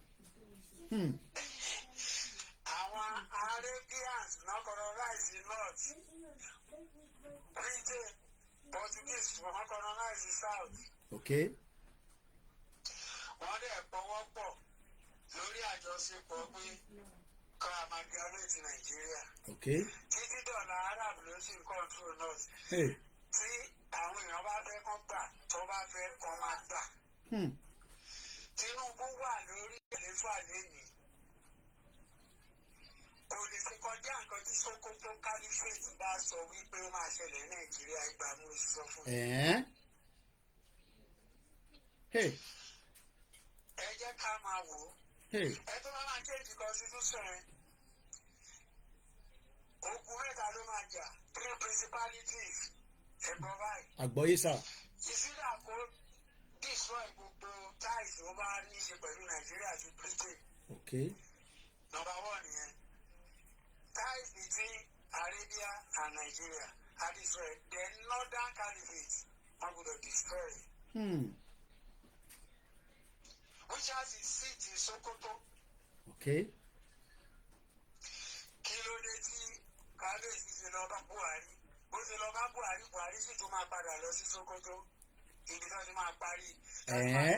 So a lọ jábọ̀ fún wọn ní Sokoto. Bẹ́ẹ̀ni mo sọ fún yín sà.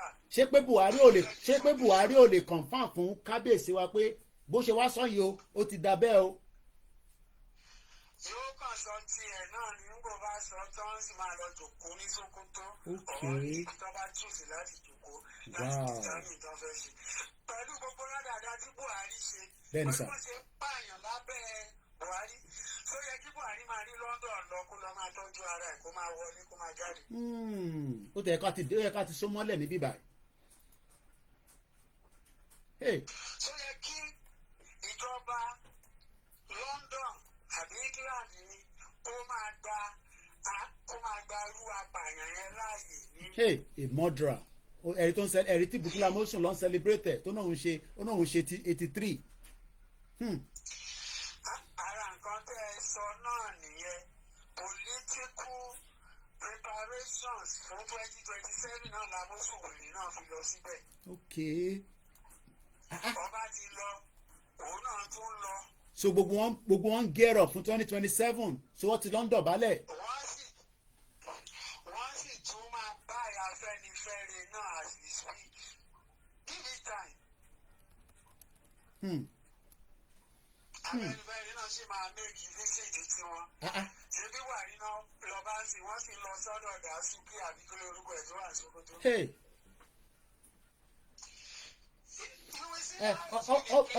Ọba ni Jésù ẹ jẹ́ kájọ gbé yẹ̀wò báyìí sà. Àwọn Yorùbá kan tí wọ́n ní Koiki look I understand the Yorùbá nation tẹ́ ń béèrè fún yìí but tí Tinubu ò bá ṣe ìjọba yìí tán a lè rí Yorùbá nation yìí gbà ìyẹn àkọ́kọ́ then Tinubu sì lè fún wa ní ọ̀nà àbáyọ míì ó play game pẹ̀lú àwọn nọ́ọ̀tì ni so ẹ jẹ́ kó deliver the first tenure yìí tán tó bá máa fi wọ the second tenure gbogbo tẹ́ ń béèrè fún yìí kódà ìkápá ẹ̀ ló wà kí ẹ̀yin wà on the ground ẹ mọ̀ pé mi ò sí on the ground a lè máa parọ́ a lè máa jánu kí ni nǹkan tẹ́yìn feel pé wà ẹ má dé deceive àwa tá wà níta based on pé yín wà ní within even the Abuja area kí làwọn kan tó ń feed sí létí tẹkọ̀ máa ń gbọ́ bóyá ẹ wọnú mọ́tò ni ẹ ń drive ní area tẹ bá wà ní kí làwọn kan tẹ́yìn feel tẹ́ ń gbọ́ nípa Tinubu àtọ̀rọ̀ Yorùbá àti àwọn Ìgbò àti Haúsá. Ṣé rí èmi fúnra ara mi mo ti ṣe fídíò fún bóyá February this year fún Tinubu pé tí Tinubu bá fẹ́ pọ́pùlà tó bá fẹ́ ṣe nǹkan tí aráàlú fi máa ṣàdúrà fún wo aláìsí àwọn nǹkan kan tó yẹ kó ṣe tí oúnjẹ gan owó oúnjẹ dákọ́ fi wálẹ̀. Now, in tó ṣẹlẹ̀ ni wípé sẹ́rí political seat orílẹ̀-èdè yìí. Àgbọ̀yé sà. Mo ti ń sọ ti pẹ́ o, èmi òun mi bá wọn ṣe politics, mo wọ politics mo jáde nígbà tí mo rí pé kò lójú. Ẹ̀yà ìgbé àkíyèsí yìí sí kankan láti 1984 ni mo ti ń wọ̀ ti activities Central Bank of Nigeria anytime tí Northern about the governor to the governor most of Southern banks will not have frustrate. Láyé Ahmed 1984 how many Yoruba bank you wan frustrate and find out. Òun ló àfẹ́ ọ̀kan nínú àwọn báńkì rẹ̀ àfẹ́ ti bàbá Sàlá títí tó fi kú. That is by the way. Now Soludo wà bẹ́ẹ̀ sáwọn báńkì rẹ̀ wà frustrated. The moment Soludo pàdé wọn kọ́sà lè survive. The moment the northern adé tó débẹ̀ kí ló ṣẹlẹ̀ sáwọn báńkì yẹn. Little analysis wọ̀ fún ẹ̀ ṣiṣẹ́ ni Àgbọ̀yé. find out láti 1984 kí northern bá ti di CPN governor kí ló ń ṣẹlẹ̀ sáwọn southern banks and investments. Kágbé ẹsẹ̀ gbé kan Tinubu wà bẹ́ẹ̀ tó tọ́ bọ̀ kí ni tó ń ṣẹlẹ̀. Ṣé Tinubu sọ lè make kí nǹkan work at all? There are powers that will not allow you, even if you wanted to do. Tinubu náà wà greedy o ká sọ tọrọ. He is a greedy human being. wọlé tọ́ba fẹ́ wá gbé mi kó wá gbé yín bí. tí Tinubu ò bá wà gírídì 5 billion tó kọ́ fún àwọn gọ́fúnọ̀sì bó ti wọlé kí ni ìtumọ̀ kí náà dá sí ibẹ̀ kí náà fi ṣe. 5 billion ṣé ẹ mọ iye tractors àti agricultural equipment Nàìjíríà lò 5 billion. ilẹ̀ wa ṣòfò àwa ń ṣe end of the year part àfẹ́ feed àwọn èèyàn nígbà tó yẹ kéèyàn máa feed rẹ̀ kábíyèsí Elédùmarè. àwọn ọmọ lọ school wọ́n ṣe agricultural science. ìyàwó ìdá àti mo fún former governor Ọ̀ṣun ní ideas tó lè ṣe tó jẹ́ máa bọ̀ lọ́sùn ìmọ̀nà gbèsè. ṣé mọ̀ pé agriculture tẹ̀ ń sọ rẹ̀ òun ni number 29 nínú document Baba Akintoye. We shall at least go seriously for modern agriculture. mo ń gbádùn yín ọba mi Jésù. now ìgbà tí mo fún yẹn ní tó máa lò ní ìmọ̀bóyá lọ́dọ̀ ẹ̀ bóyá ń dùn sí bóyá. 5 billion ẹgbọ́ legal analysis 5 billion naira yẹn tó fún state kọ́kàn fi ra agricultural equipment kan dà sí state gbogbo àwọn ọmọ tó ti lọ sí soil science àwọn tó ṣàfihàn science àwọn tó ṣe geology ẹbí wọn ṣe supervisor gbogbo àwọn tó mú Colorado tó ń fa igbó káàkiri ẹ palẹ̀ wọn mọ́ ní kúrò ní street ẹ kọ́ ilé kọ́kọ́ bíi láì ní ilé bíi 3 stories ó máa pa lẹ́rú mọ́. Ìkẹ́ ẹ̀kọ́ sínú gbóngbẹ̀ kẹ́ẹ̀fì jẹnẹrétọ̀ sí bólẹ̀ kẹ́ sólà lẹ́ máa fi sí. Kọ́ máa jí láàárọ̀ kọ́ máa lọ sóko kí tíráktọ̀ máa ṣiṣẹ́ kí ẹ̀fúnfà máa gbé ẹ̀lẹ̀ kọ́ máa tí ìlú rẹ̀ kọ́ máa ṣe gbogbo ẹ̀. Lẹ́nu láti ẹ̀sí bí oúnjẹ àti surplus lórílẹ̀-èdè. ACS Buhari wà ń bẹ̀ tó fi lé àgbẹ̀ kúrò lóko rìsọ́ọ̀tì ẹ̀ là ń rí.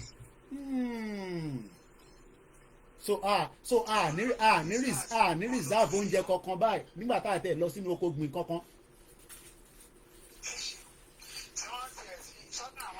Ok ẹ jẹ́ ká wá wò báyìí gbọ́n mi nígbà tí Tinubu débẹ̀ nísìn ṣèbí Buhari ẹni ọba ní Jésù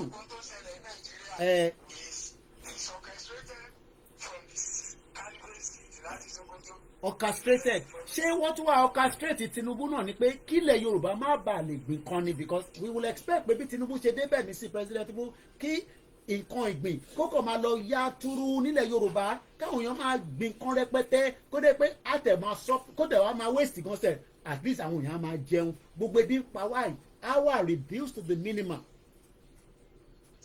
ìdí tí mo fi sọ pé Tinubu wà gírígì yẹn tí ì bá ṣe wèrè tí ì bá ṣe olè tí ì bá ṣe tó wà gírígì kí ló sọ̀bù Tinubu èló ló fẹ́ fún nígbà tí Buhari kó 100 billion fáwọn èyí tí a là kí ló ṣe tí Tinubu ò lè fún gbogbo state tó wà ní west ní 30 billion ó yá ẹ̀ka àwọn ọmọ sóko kan lọ máa dáko. ẹ jẹ́ kí n sọ eléyìí fún yín 48 law of governance òun náà ń lò let the people be poorer and so that they will not revolt against their governance. wàhálà ti wà báyìí o. Hey.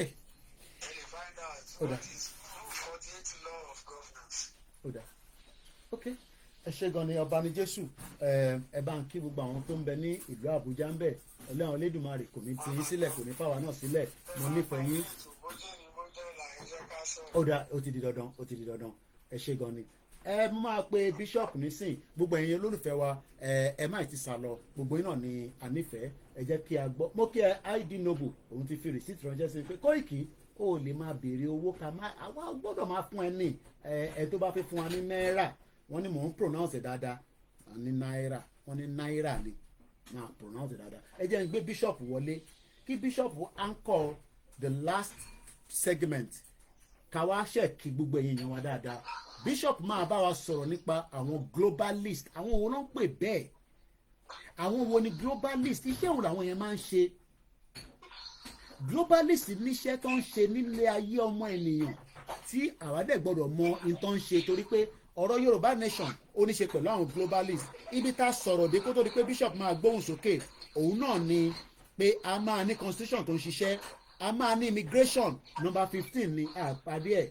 a máa continue bishop ẹ bá mi gbóhùn sókè dáadáa fóònù yín ṣé àkàrà lẹ́ ń jẹ ní gbogbo ẹ̀ ń ṣe wàkàwàkàwàkà àgbọ̀ dáadáa ó yá ẹ bá wa gbóhùn sókè kẹ bá wa kí àwọn ará ilé ó yẹ kí màá ti bishop ti ṣe program yìí láti bí láàrin ọ̀sẹ̀ ìbọ̀ mo sọ fún bishop pé wíìkì yìí mo busy gan ni ní back end but bishop ẹ bá wa báwọn èèyàn sọ̀rọ̀ nípa globalist who are there ta ni wọ́n òyìnbó ti pọ̀ jù ẹ bá wa ṣe ní àwọn èèyàn ọ̀gbọ́ òyìnbó púpọ̀ ẹ bá wa ṣe ní yorùbá ní púpọ̀ ní ẹ ṣe gan ni ẹ gbóhùn sókè bishop.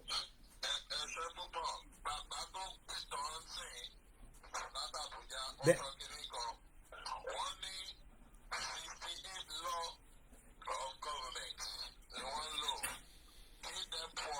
So they will not have that potential to rise or confront your this thing, government. Only conference lórí yẹn káwa lọ sórí àwọn pàpẹ ní globally. They are not limited to any country. Bí awo ni wọ́n bí kakọ́s ni wọ́n awo ni wọ́n. Ẹ máa sọ̀rọ̀ lọ bishop àwọn èèyàn ń gbọ́ yín o èmi náà ń gbọ́ yín ní background o.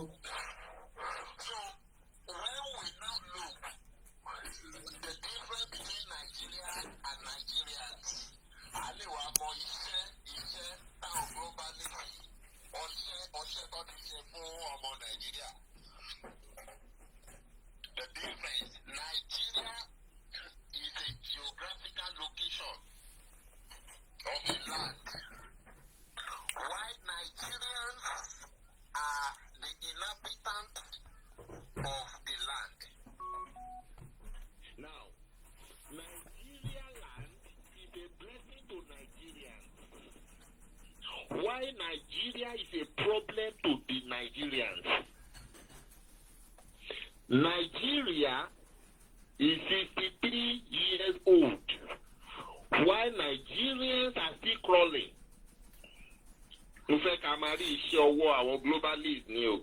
Nigeria is enormously rich, while Nigerians are invariably poor. Nigeria is blessed with crude oil and other mineral resources, while Nigerians are suffering because of the crude oil and their mineral resources. Nigeria is independent of its colonial master, while Nigerians are running away dependently on the colonial master for survival. These are effects or the consequence or the issue of globalism. Nigeria has leaders, but Nigerians lack leadership. Nigeria has a great future, according to yardsticks. When you look at it, why Nigerians are so myopic to picture the future in it, because it's full of darkness. Nigeria is politically structured, but Nigerians suffer political direction. As I'm speaking to you now, the Nigerian who sang the song, "The land is green, that land is green for me. She is no longer in the land, but she is in another land seeking greener pasture." They told us education is the key. I'm telling you, this morning I saw my secondary school mate leading NURT road collection Agberu. Mo mọ̀ pé àjọ lọ eléyìí àjọ lọ secondary school ní Agbójà. Ó wọṣọ ó ti dọ̀gá Agberu. Ó wọṣọ ní ìsọgbẹ́gbàdá ní ń conduct àwọn tó kù. That's the future Nigeria have for the Nigeria civil service is a structure where everyone wants to trample on another person to be elevated.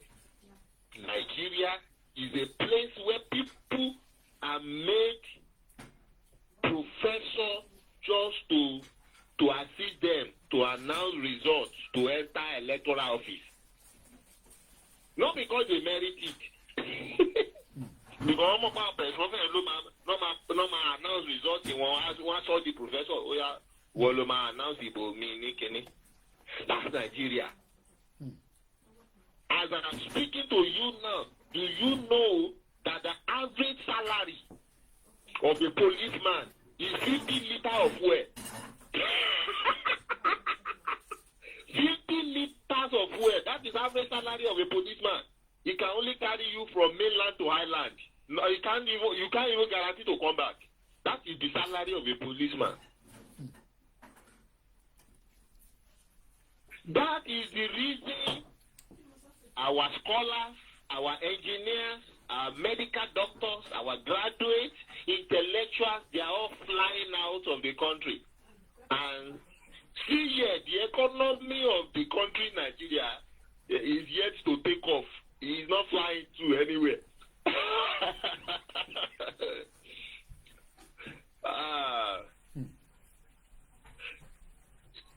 Now, 3 sets of people are now left in Nigeria.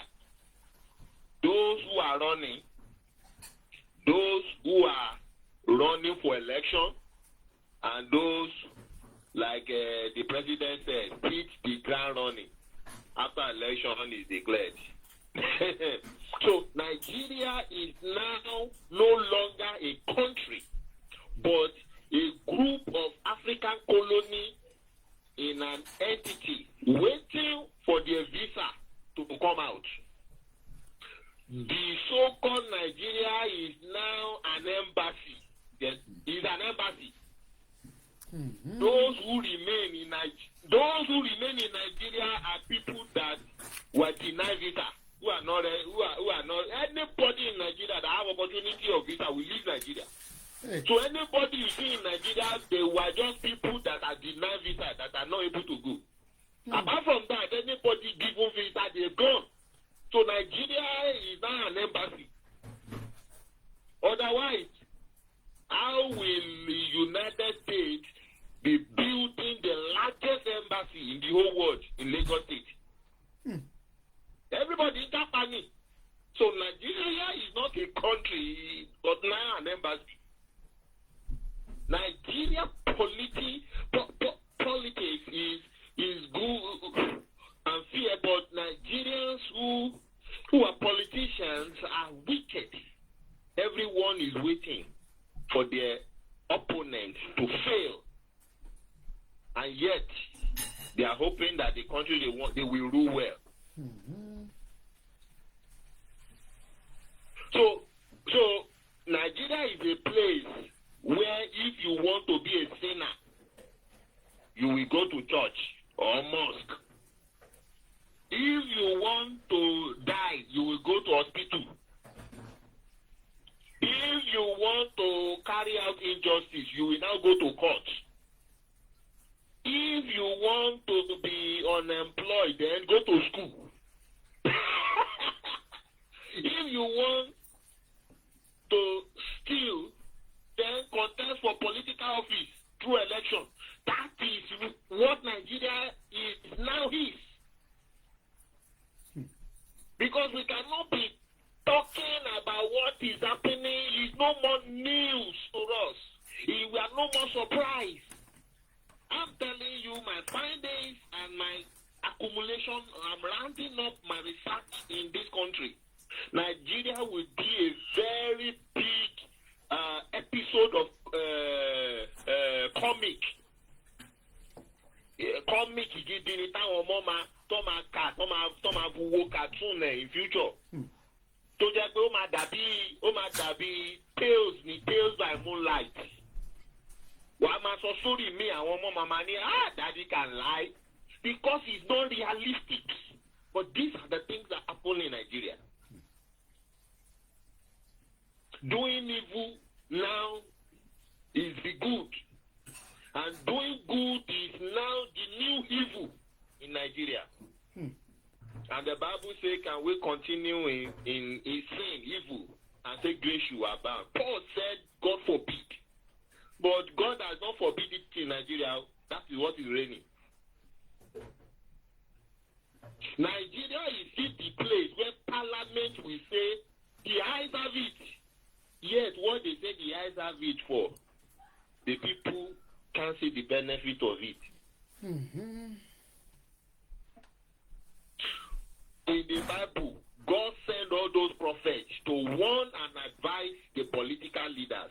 But it is the political officials that are warning Nigerian clergy, pastors, and imams there, advising them now, from spiritual pulpit to political pulpit.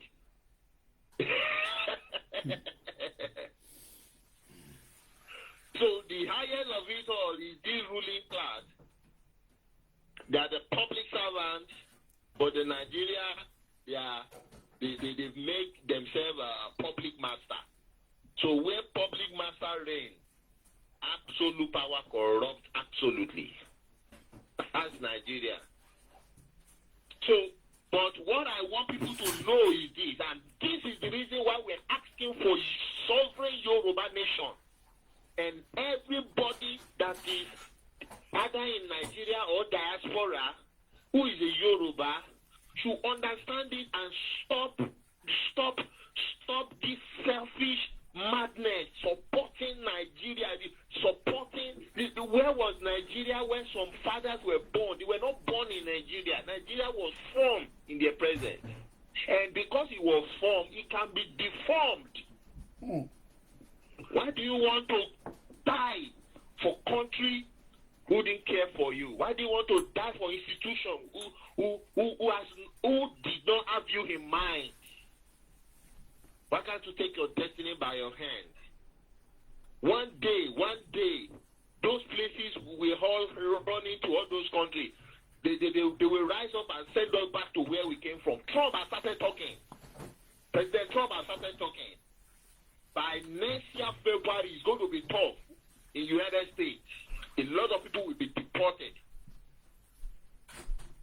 And that is when some people, it will get to their head that we can't continue like this. Because before Nigeria was created, corruption has been created down for Nigeria to be established upon it. And I will give you quickly explanation on that. It was before the colonial corruption that the man called Abat Macaulay, because of the colonial corruption, Abat Macaulay led a false protest. The gathering of these mighty men were called NYM, Nigerian Youth Movement of 1934. They were youths, just like us, who rose up asking for self-determination. They rose up that time too. Now, later, Abat Macaulay and few others formed a political group called NCNC, National Council of Nigeria and Cameroon. Abat Macaulay is the head. Nnamdi Azikiwe is the secretary. Now, some of the youths who are with the West, NYM, which is the Nigerian Youth Movement, formed with the West, AG, which is Action Group, which was headed by Chief Obafemi Awolowo. The struggle of this group led to manifestation of the colonial Richard Constitution in 1945. And the Constitution is a form of bargaining. They are negotiating, discussing, and it ran 1945 to 1955. So they used 9 years to negotiate. So a lot of people did not know what we are asking for. We started this thing just 3 to 4 years now. A lot of people are tired. These people negotiate. After they respond to them, they were negotiating for 9 years. 1945 to 1954. They were negotiating, creating constitution. It's called Richard Constitution, which split Nigeria into 3 major regions. The East go, the West go, and the North go. We now have the North People Congress, which is NPOC, headed by Sir Amadou Bello for the Northern Protectorate. We have the Action Group, headed by Chief Obafemi Awolowo for the Western Protectorate. Let me help you there.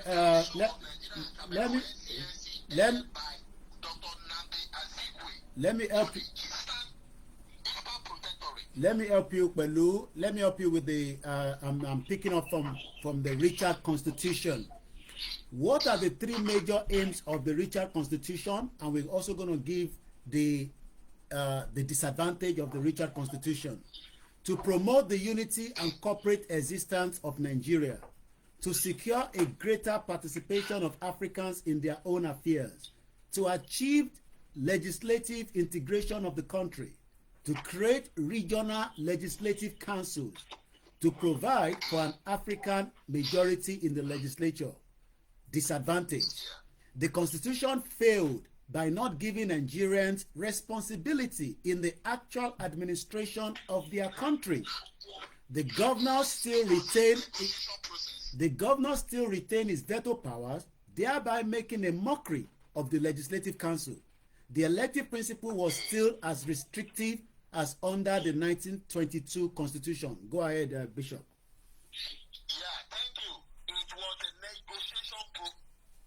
But it is an achievement that they respond to them not leaving the situation in the same status quo. Now, because of that, the tension persists, because these globalists were still not interested in leaving us alone.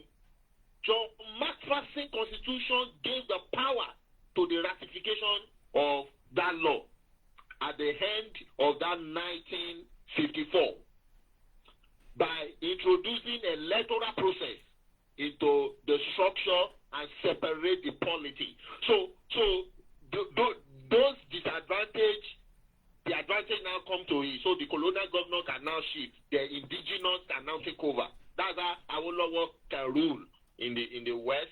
And Azikwe and others, the Northerners also rule themselves. So if people think that what we are doing by working, shouting Yoruba Nation, doing rally, inventing, going to a lot of things, promoting Yoruba with a lot of things, that it is in vain. It's not in vain. It's part of the negotiation. And the people we are putting pressure on, they are hearing us, and we are hitting them hard.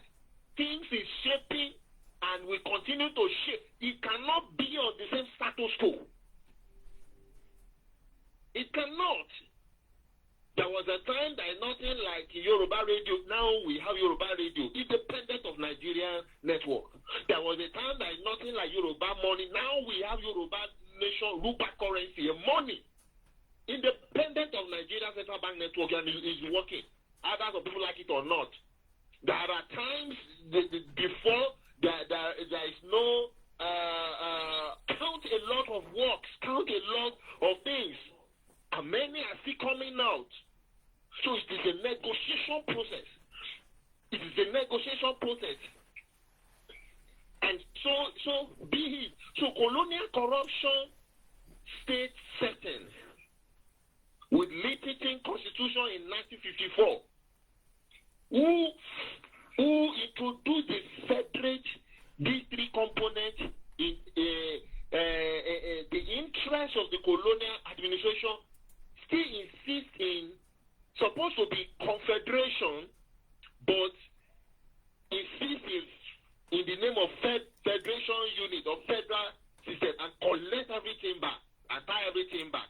So what they did is, with all the struggle of these youths right from time, and that is what I want us to learn from now, with all the struggle of those youths right from time, and they were shaping the component unit, splitting the Lyttleton Constitution, give right for the electoral power. But at the end, when those people who are actually fighting for this thing, they've given them post and they relax. This man called Lyttleton Constitution man came up and used in name of federalism, wrapped them back. So they were back to the status quo where they were agitating for. Let me help you again, Bishop, because we are educating many Yoruba people and Nigerians that even have no clue. The late 1 minute, Bishop.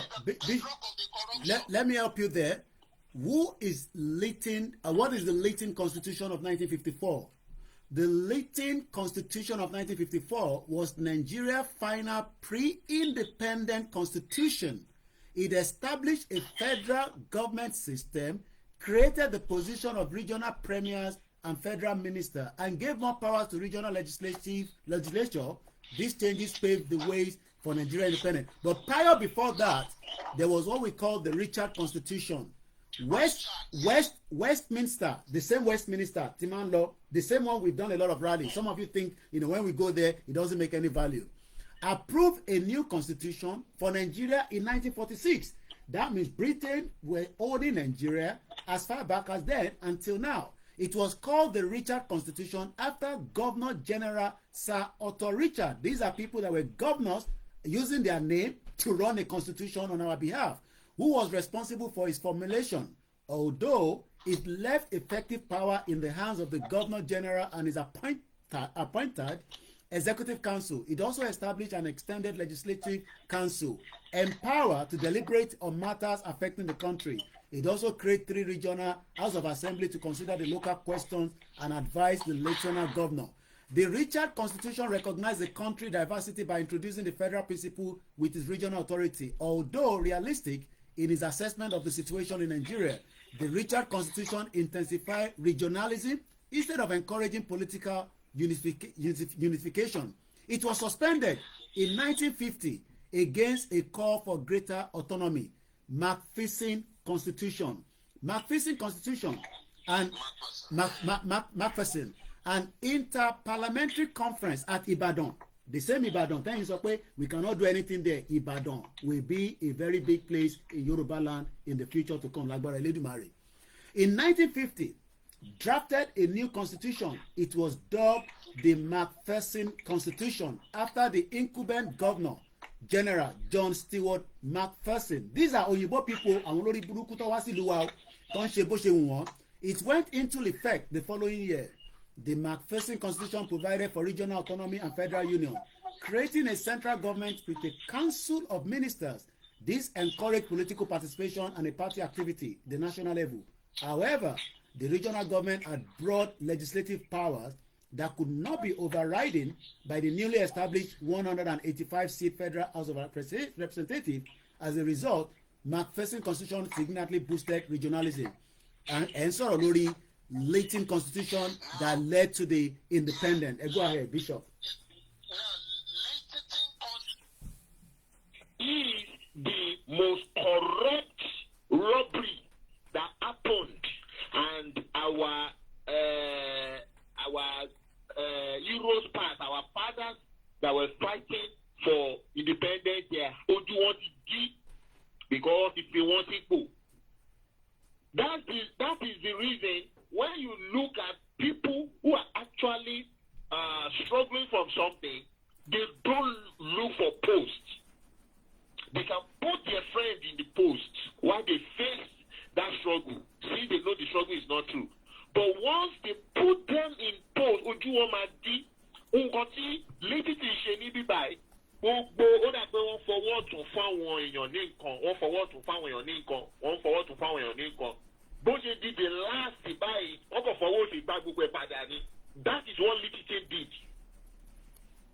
The country and the struggle that has been splitting, that has been giving the autonomy right, Lyttleton came suddenly with one language of federalism and bound everybody together and still say that you can continue as operating unit, because these globalists don't want to leave Nigeria alone. The first election was conducted in 1959. The MPC and the NCNC, they form a alliance, the East and the North, Nnamdi Azikiwe and the Tafawa Balewa. It started in there,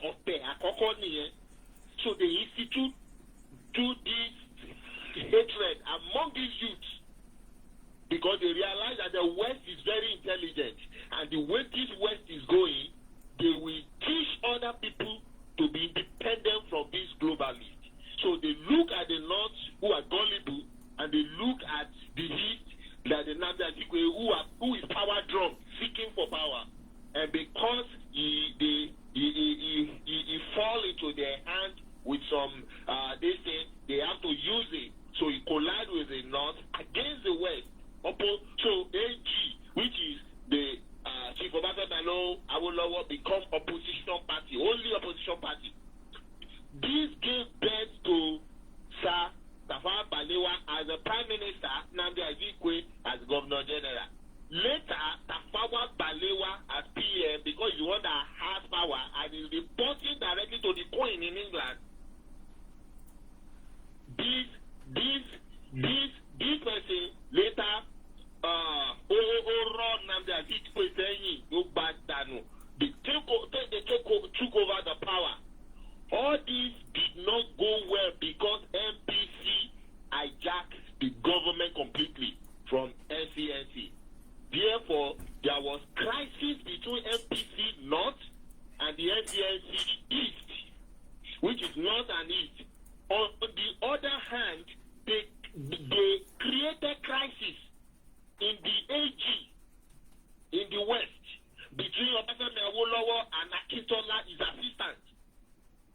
So, therefore, the Prime Minister declared 6 months state of emergency in the West, which led to imprisonment of Awolowo, Anthony Nahoro, and other across the region.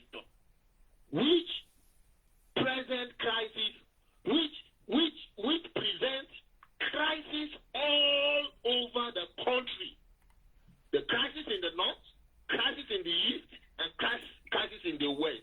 Everything now worked as planned by the colonialists, these globalists. So again, Bishop, 1 minute, Bishop.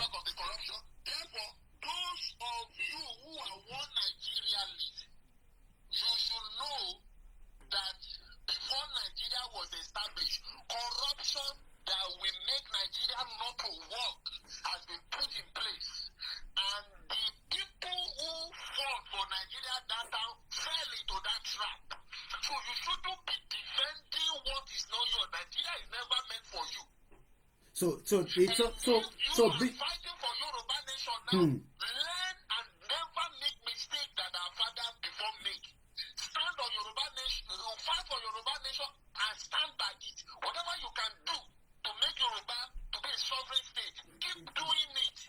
Stop fighting Yoruba that is working for Yoruba nation like yourself. Whatever we can do, we should all be doing it. So it means that we should stop looking for position, stop looking for selfish purpose, selfish aggravation, stop looking for anything that is yourself. Whatever you can do, keep doing it. If you see another person doing something, you love that thing, get closer to him. How can we collaborate and do it? Don't talk it down. Don't talk it down. You are not doing good for our independence and our sovereignty. Nigeria can never support you people to be free because they are controlled by these globalists. And you're quite right, Bishop, because if we go back to the 1960 Independent Constitution, a British author in council enacted Nigeria's first constitution as a sovereign state. It came into force upon the country's independence on October 1st, 1960. Under this constitution, Nigeria retained Queen Elizabeth II as the titular head of state, Queen of Nigeria. Nnamdi Azikiwe represented the Queen as the Governor General. In 1963 Constitution, Independent Nigerian Second Constitution abolished the monarch and established the first Nigerian Republic. It came into force on October 1st, 1963, 3 years after independence. The third anniversary of the Nigerian independence, Nnamdi Azikiwe became the first president of Nigeria. The 1963 constitution was based on Westminster system. It was used until a military coup in 1966 that overthrew Nigerian democratic institution. The 1979 constitution. The constitution established the second Nigerian republic. So what we are saying here is, Bishop, if we clear it out, many Nigerians are defending something that they don't even have a clue what they are defending.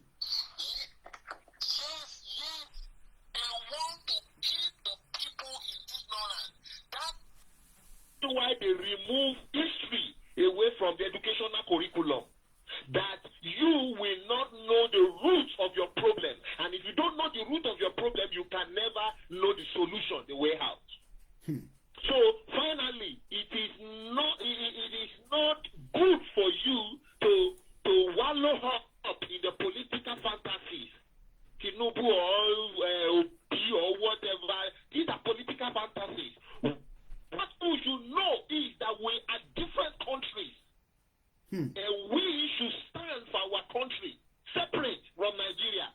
And any power outside Nigeria that is militating against us were these globalists.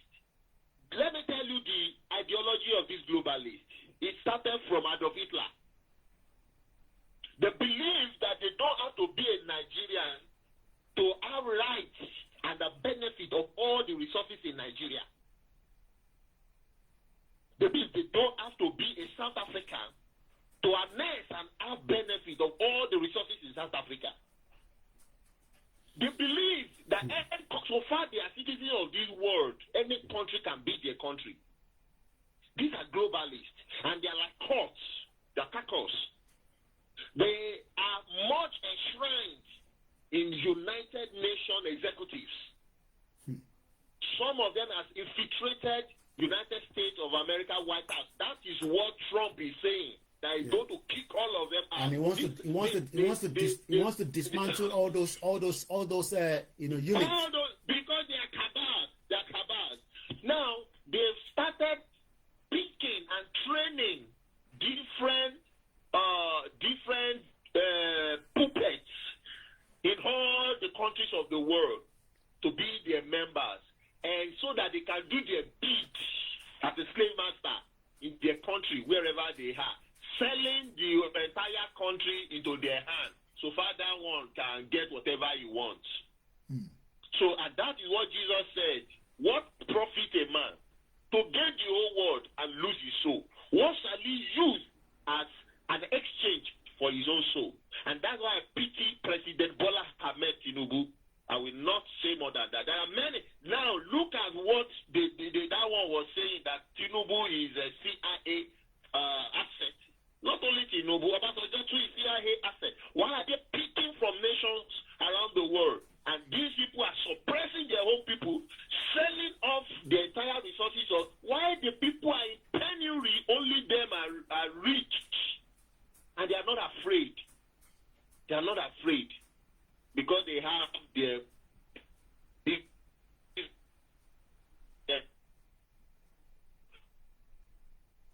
history of Adolf Hitler. They should go and read the history of Adolf Hitler. When the Russians rise up on the issue of Adolf Hitler, all these globalists disappear, they run away. Adolf Hitler burned himself alive, him and his wife. They burned himself alive. Before his counterparts from the West come and carry his ashes. They call it cremate. They criminate him. They carry him so that they can still get a kind of genes that can have his own ideology, because they feel that Adolf Hitler is very intelligent, but they push him to his doom. World leaders should know. I mean, people that are politicians should know that power is for the people. And power is not for you. Wow. Thank you so much, Bishop. I'm going to stop there. Thank you so much. Yeah, thank you very much. That has been a fantastic 35 minutes with our own Bishop Additional. taking us through, these system that is so corrupt, known as the Nigerian Constitution, from the 1948 to 50 up to 1978, and all the criminal politicians and this constitution. Fún gbogbo ẹ̀yin ọmọ Yorùbá tẹ́ gbọ́ gbogbo òyìnbó tá à ń sọ bóun wà kò sọ pé church ẹ ní ká máa gbàdúrà fún Nàìjíríà àti mọ́ṣáláṣí irọ́ ló wà bẹ́ẹ̀. The end of Nigeria is where we are right now. This is how we're going to be leaving the program this evening. But let me quickly just appreciate every one of us that have joined us. I can cite my mom. Shout out to her. Yawa Florence Kende, Triple DRS, thank you so much. Shegun Honorable, Miss Yawa Bola, Samuel Okunade, OLAKUNLE, and Sunday Anjori, Lawal Abdul Rafiu, Usman Wahab, Yawa Marufa Lawal, Florence Kende, Yoruba. We are well brought up. They used to tell us that we are small, naughty, or many things. Key World Auto Diagnosis, thank you so much. And the rest of us that have joined us on all the platforms, you've been listening to Koikimedia the last 4 hours, 15 minutes. Ijitonlo, we should not allow that to take our mind from the focus of Yoruba Nation. Yemi Fatoki, shout out to you. Ajiboye Najimu, Dennis Abati is from the north, not a very selfish person. Kunle Shita, thank you so much. Dennis Abati, Mr. Ejeokwe, needs to keep quiet, selfish individuals as we have given him on this platform. Kolo shut up anyway. Baba mi Joseph, Boboye, Olatoni Ages, Bubu Belgium, Mukini, all over the world. Baba mi Moses Olanero, break up into pieces will be a good way forward, or else Nigeria will end up in a very unending civil war conflict. It will be worse like Rwanda. And this is why we are here all the time. Jenka Babami Labi, our nurse, is always with us, and I love him so much. It's not that our people did not know that we did not have a nation, but we are in a serious bondage which needs urgent spiritual delivery. That is a key. When we talk about spiritual delivery, Kilamashe with the spiritual delivery, a lot of us are praying, and Mofeka increase Adura Gbigbawa. I can sit here for the next 8 hours. There's nothing we can do. We need to continue the prayers. The current state of things in Nigeria is pretty good. Mogbo, my beautiful, lovely sister, Dr. Kemi Ololoyo. Ijitoshe, I'm using the word Iji because I don't want to go into that details of the pain of what every one of us have felt. And that's why I'm trying not to take us down there too much. Intoshele Nibadan has got to do with spiritual. You might like it and you might not like it. That is what I think. And I guess my thinking is also in line with what I listen to with my sister, my auntie, Dr. Kemi Ololoyo. It has a lot. 2 major events attack Ibadan. One at the beginning of the year in January, and the second one at the end of the year. Èyí tí ẹ bá mọ̀ nípa gbígbàdúrà, ẹ bá wa gbàdúrà sí ìjì tí ó ń lọ nílẹ̀ Yorùbá. Bó ṣe lè dá dúró náà ni pé kí Ọlọ́run kó jọ nínú ọlẹ́, kó má pẹ́ ju bó ṣe yẹ lọ mọ́, kó yọ wá nínú ewu tí a ti wà nú ẹ̀. Àlàyé tí bàbá Bishop ń sọ yìí, àwọn àlàyé tí a ṣe ń gbẹ́ ọ̀rọ̀ lẹ́nu Prince, ẹ rántí bàbá tí a ti gbọ́ díò wọn, Ọládòkun, tí mo lọ ṣe interview pẹ̀lú, interview yàn tí tàn, bàbá ti dàgbà gan. So I'm taking my time to extract things off him. Bàbá náwọn ọ̀rọ̀ táwọn sì fẹ́ bá mi sọ, and I have to give my time to him, even with my very busy schedule. I have to go see him and document a lot of things that he's telling us. Bàbá tí wọ́n ló sign ní oko ẹrú tí gbogbo ń pariwo slave trade. Bàbá yẹn, ọba tí ó jẹ tán yìí, Aláàfin tó kú, kí n sọ pé ọba kú, ọba wàjà. He is older than that Aláàfin. but bàbá tí wọ́n ló kọ́kọ́ jẹ́ Aláàfin or something like that. So ìtàn yẹn mo fẹ́ clear ní my next interview with him. The one I did is video recorded. I have the videos. We've just decided not to publish it yet. It will go online very soon. These are what we need. And tó bá tún wá ní àwọn àgbàlagbà nílé, there are ways that we want to extract it from. These are the work that we want to do. There's a lot of work that we want to push out in 2025, and we need all your support and assistance. Ẹ̀yin tẹ́ bá láwọn àgbàlagbà nílé tó lè fún wa ní what kí ni nǹkan tó ṣẹlẹ̀ prior before 1914. Kí làwọn nǹkan tá lè mọ̀ táwọn bàbá tí wọ́n sọ fún wọn. We need to get those things out from those bàbá àtàwọn màmá yẹn kó tó di pọ́ lọ́jọ́ máa dé. So mo bẹ̀ wá. So there's a lot of spiritual attack on Yoruba land. Tẹ́ bá rántí pé a ti ṣe program kan rí tí wọ́n ní wọ́n fún àwọn nǹkan tí ó jẹ́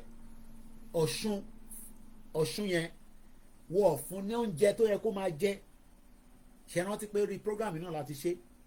Wọ́n refuse láti feed ẹ̀ pẹ̀lú the right thing. This is not of recent. These are like in 1940s or 50s or thereabout. So there's a deliberate act pé kí mind wa kó má open láti lè explore, because tí mind èèyàn bá shrink wàá máa wò pé ìtòmọ̀ yẹn náà ni, but ìran Yorùbá wà very big. Adẹ̀wà kódà mò ń gbọ́ mo ò tí mọ ìtàn yẹn dáadáa, èèyàn tó pè mí láti Ecuador wọ́n ní bẹ́ẹ̀ ni Yemọja kú sí. I don't know how far that is true, but wọ́n ní èrè Yemọja ó wà l'Ecuador. Tá a bá fẹ́ lọ Ecuador nísìnyí bó láti máa rówó láti lọ ṣe ìgbésẹ̀ to check these things out. There are a lot of things that we want to do in 2025. We can be sitting here alone. It's not going to help the movement. Bàbá Akíntóyè ń ṣe tiwọn lọ, media láti ṣe tiẹ̀, Ìgbòho ń ṣe tiẹ̀, YSDM ṣe tiwọn, èwo nìwọ náà ń ṣe. Ẹni tó bá mọ̀ nípa financial aspect of things ẹ bá wa sọ̀rọ̀, ẹ̀yin náà ẹ ṣe kankan. Ẹni tó bá mọ̀ nípa agriculture ẹ bá wa sọ̀rọ̀, ẹni tó bá mọ̀ nípa innovation, ẹni tó bá mọ̀ nípa IT. There are so many skills tọmọ Yorùbá ní. Èyí tèmi mọ̀ ní media, and I can only shout, scream, jọjọ is better than war. Anybody bàbá yẹn sọ àwọn oh my God, bàbá tí ó ń sọ̀rọ̀ yẹn tí a gbọ́ díẹ̀ wọn yẹn ojoojúmọ́ ni bàbá yẹn ìgbà ọ̀la tún máa ṣe the next discussion. Ọ̀rọ̀ ń bẹ lẹ́nu bàbá yẹn tó fẹ́ sọ. But I need to give my time, just like my team. We are preparing the team, we are equipping them with the right equipment so that abani ẹ lọ sí Èkìtì ẹ lọ bá wa gbọ́rọ̀ wọn ní débẹ̀ pẹ̀lú fóònù tó ṣiṣẹ́ àti solve our problems yẹn. There are other things that we are resolving as well. The end of Nigeria lawa, you might not like it. You might be like, shut up. Afẹ́fẹ́ fi make owó, yes, afẹ́fẹ́ make owó náà ni. But the end of Nigeria lawa. I pray for good health for President Bola Tinubu, but he will not be able to rectify the problem in Nigeria. He knows that. There's no doubt about it in our mind. And there need much time left. Gbogbo wa níṣẹ́ tá fẹ́ ṣe. Kò ń ṣe pé ká jókòó ká pẹ́ lórí program, but we just decided to extend this tonight. I am not tired, but it's not about ká kọ́ jókòó ká ṣe program 6 hours. You can go ahead and listen to another person, listen to another person, listen to another person. What do we want to kí ni nǹkan tá fẹ́ point ní 2025? A fẹ́ jáde fún rally ni, ta la fẹ́ sọ fún pa máa jáde fún rally. Okay, àwọn débi ń pa ṣọ́ ní strength láti jáde, kí la máa sọ fún wọn tá bá náà fẹ́ jáde fún rally. Jáde fún rally. Okay, who do we engage? Ṣàkó máa sọ̀rọ̀ ni, our youth are all on drugs. Mo sorry gan. Those on drugs, on ritual. Most of them are on drugs. And the body on drugs, again, is a deliberate act, because system tó wà ní US tó jẹ́ doctor. Ó ní tó máa ń ṣe ni pé ìlú tó bá fẹ́ ba yé ẹ̀jẹ̀ wọ́n máa flood ẹ̀ pẹ̀lú drugs. Gbogbo drugs tẹ́ ẹni tó wọnú Nàìjíríà yẹn wọ́n fẹ́ fi ba yé àwọn ọmọ wa jẹ́ ni, and that's what they are doing. Ẹni tó ti wọ̀n kò lóòs èèyàn ń jẹ́wà ó fi gbó sínú ẹ̀. Ó wà lórí Twitter mo rí lánàá ẹ̀wà tó gbé síwájú ẹ̀ báyìí ó dẹ̀ ó ń rò ní igbó kan ó dẹ̀ tuntun tú igbó díẹ̀ sínú ẹ̀wà yẹn. Wọ́n wá ń sọ pé kíní yẹn gan ó lè seize heart ẹ̀ but wọn ò kíá àná òun high ni bí wọn bá tẹ̀ mu gbó tó ń mu drugs ṣe mọ̀ pé gbogbo kíní ẹ̀ náà wọ́n ní spiritual intake lórí. Àwọn àgbàlagbà kan dẹ̀ mọ̀ àwọn bàbá kan wà náà tó ti ṣe àwọn àdúrà kan tí kò jẹ́ kó ṣe lórí ilẹ̀ Yorùbá. For us that is wrong.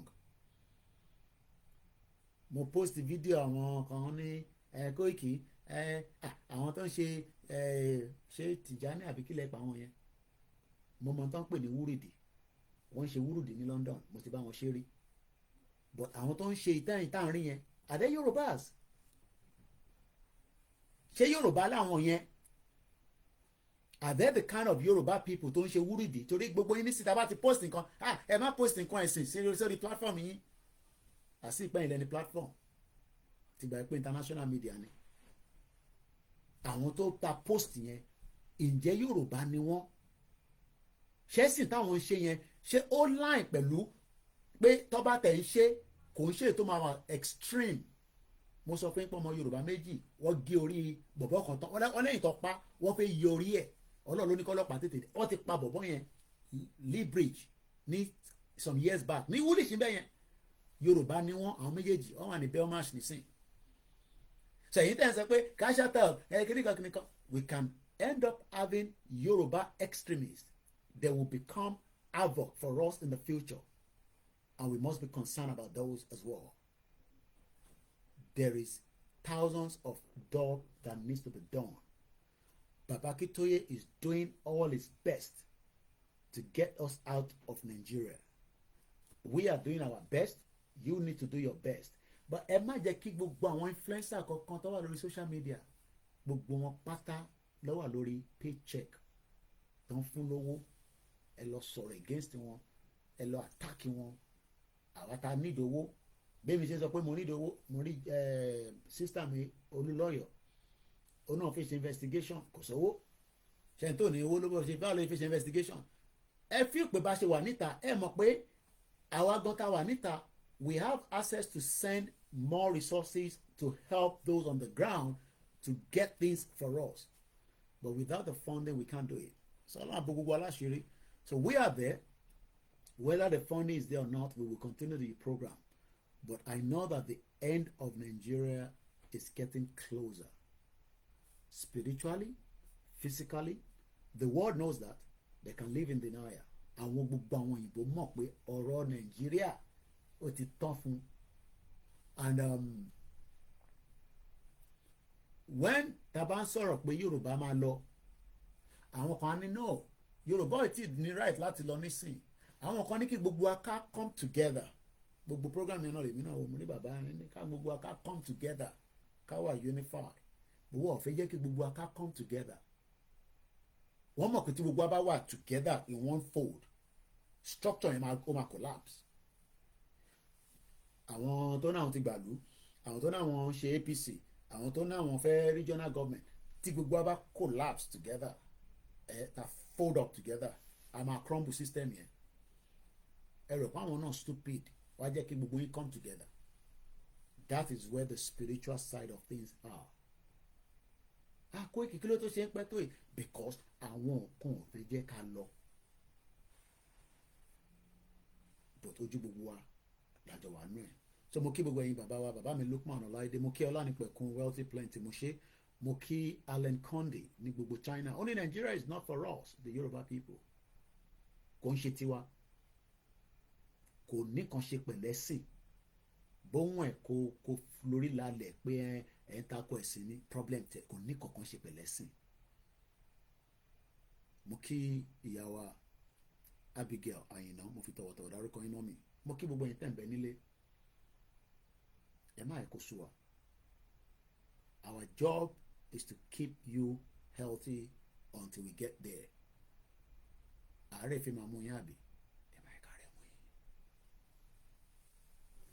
I am behind. behind the scene ẹ má ẹ̀ka rẹ̀ mú yín wọ́n try wọ́n gbìyànjú àwọn náà dúró but ọlọ́run ní jẹ́ káwa náà dúró we will fight until we are free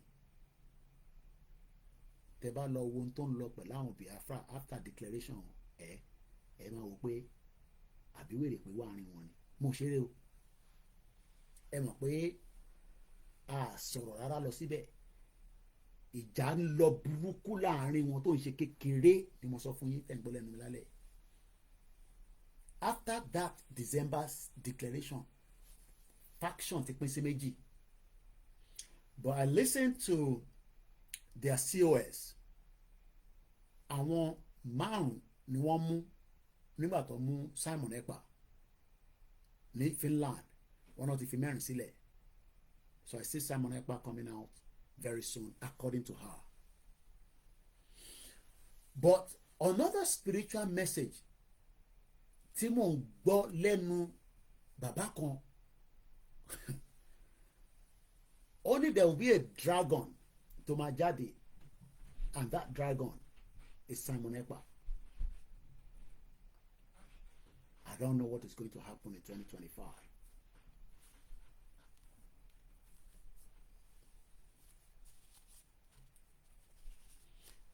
Tó bá fi Simon Ekpa sílẹ̀, could it be that he will be making his way back home for the final finishing as he is the finisher? I don't know.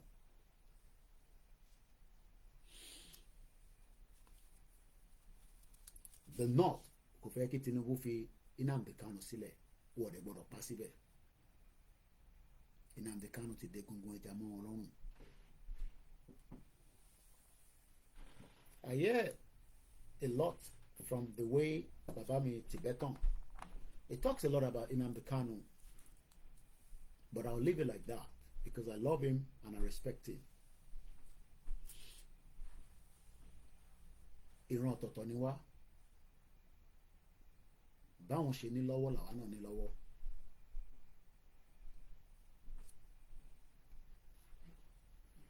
It looks like they have been attacked spiritually after the convention.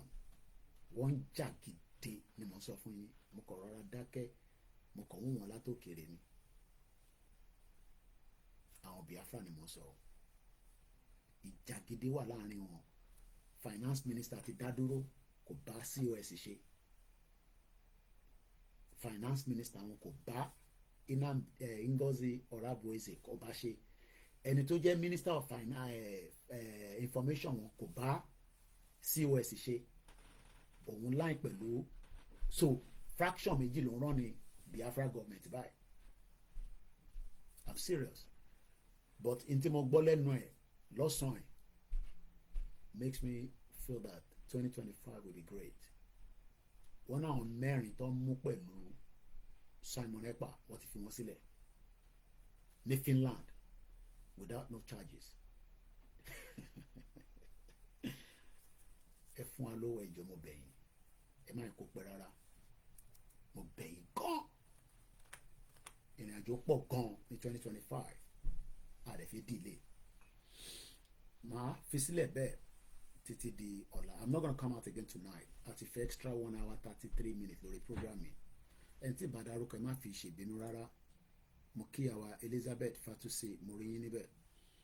Mo kí gbogbo ẹ̀yin silent listeners. Keyword autonomy, wow, but this is the battle Yoruba nation conquers. Biafra is now on it. Ọlọ́run bá wa yọ gbogbo spirit evil. Wọ́n ní iṣẹ́ tí Indian Prime Minister wá ṣe iṣẹ́ yẹn ò dáa rárá. Gbogbo àjọ̀nù tó bá rán wá sílẹ̀ Yorùbá pátá Ọlọ́run máa bá wa kọ́ńkà gbogbo ẹ̀. Oríṣiríṣi àjọ̀nù ló ń rìn káàkiri ibi tó bá mọ̀ dé ni o. Gbogbo ẹ̀ tẹ́ ń ṣe night vigil ẹ bá máa fi àdúrà ran ilẹ̀ Yorùbá lọ́wọ́ gan-an is in big danger kọ́nà kò yọ o. Ẹ wá bá mi máa túbọ̀ ṣàdúrà fún bàbá wa Ìgbòho àti professor karamale kòkó bí ọ̀tá ìmọ̀ àti làákàyè níbi gbòbí tó kù sí tó fi gbà lójú ẹ̀yìn kan lóòótọ́ wọ́n ṣe kankan mo agree but àwa tá mọ̀ pé wọ́n ń ṣe nǹkan ẹ mọ̀ pé ó dìgbà tá a bá rí result náà la máa sọ pé yes wọ́n ṣe. They are putting all their effort, but they also need you to help in whatever ways. Gbogbo ẹ̀yin tẹ́ bá mọ̀yàn network ẹ sọ fún wọn nípa Yorùbá. Ẹ̀yin tẹ́ bá mọ̀ wọ́n ẹ pè wọ́n sọ fún wọn ṣé ẹ gbọ́ nípa Yorùbá àbẹ́ ẹ gbọ́. Davido ń bọ̀ wá kọrin ní Tottenham Stadium ní next year July. Mọ̀ sọ pé mo fẹ́ wo èlò ní ticket Mary J Blige 50 Cent àti Davido àwọn mẹ́ta yẹn bọ̀ ní July next year. Àárọ̀ yìí ni wọ́n release the price ticket yẹn. The cheapest ticket is £79. The cheapest ticket £79. Stadium yẹn máa gba 62,000. The next ticket is £125. And multiply it by 62,000. Mo kí kẹ́kẹ́ ọ̀kúz, mo kí gbogbo ẹ̀yin tẹ́ wà lórí Instagram, mo kí ẹ̀yin tẹ́ wà lórí Twitter and Twitter Space, àtẹ̀yin tẹ́ wà lórí Mixlr, mo kí Comrade Plan B and the rest of you. Ogunmọ́lá, we're gonna end it in a few minutes. Multiply £79 by 62,000. Èló ni UK government máa make nínú owó yẹn? Èló ni council yẹn máa make ládùúgbò yẹn? That is for hospitality. And I won't be surprised pé tó bá máa fi dijọ́ Monday ó lè ní kò sí seat mọ́, because àwọn tó fẹ́ wá wo program yẹn kò ṣe ní UK nìkan ló wà. Àwọn tó fẹ́ wá ẹlòmíì torí Davido ló ṣe fẹ́ wá, ẹlòmíì torí 50 Cent, ẹlòmíì torí Mary J Blige. This is going to happen in July, and the ticket went on sales today. I just wanted to say how much was the price. I was not surprised.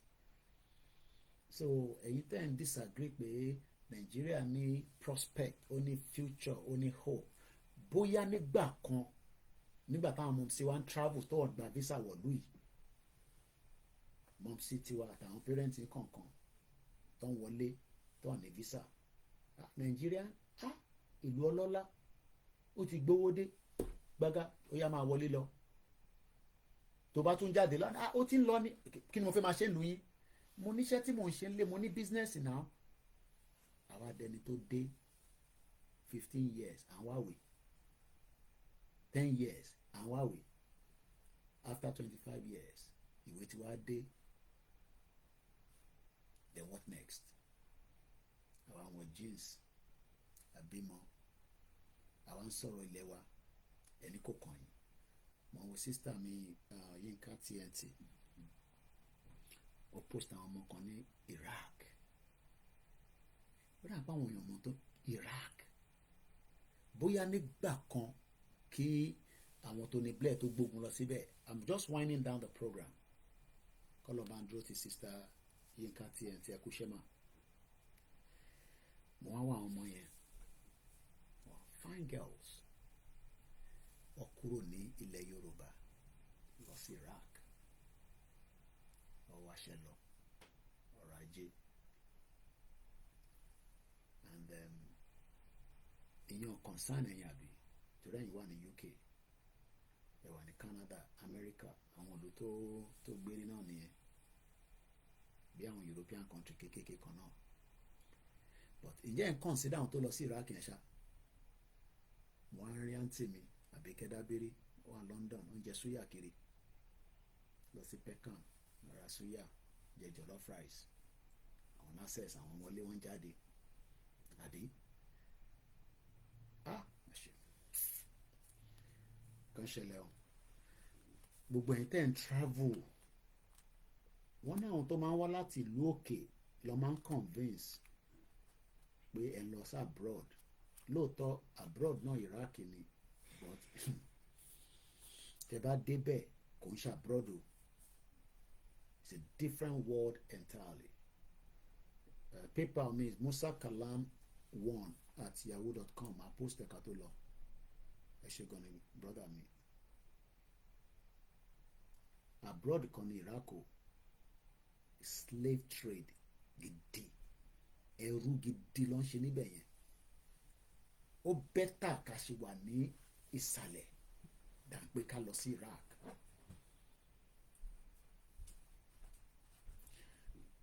They don't working together here is a game. That's why I say it's a spiritual problem, which some people àwọn ọmọ nǹkan nípa spiritual nísìn, àwọn tó mọ̀ nípa line yẹn wọ́n gbọ́dọ̀ ṣiṣẹ́ lé lórí as we go into 2025. So that gbogbo ibi tí kéékèèké lópo yẹn wà can work together and be strong again and push back. Because wọ́n push wa sẹ́yìn. Àwọn tó ń ṣiṣẹ́ yẹn náà mọ̀ pé ọ̀nà tó fẹ́ gbà nìyẹn. Ẹ ránṣẹ́ pè sí wọn lára. Àwọn náà rán èṣù padà even though báwa la lè ṣù. Wọ́n rán sí wa. Wọ́n ṣe oríṣiríṣi. Ìgbà lẹ ṣe máa join together. Ẹbí mo sọ nísìnyí pé àṣìwò ṣé mo bá máa eégún jà mọ́ bá jà. But it's not going to work with us because he doesn't want to work with us. Fi dá ṣe tiẹ̀, fi dá ṣe ìjọba tiẹ̀. Kò fi wà lábẹ́ èèyàn kankan. And it's okay. Kò fi wà lábẹ́ anybody. Fi dá ṣe tiẹ̀. O ṣe conference. Èèyàn mélòó ló máa lọ sí conference? Èèyàn mélòó ló ṣé ó lè po conference tí gbogbo yín lè lọ sí conference? Ẹ̀yin ò ṣe lọ sí conference. Waste this time. Because kò fi wà lábẹ́ anybody. Àwọn tàjọ́ ń ṣe Yorùbá nation gan sef agenda wọn is not as what some of you are thinking. Ẹ̀yin lẹ́kàn wò wọ́n bí Yorùbá nation lọ gbé dání. Waste of time. But it's okay. Kólúkálukú máa pariwo wọ́n ti ní jọ́jọ́ ni. Ariwo yẹn náà wọ́n lọ bí kan. Kólúkálukú wá ń sọ náà bí awọ tí èèyàn kan awọ tí èèyàn méjì. Then 2025 we must start reworking again. Ọdún yẹn ń pẹ́ gbága January gbága February gbága March April May June àti máa sọ pé December 2025. If we do not get to every part of our institutions and start telling them that Sowore is also having one of the problems because it keeps convincing people pé Nigeria ma work just like Dele Farotimi. That's why Timo ṣe sọ̀rọ̀ gbogbo Dele Farotimi because he's one Nigeria. He wants Nigeria to work. Europe máa gbé Peter Obi wọlé. And I hope that bí a tó bá jáde this time around ká kúkú fọ́ gbogbo ẹ̀ lójú kó ló kálukú máa lọ. Because táwọn bá ṣe ń sọ̀rọ̀ àwọn sọ̀rọ̀ pé kí Yorùbá dá dúró independent táwọn bá wá ẹ̀bẹ̀ ẹgbọ́n tó sọ ìbọn ti gbé àwọn méjèèjì wá sórí Yorùbá World Media ẹgbọ́n tí Sowore ń sọ. Sowore send me message mo ní direct number pẹ̀lú àwọn staff ẹ̀. I don't have any problem with him. I love him to the core. Gbogbo Nàìjíríà tó ń gbé dání yẹn kò lè work. It's confusing a lot of Yoruba people lórí ọ̀rọ̀ Nàìjíríà. Tí o máa gbọ́, I don't know. His strength alone is also strong. But on sọ̀rọ̀ Nàìjíríà. So what are we? Okay, yes, ìwọ ń gbádùn. Kò Sowore ń gbádùn. Òun ò ní jìyà bẹ́ẹ̀ ṣe ń jìyà. Fact lẹ gbọ́ lẹ́nu mi yẹn. Bó ṣe wà Nàìjíríà yẹn ò jẹ́. He's still living a better life. Bẹ́ẹ̀mi kan bá wà ní Nàìjíríà, I will live a better life. But èèyàn mélòó ló fi máa ẹ wo ìjì tó ṣẹlẹ̀ nísìn ní Ìbàdàn. So kọ́lọ́n kó wá pẹ̀lú gbogbo wa. So I'll leave it like that. Thank you so much everyone. My name is OLAYOMI KOIKI. I hope we've enjoyed the program. I can be off again for a couple of days and I might come back. It is what it is. There's a lot of work behind the scene that also takes my time. Mo dúpẹ́ lọ́wọ́ gbogbo yín. Ilẹ̀ Yorùbá gbé wa kò ní gbé àwọn ọ̀dàlẹ̀ nìkan. Mo kí Dr. Mọ́wùnmí Lawal. Mo kí mọ́mì ẹ̀kúṣẹ́mà. Tó bá ní irú ìyá yẹn máa tún jáde. Because I remember when we started, she was never doing a video. Wọ́n kàn máa ń bẹ̀ mí sọ̀rọ̀ lẹ́yìn ni. Àsọ̀rọ̀, all of a sudden, wọ́n ní tọ́lọ̀ ń sọ fáwọn yẹn káwọn náà máa lọ ṣe and she's doing very well. Ẹ máa lọ gbọ́ program wọn. Mo kí gbogbo àwọn medias wa. Mo kí gbogbo wọn láyọ̀ ẹnìkankan sílẹ̀. Adélẹ̀ lérí. Orin rẹ̀ la máa sùn. Ìwọ tó ní kò ní bọ́ sí. Àbọ̀ sí o. In our lifetime. Àwọn bàbá wo lọ́wọ́ tó jà gbà síbi gbà sàn wọ́n gbé independent lé wọn lọ́wọ́ wọ́n gbé lé wọn lọ́wọ́ já síbi jà sàn Yorùbá nation adọ́wọ́ tàwa náà and we will all go there and do what we have to do. Ṣáà máa gba position náà iléeṣẹ́ mi ti tó láti support mi nígbà tá a bá débẹ̀ àní Koikimedia ní gbogbo ilẹ̀ Yorùbá àní staff àmà ṣe nǹkan kan míì and everybody will be okay. 40 years old làwa àjẹmọ́ àgbàdùn ẹni ṣe wá rí gbogbo ẹ̀yin tẹ́ dàgbà náà tẹ́ sọ pé Ọlọ́run jẹ́ kó ṣojú ẹ̀mí ó máa ṣojú ẹ̀mí gbogbo wa 2025 Ọlọ́run á jẹ́ kí a rí knock ó ti ń súnmọ́ bọ̀ èmi ní 20 ó kọ́ many days ọdún yẹn la máa ṣe o au revoir Koikimedia good night.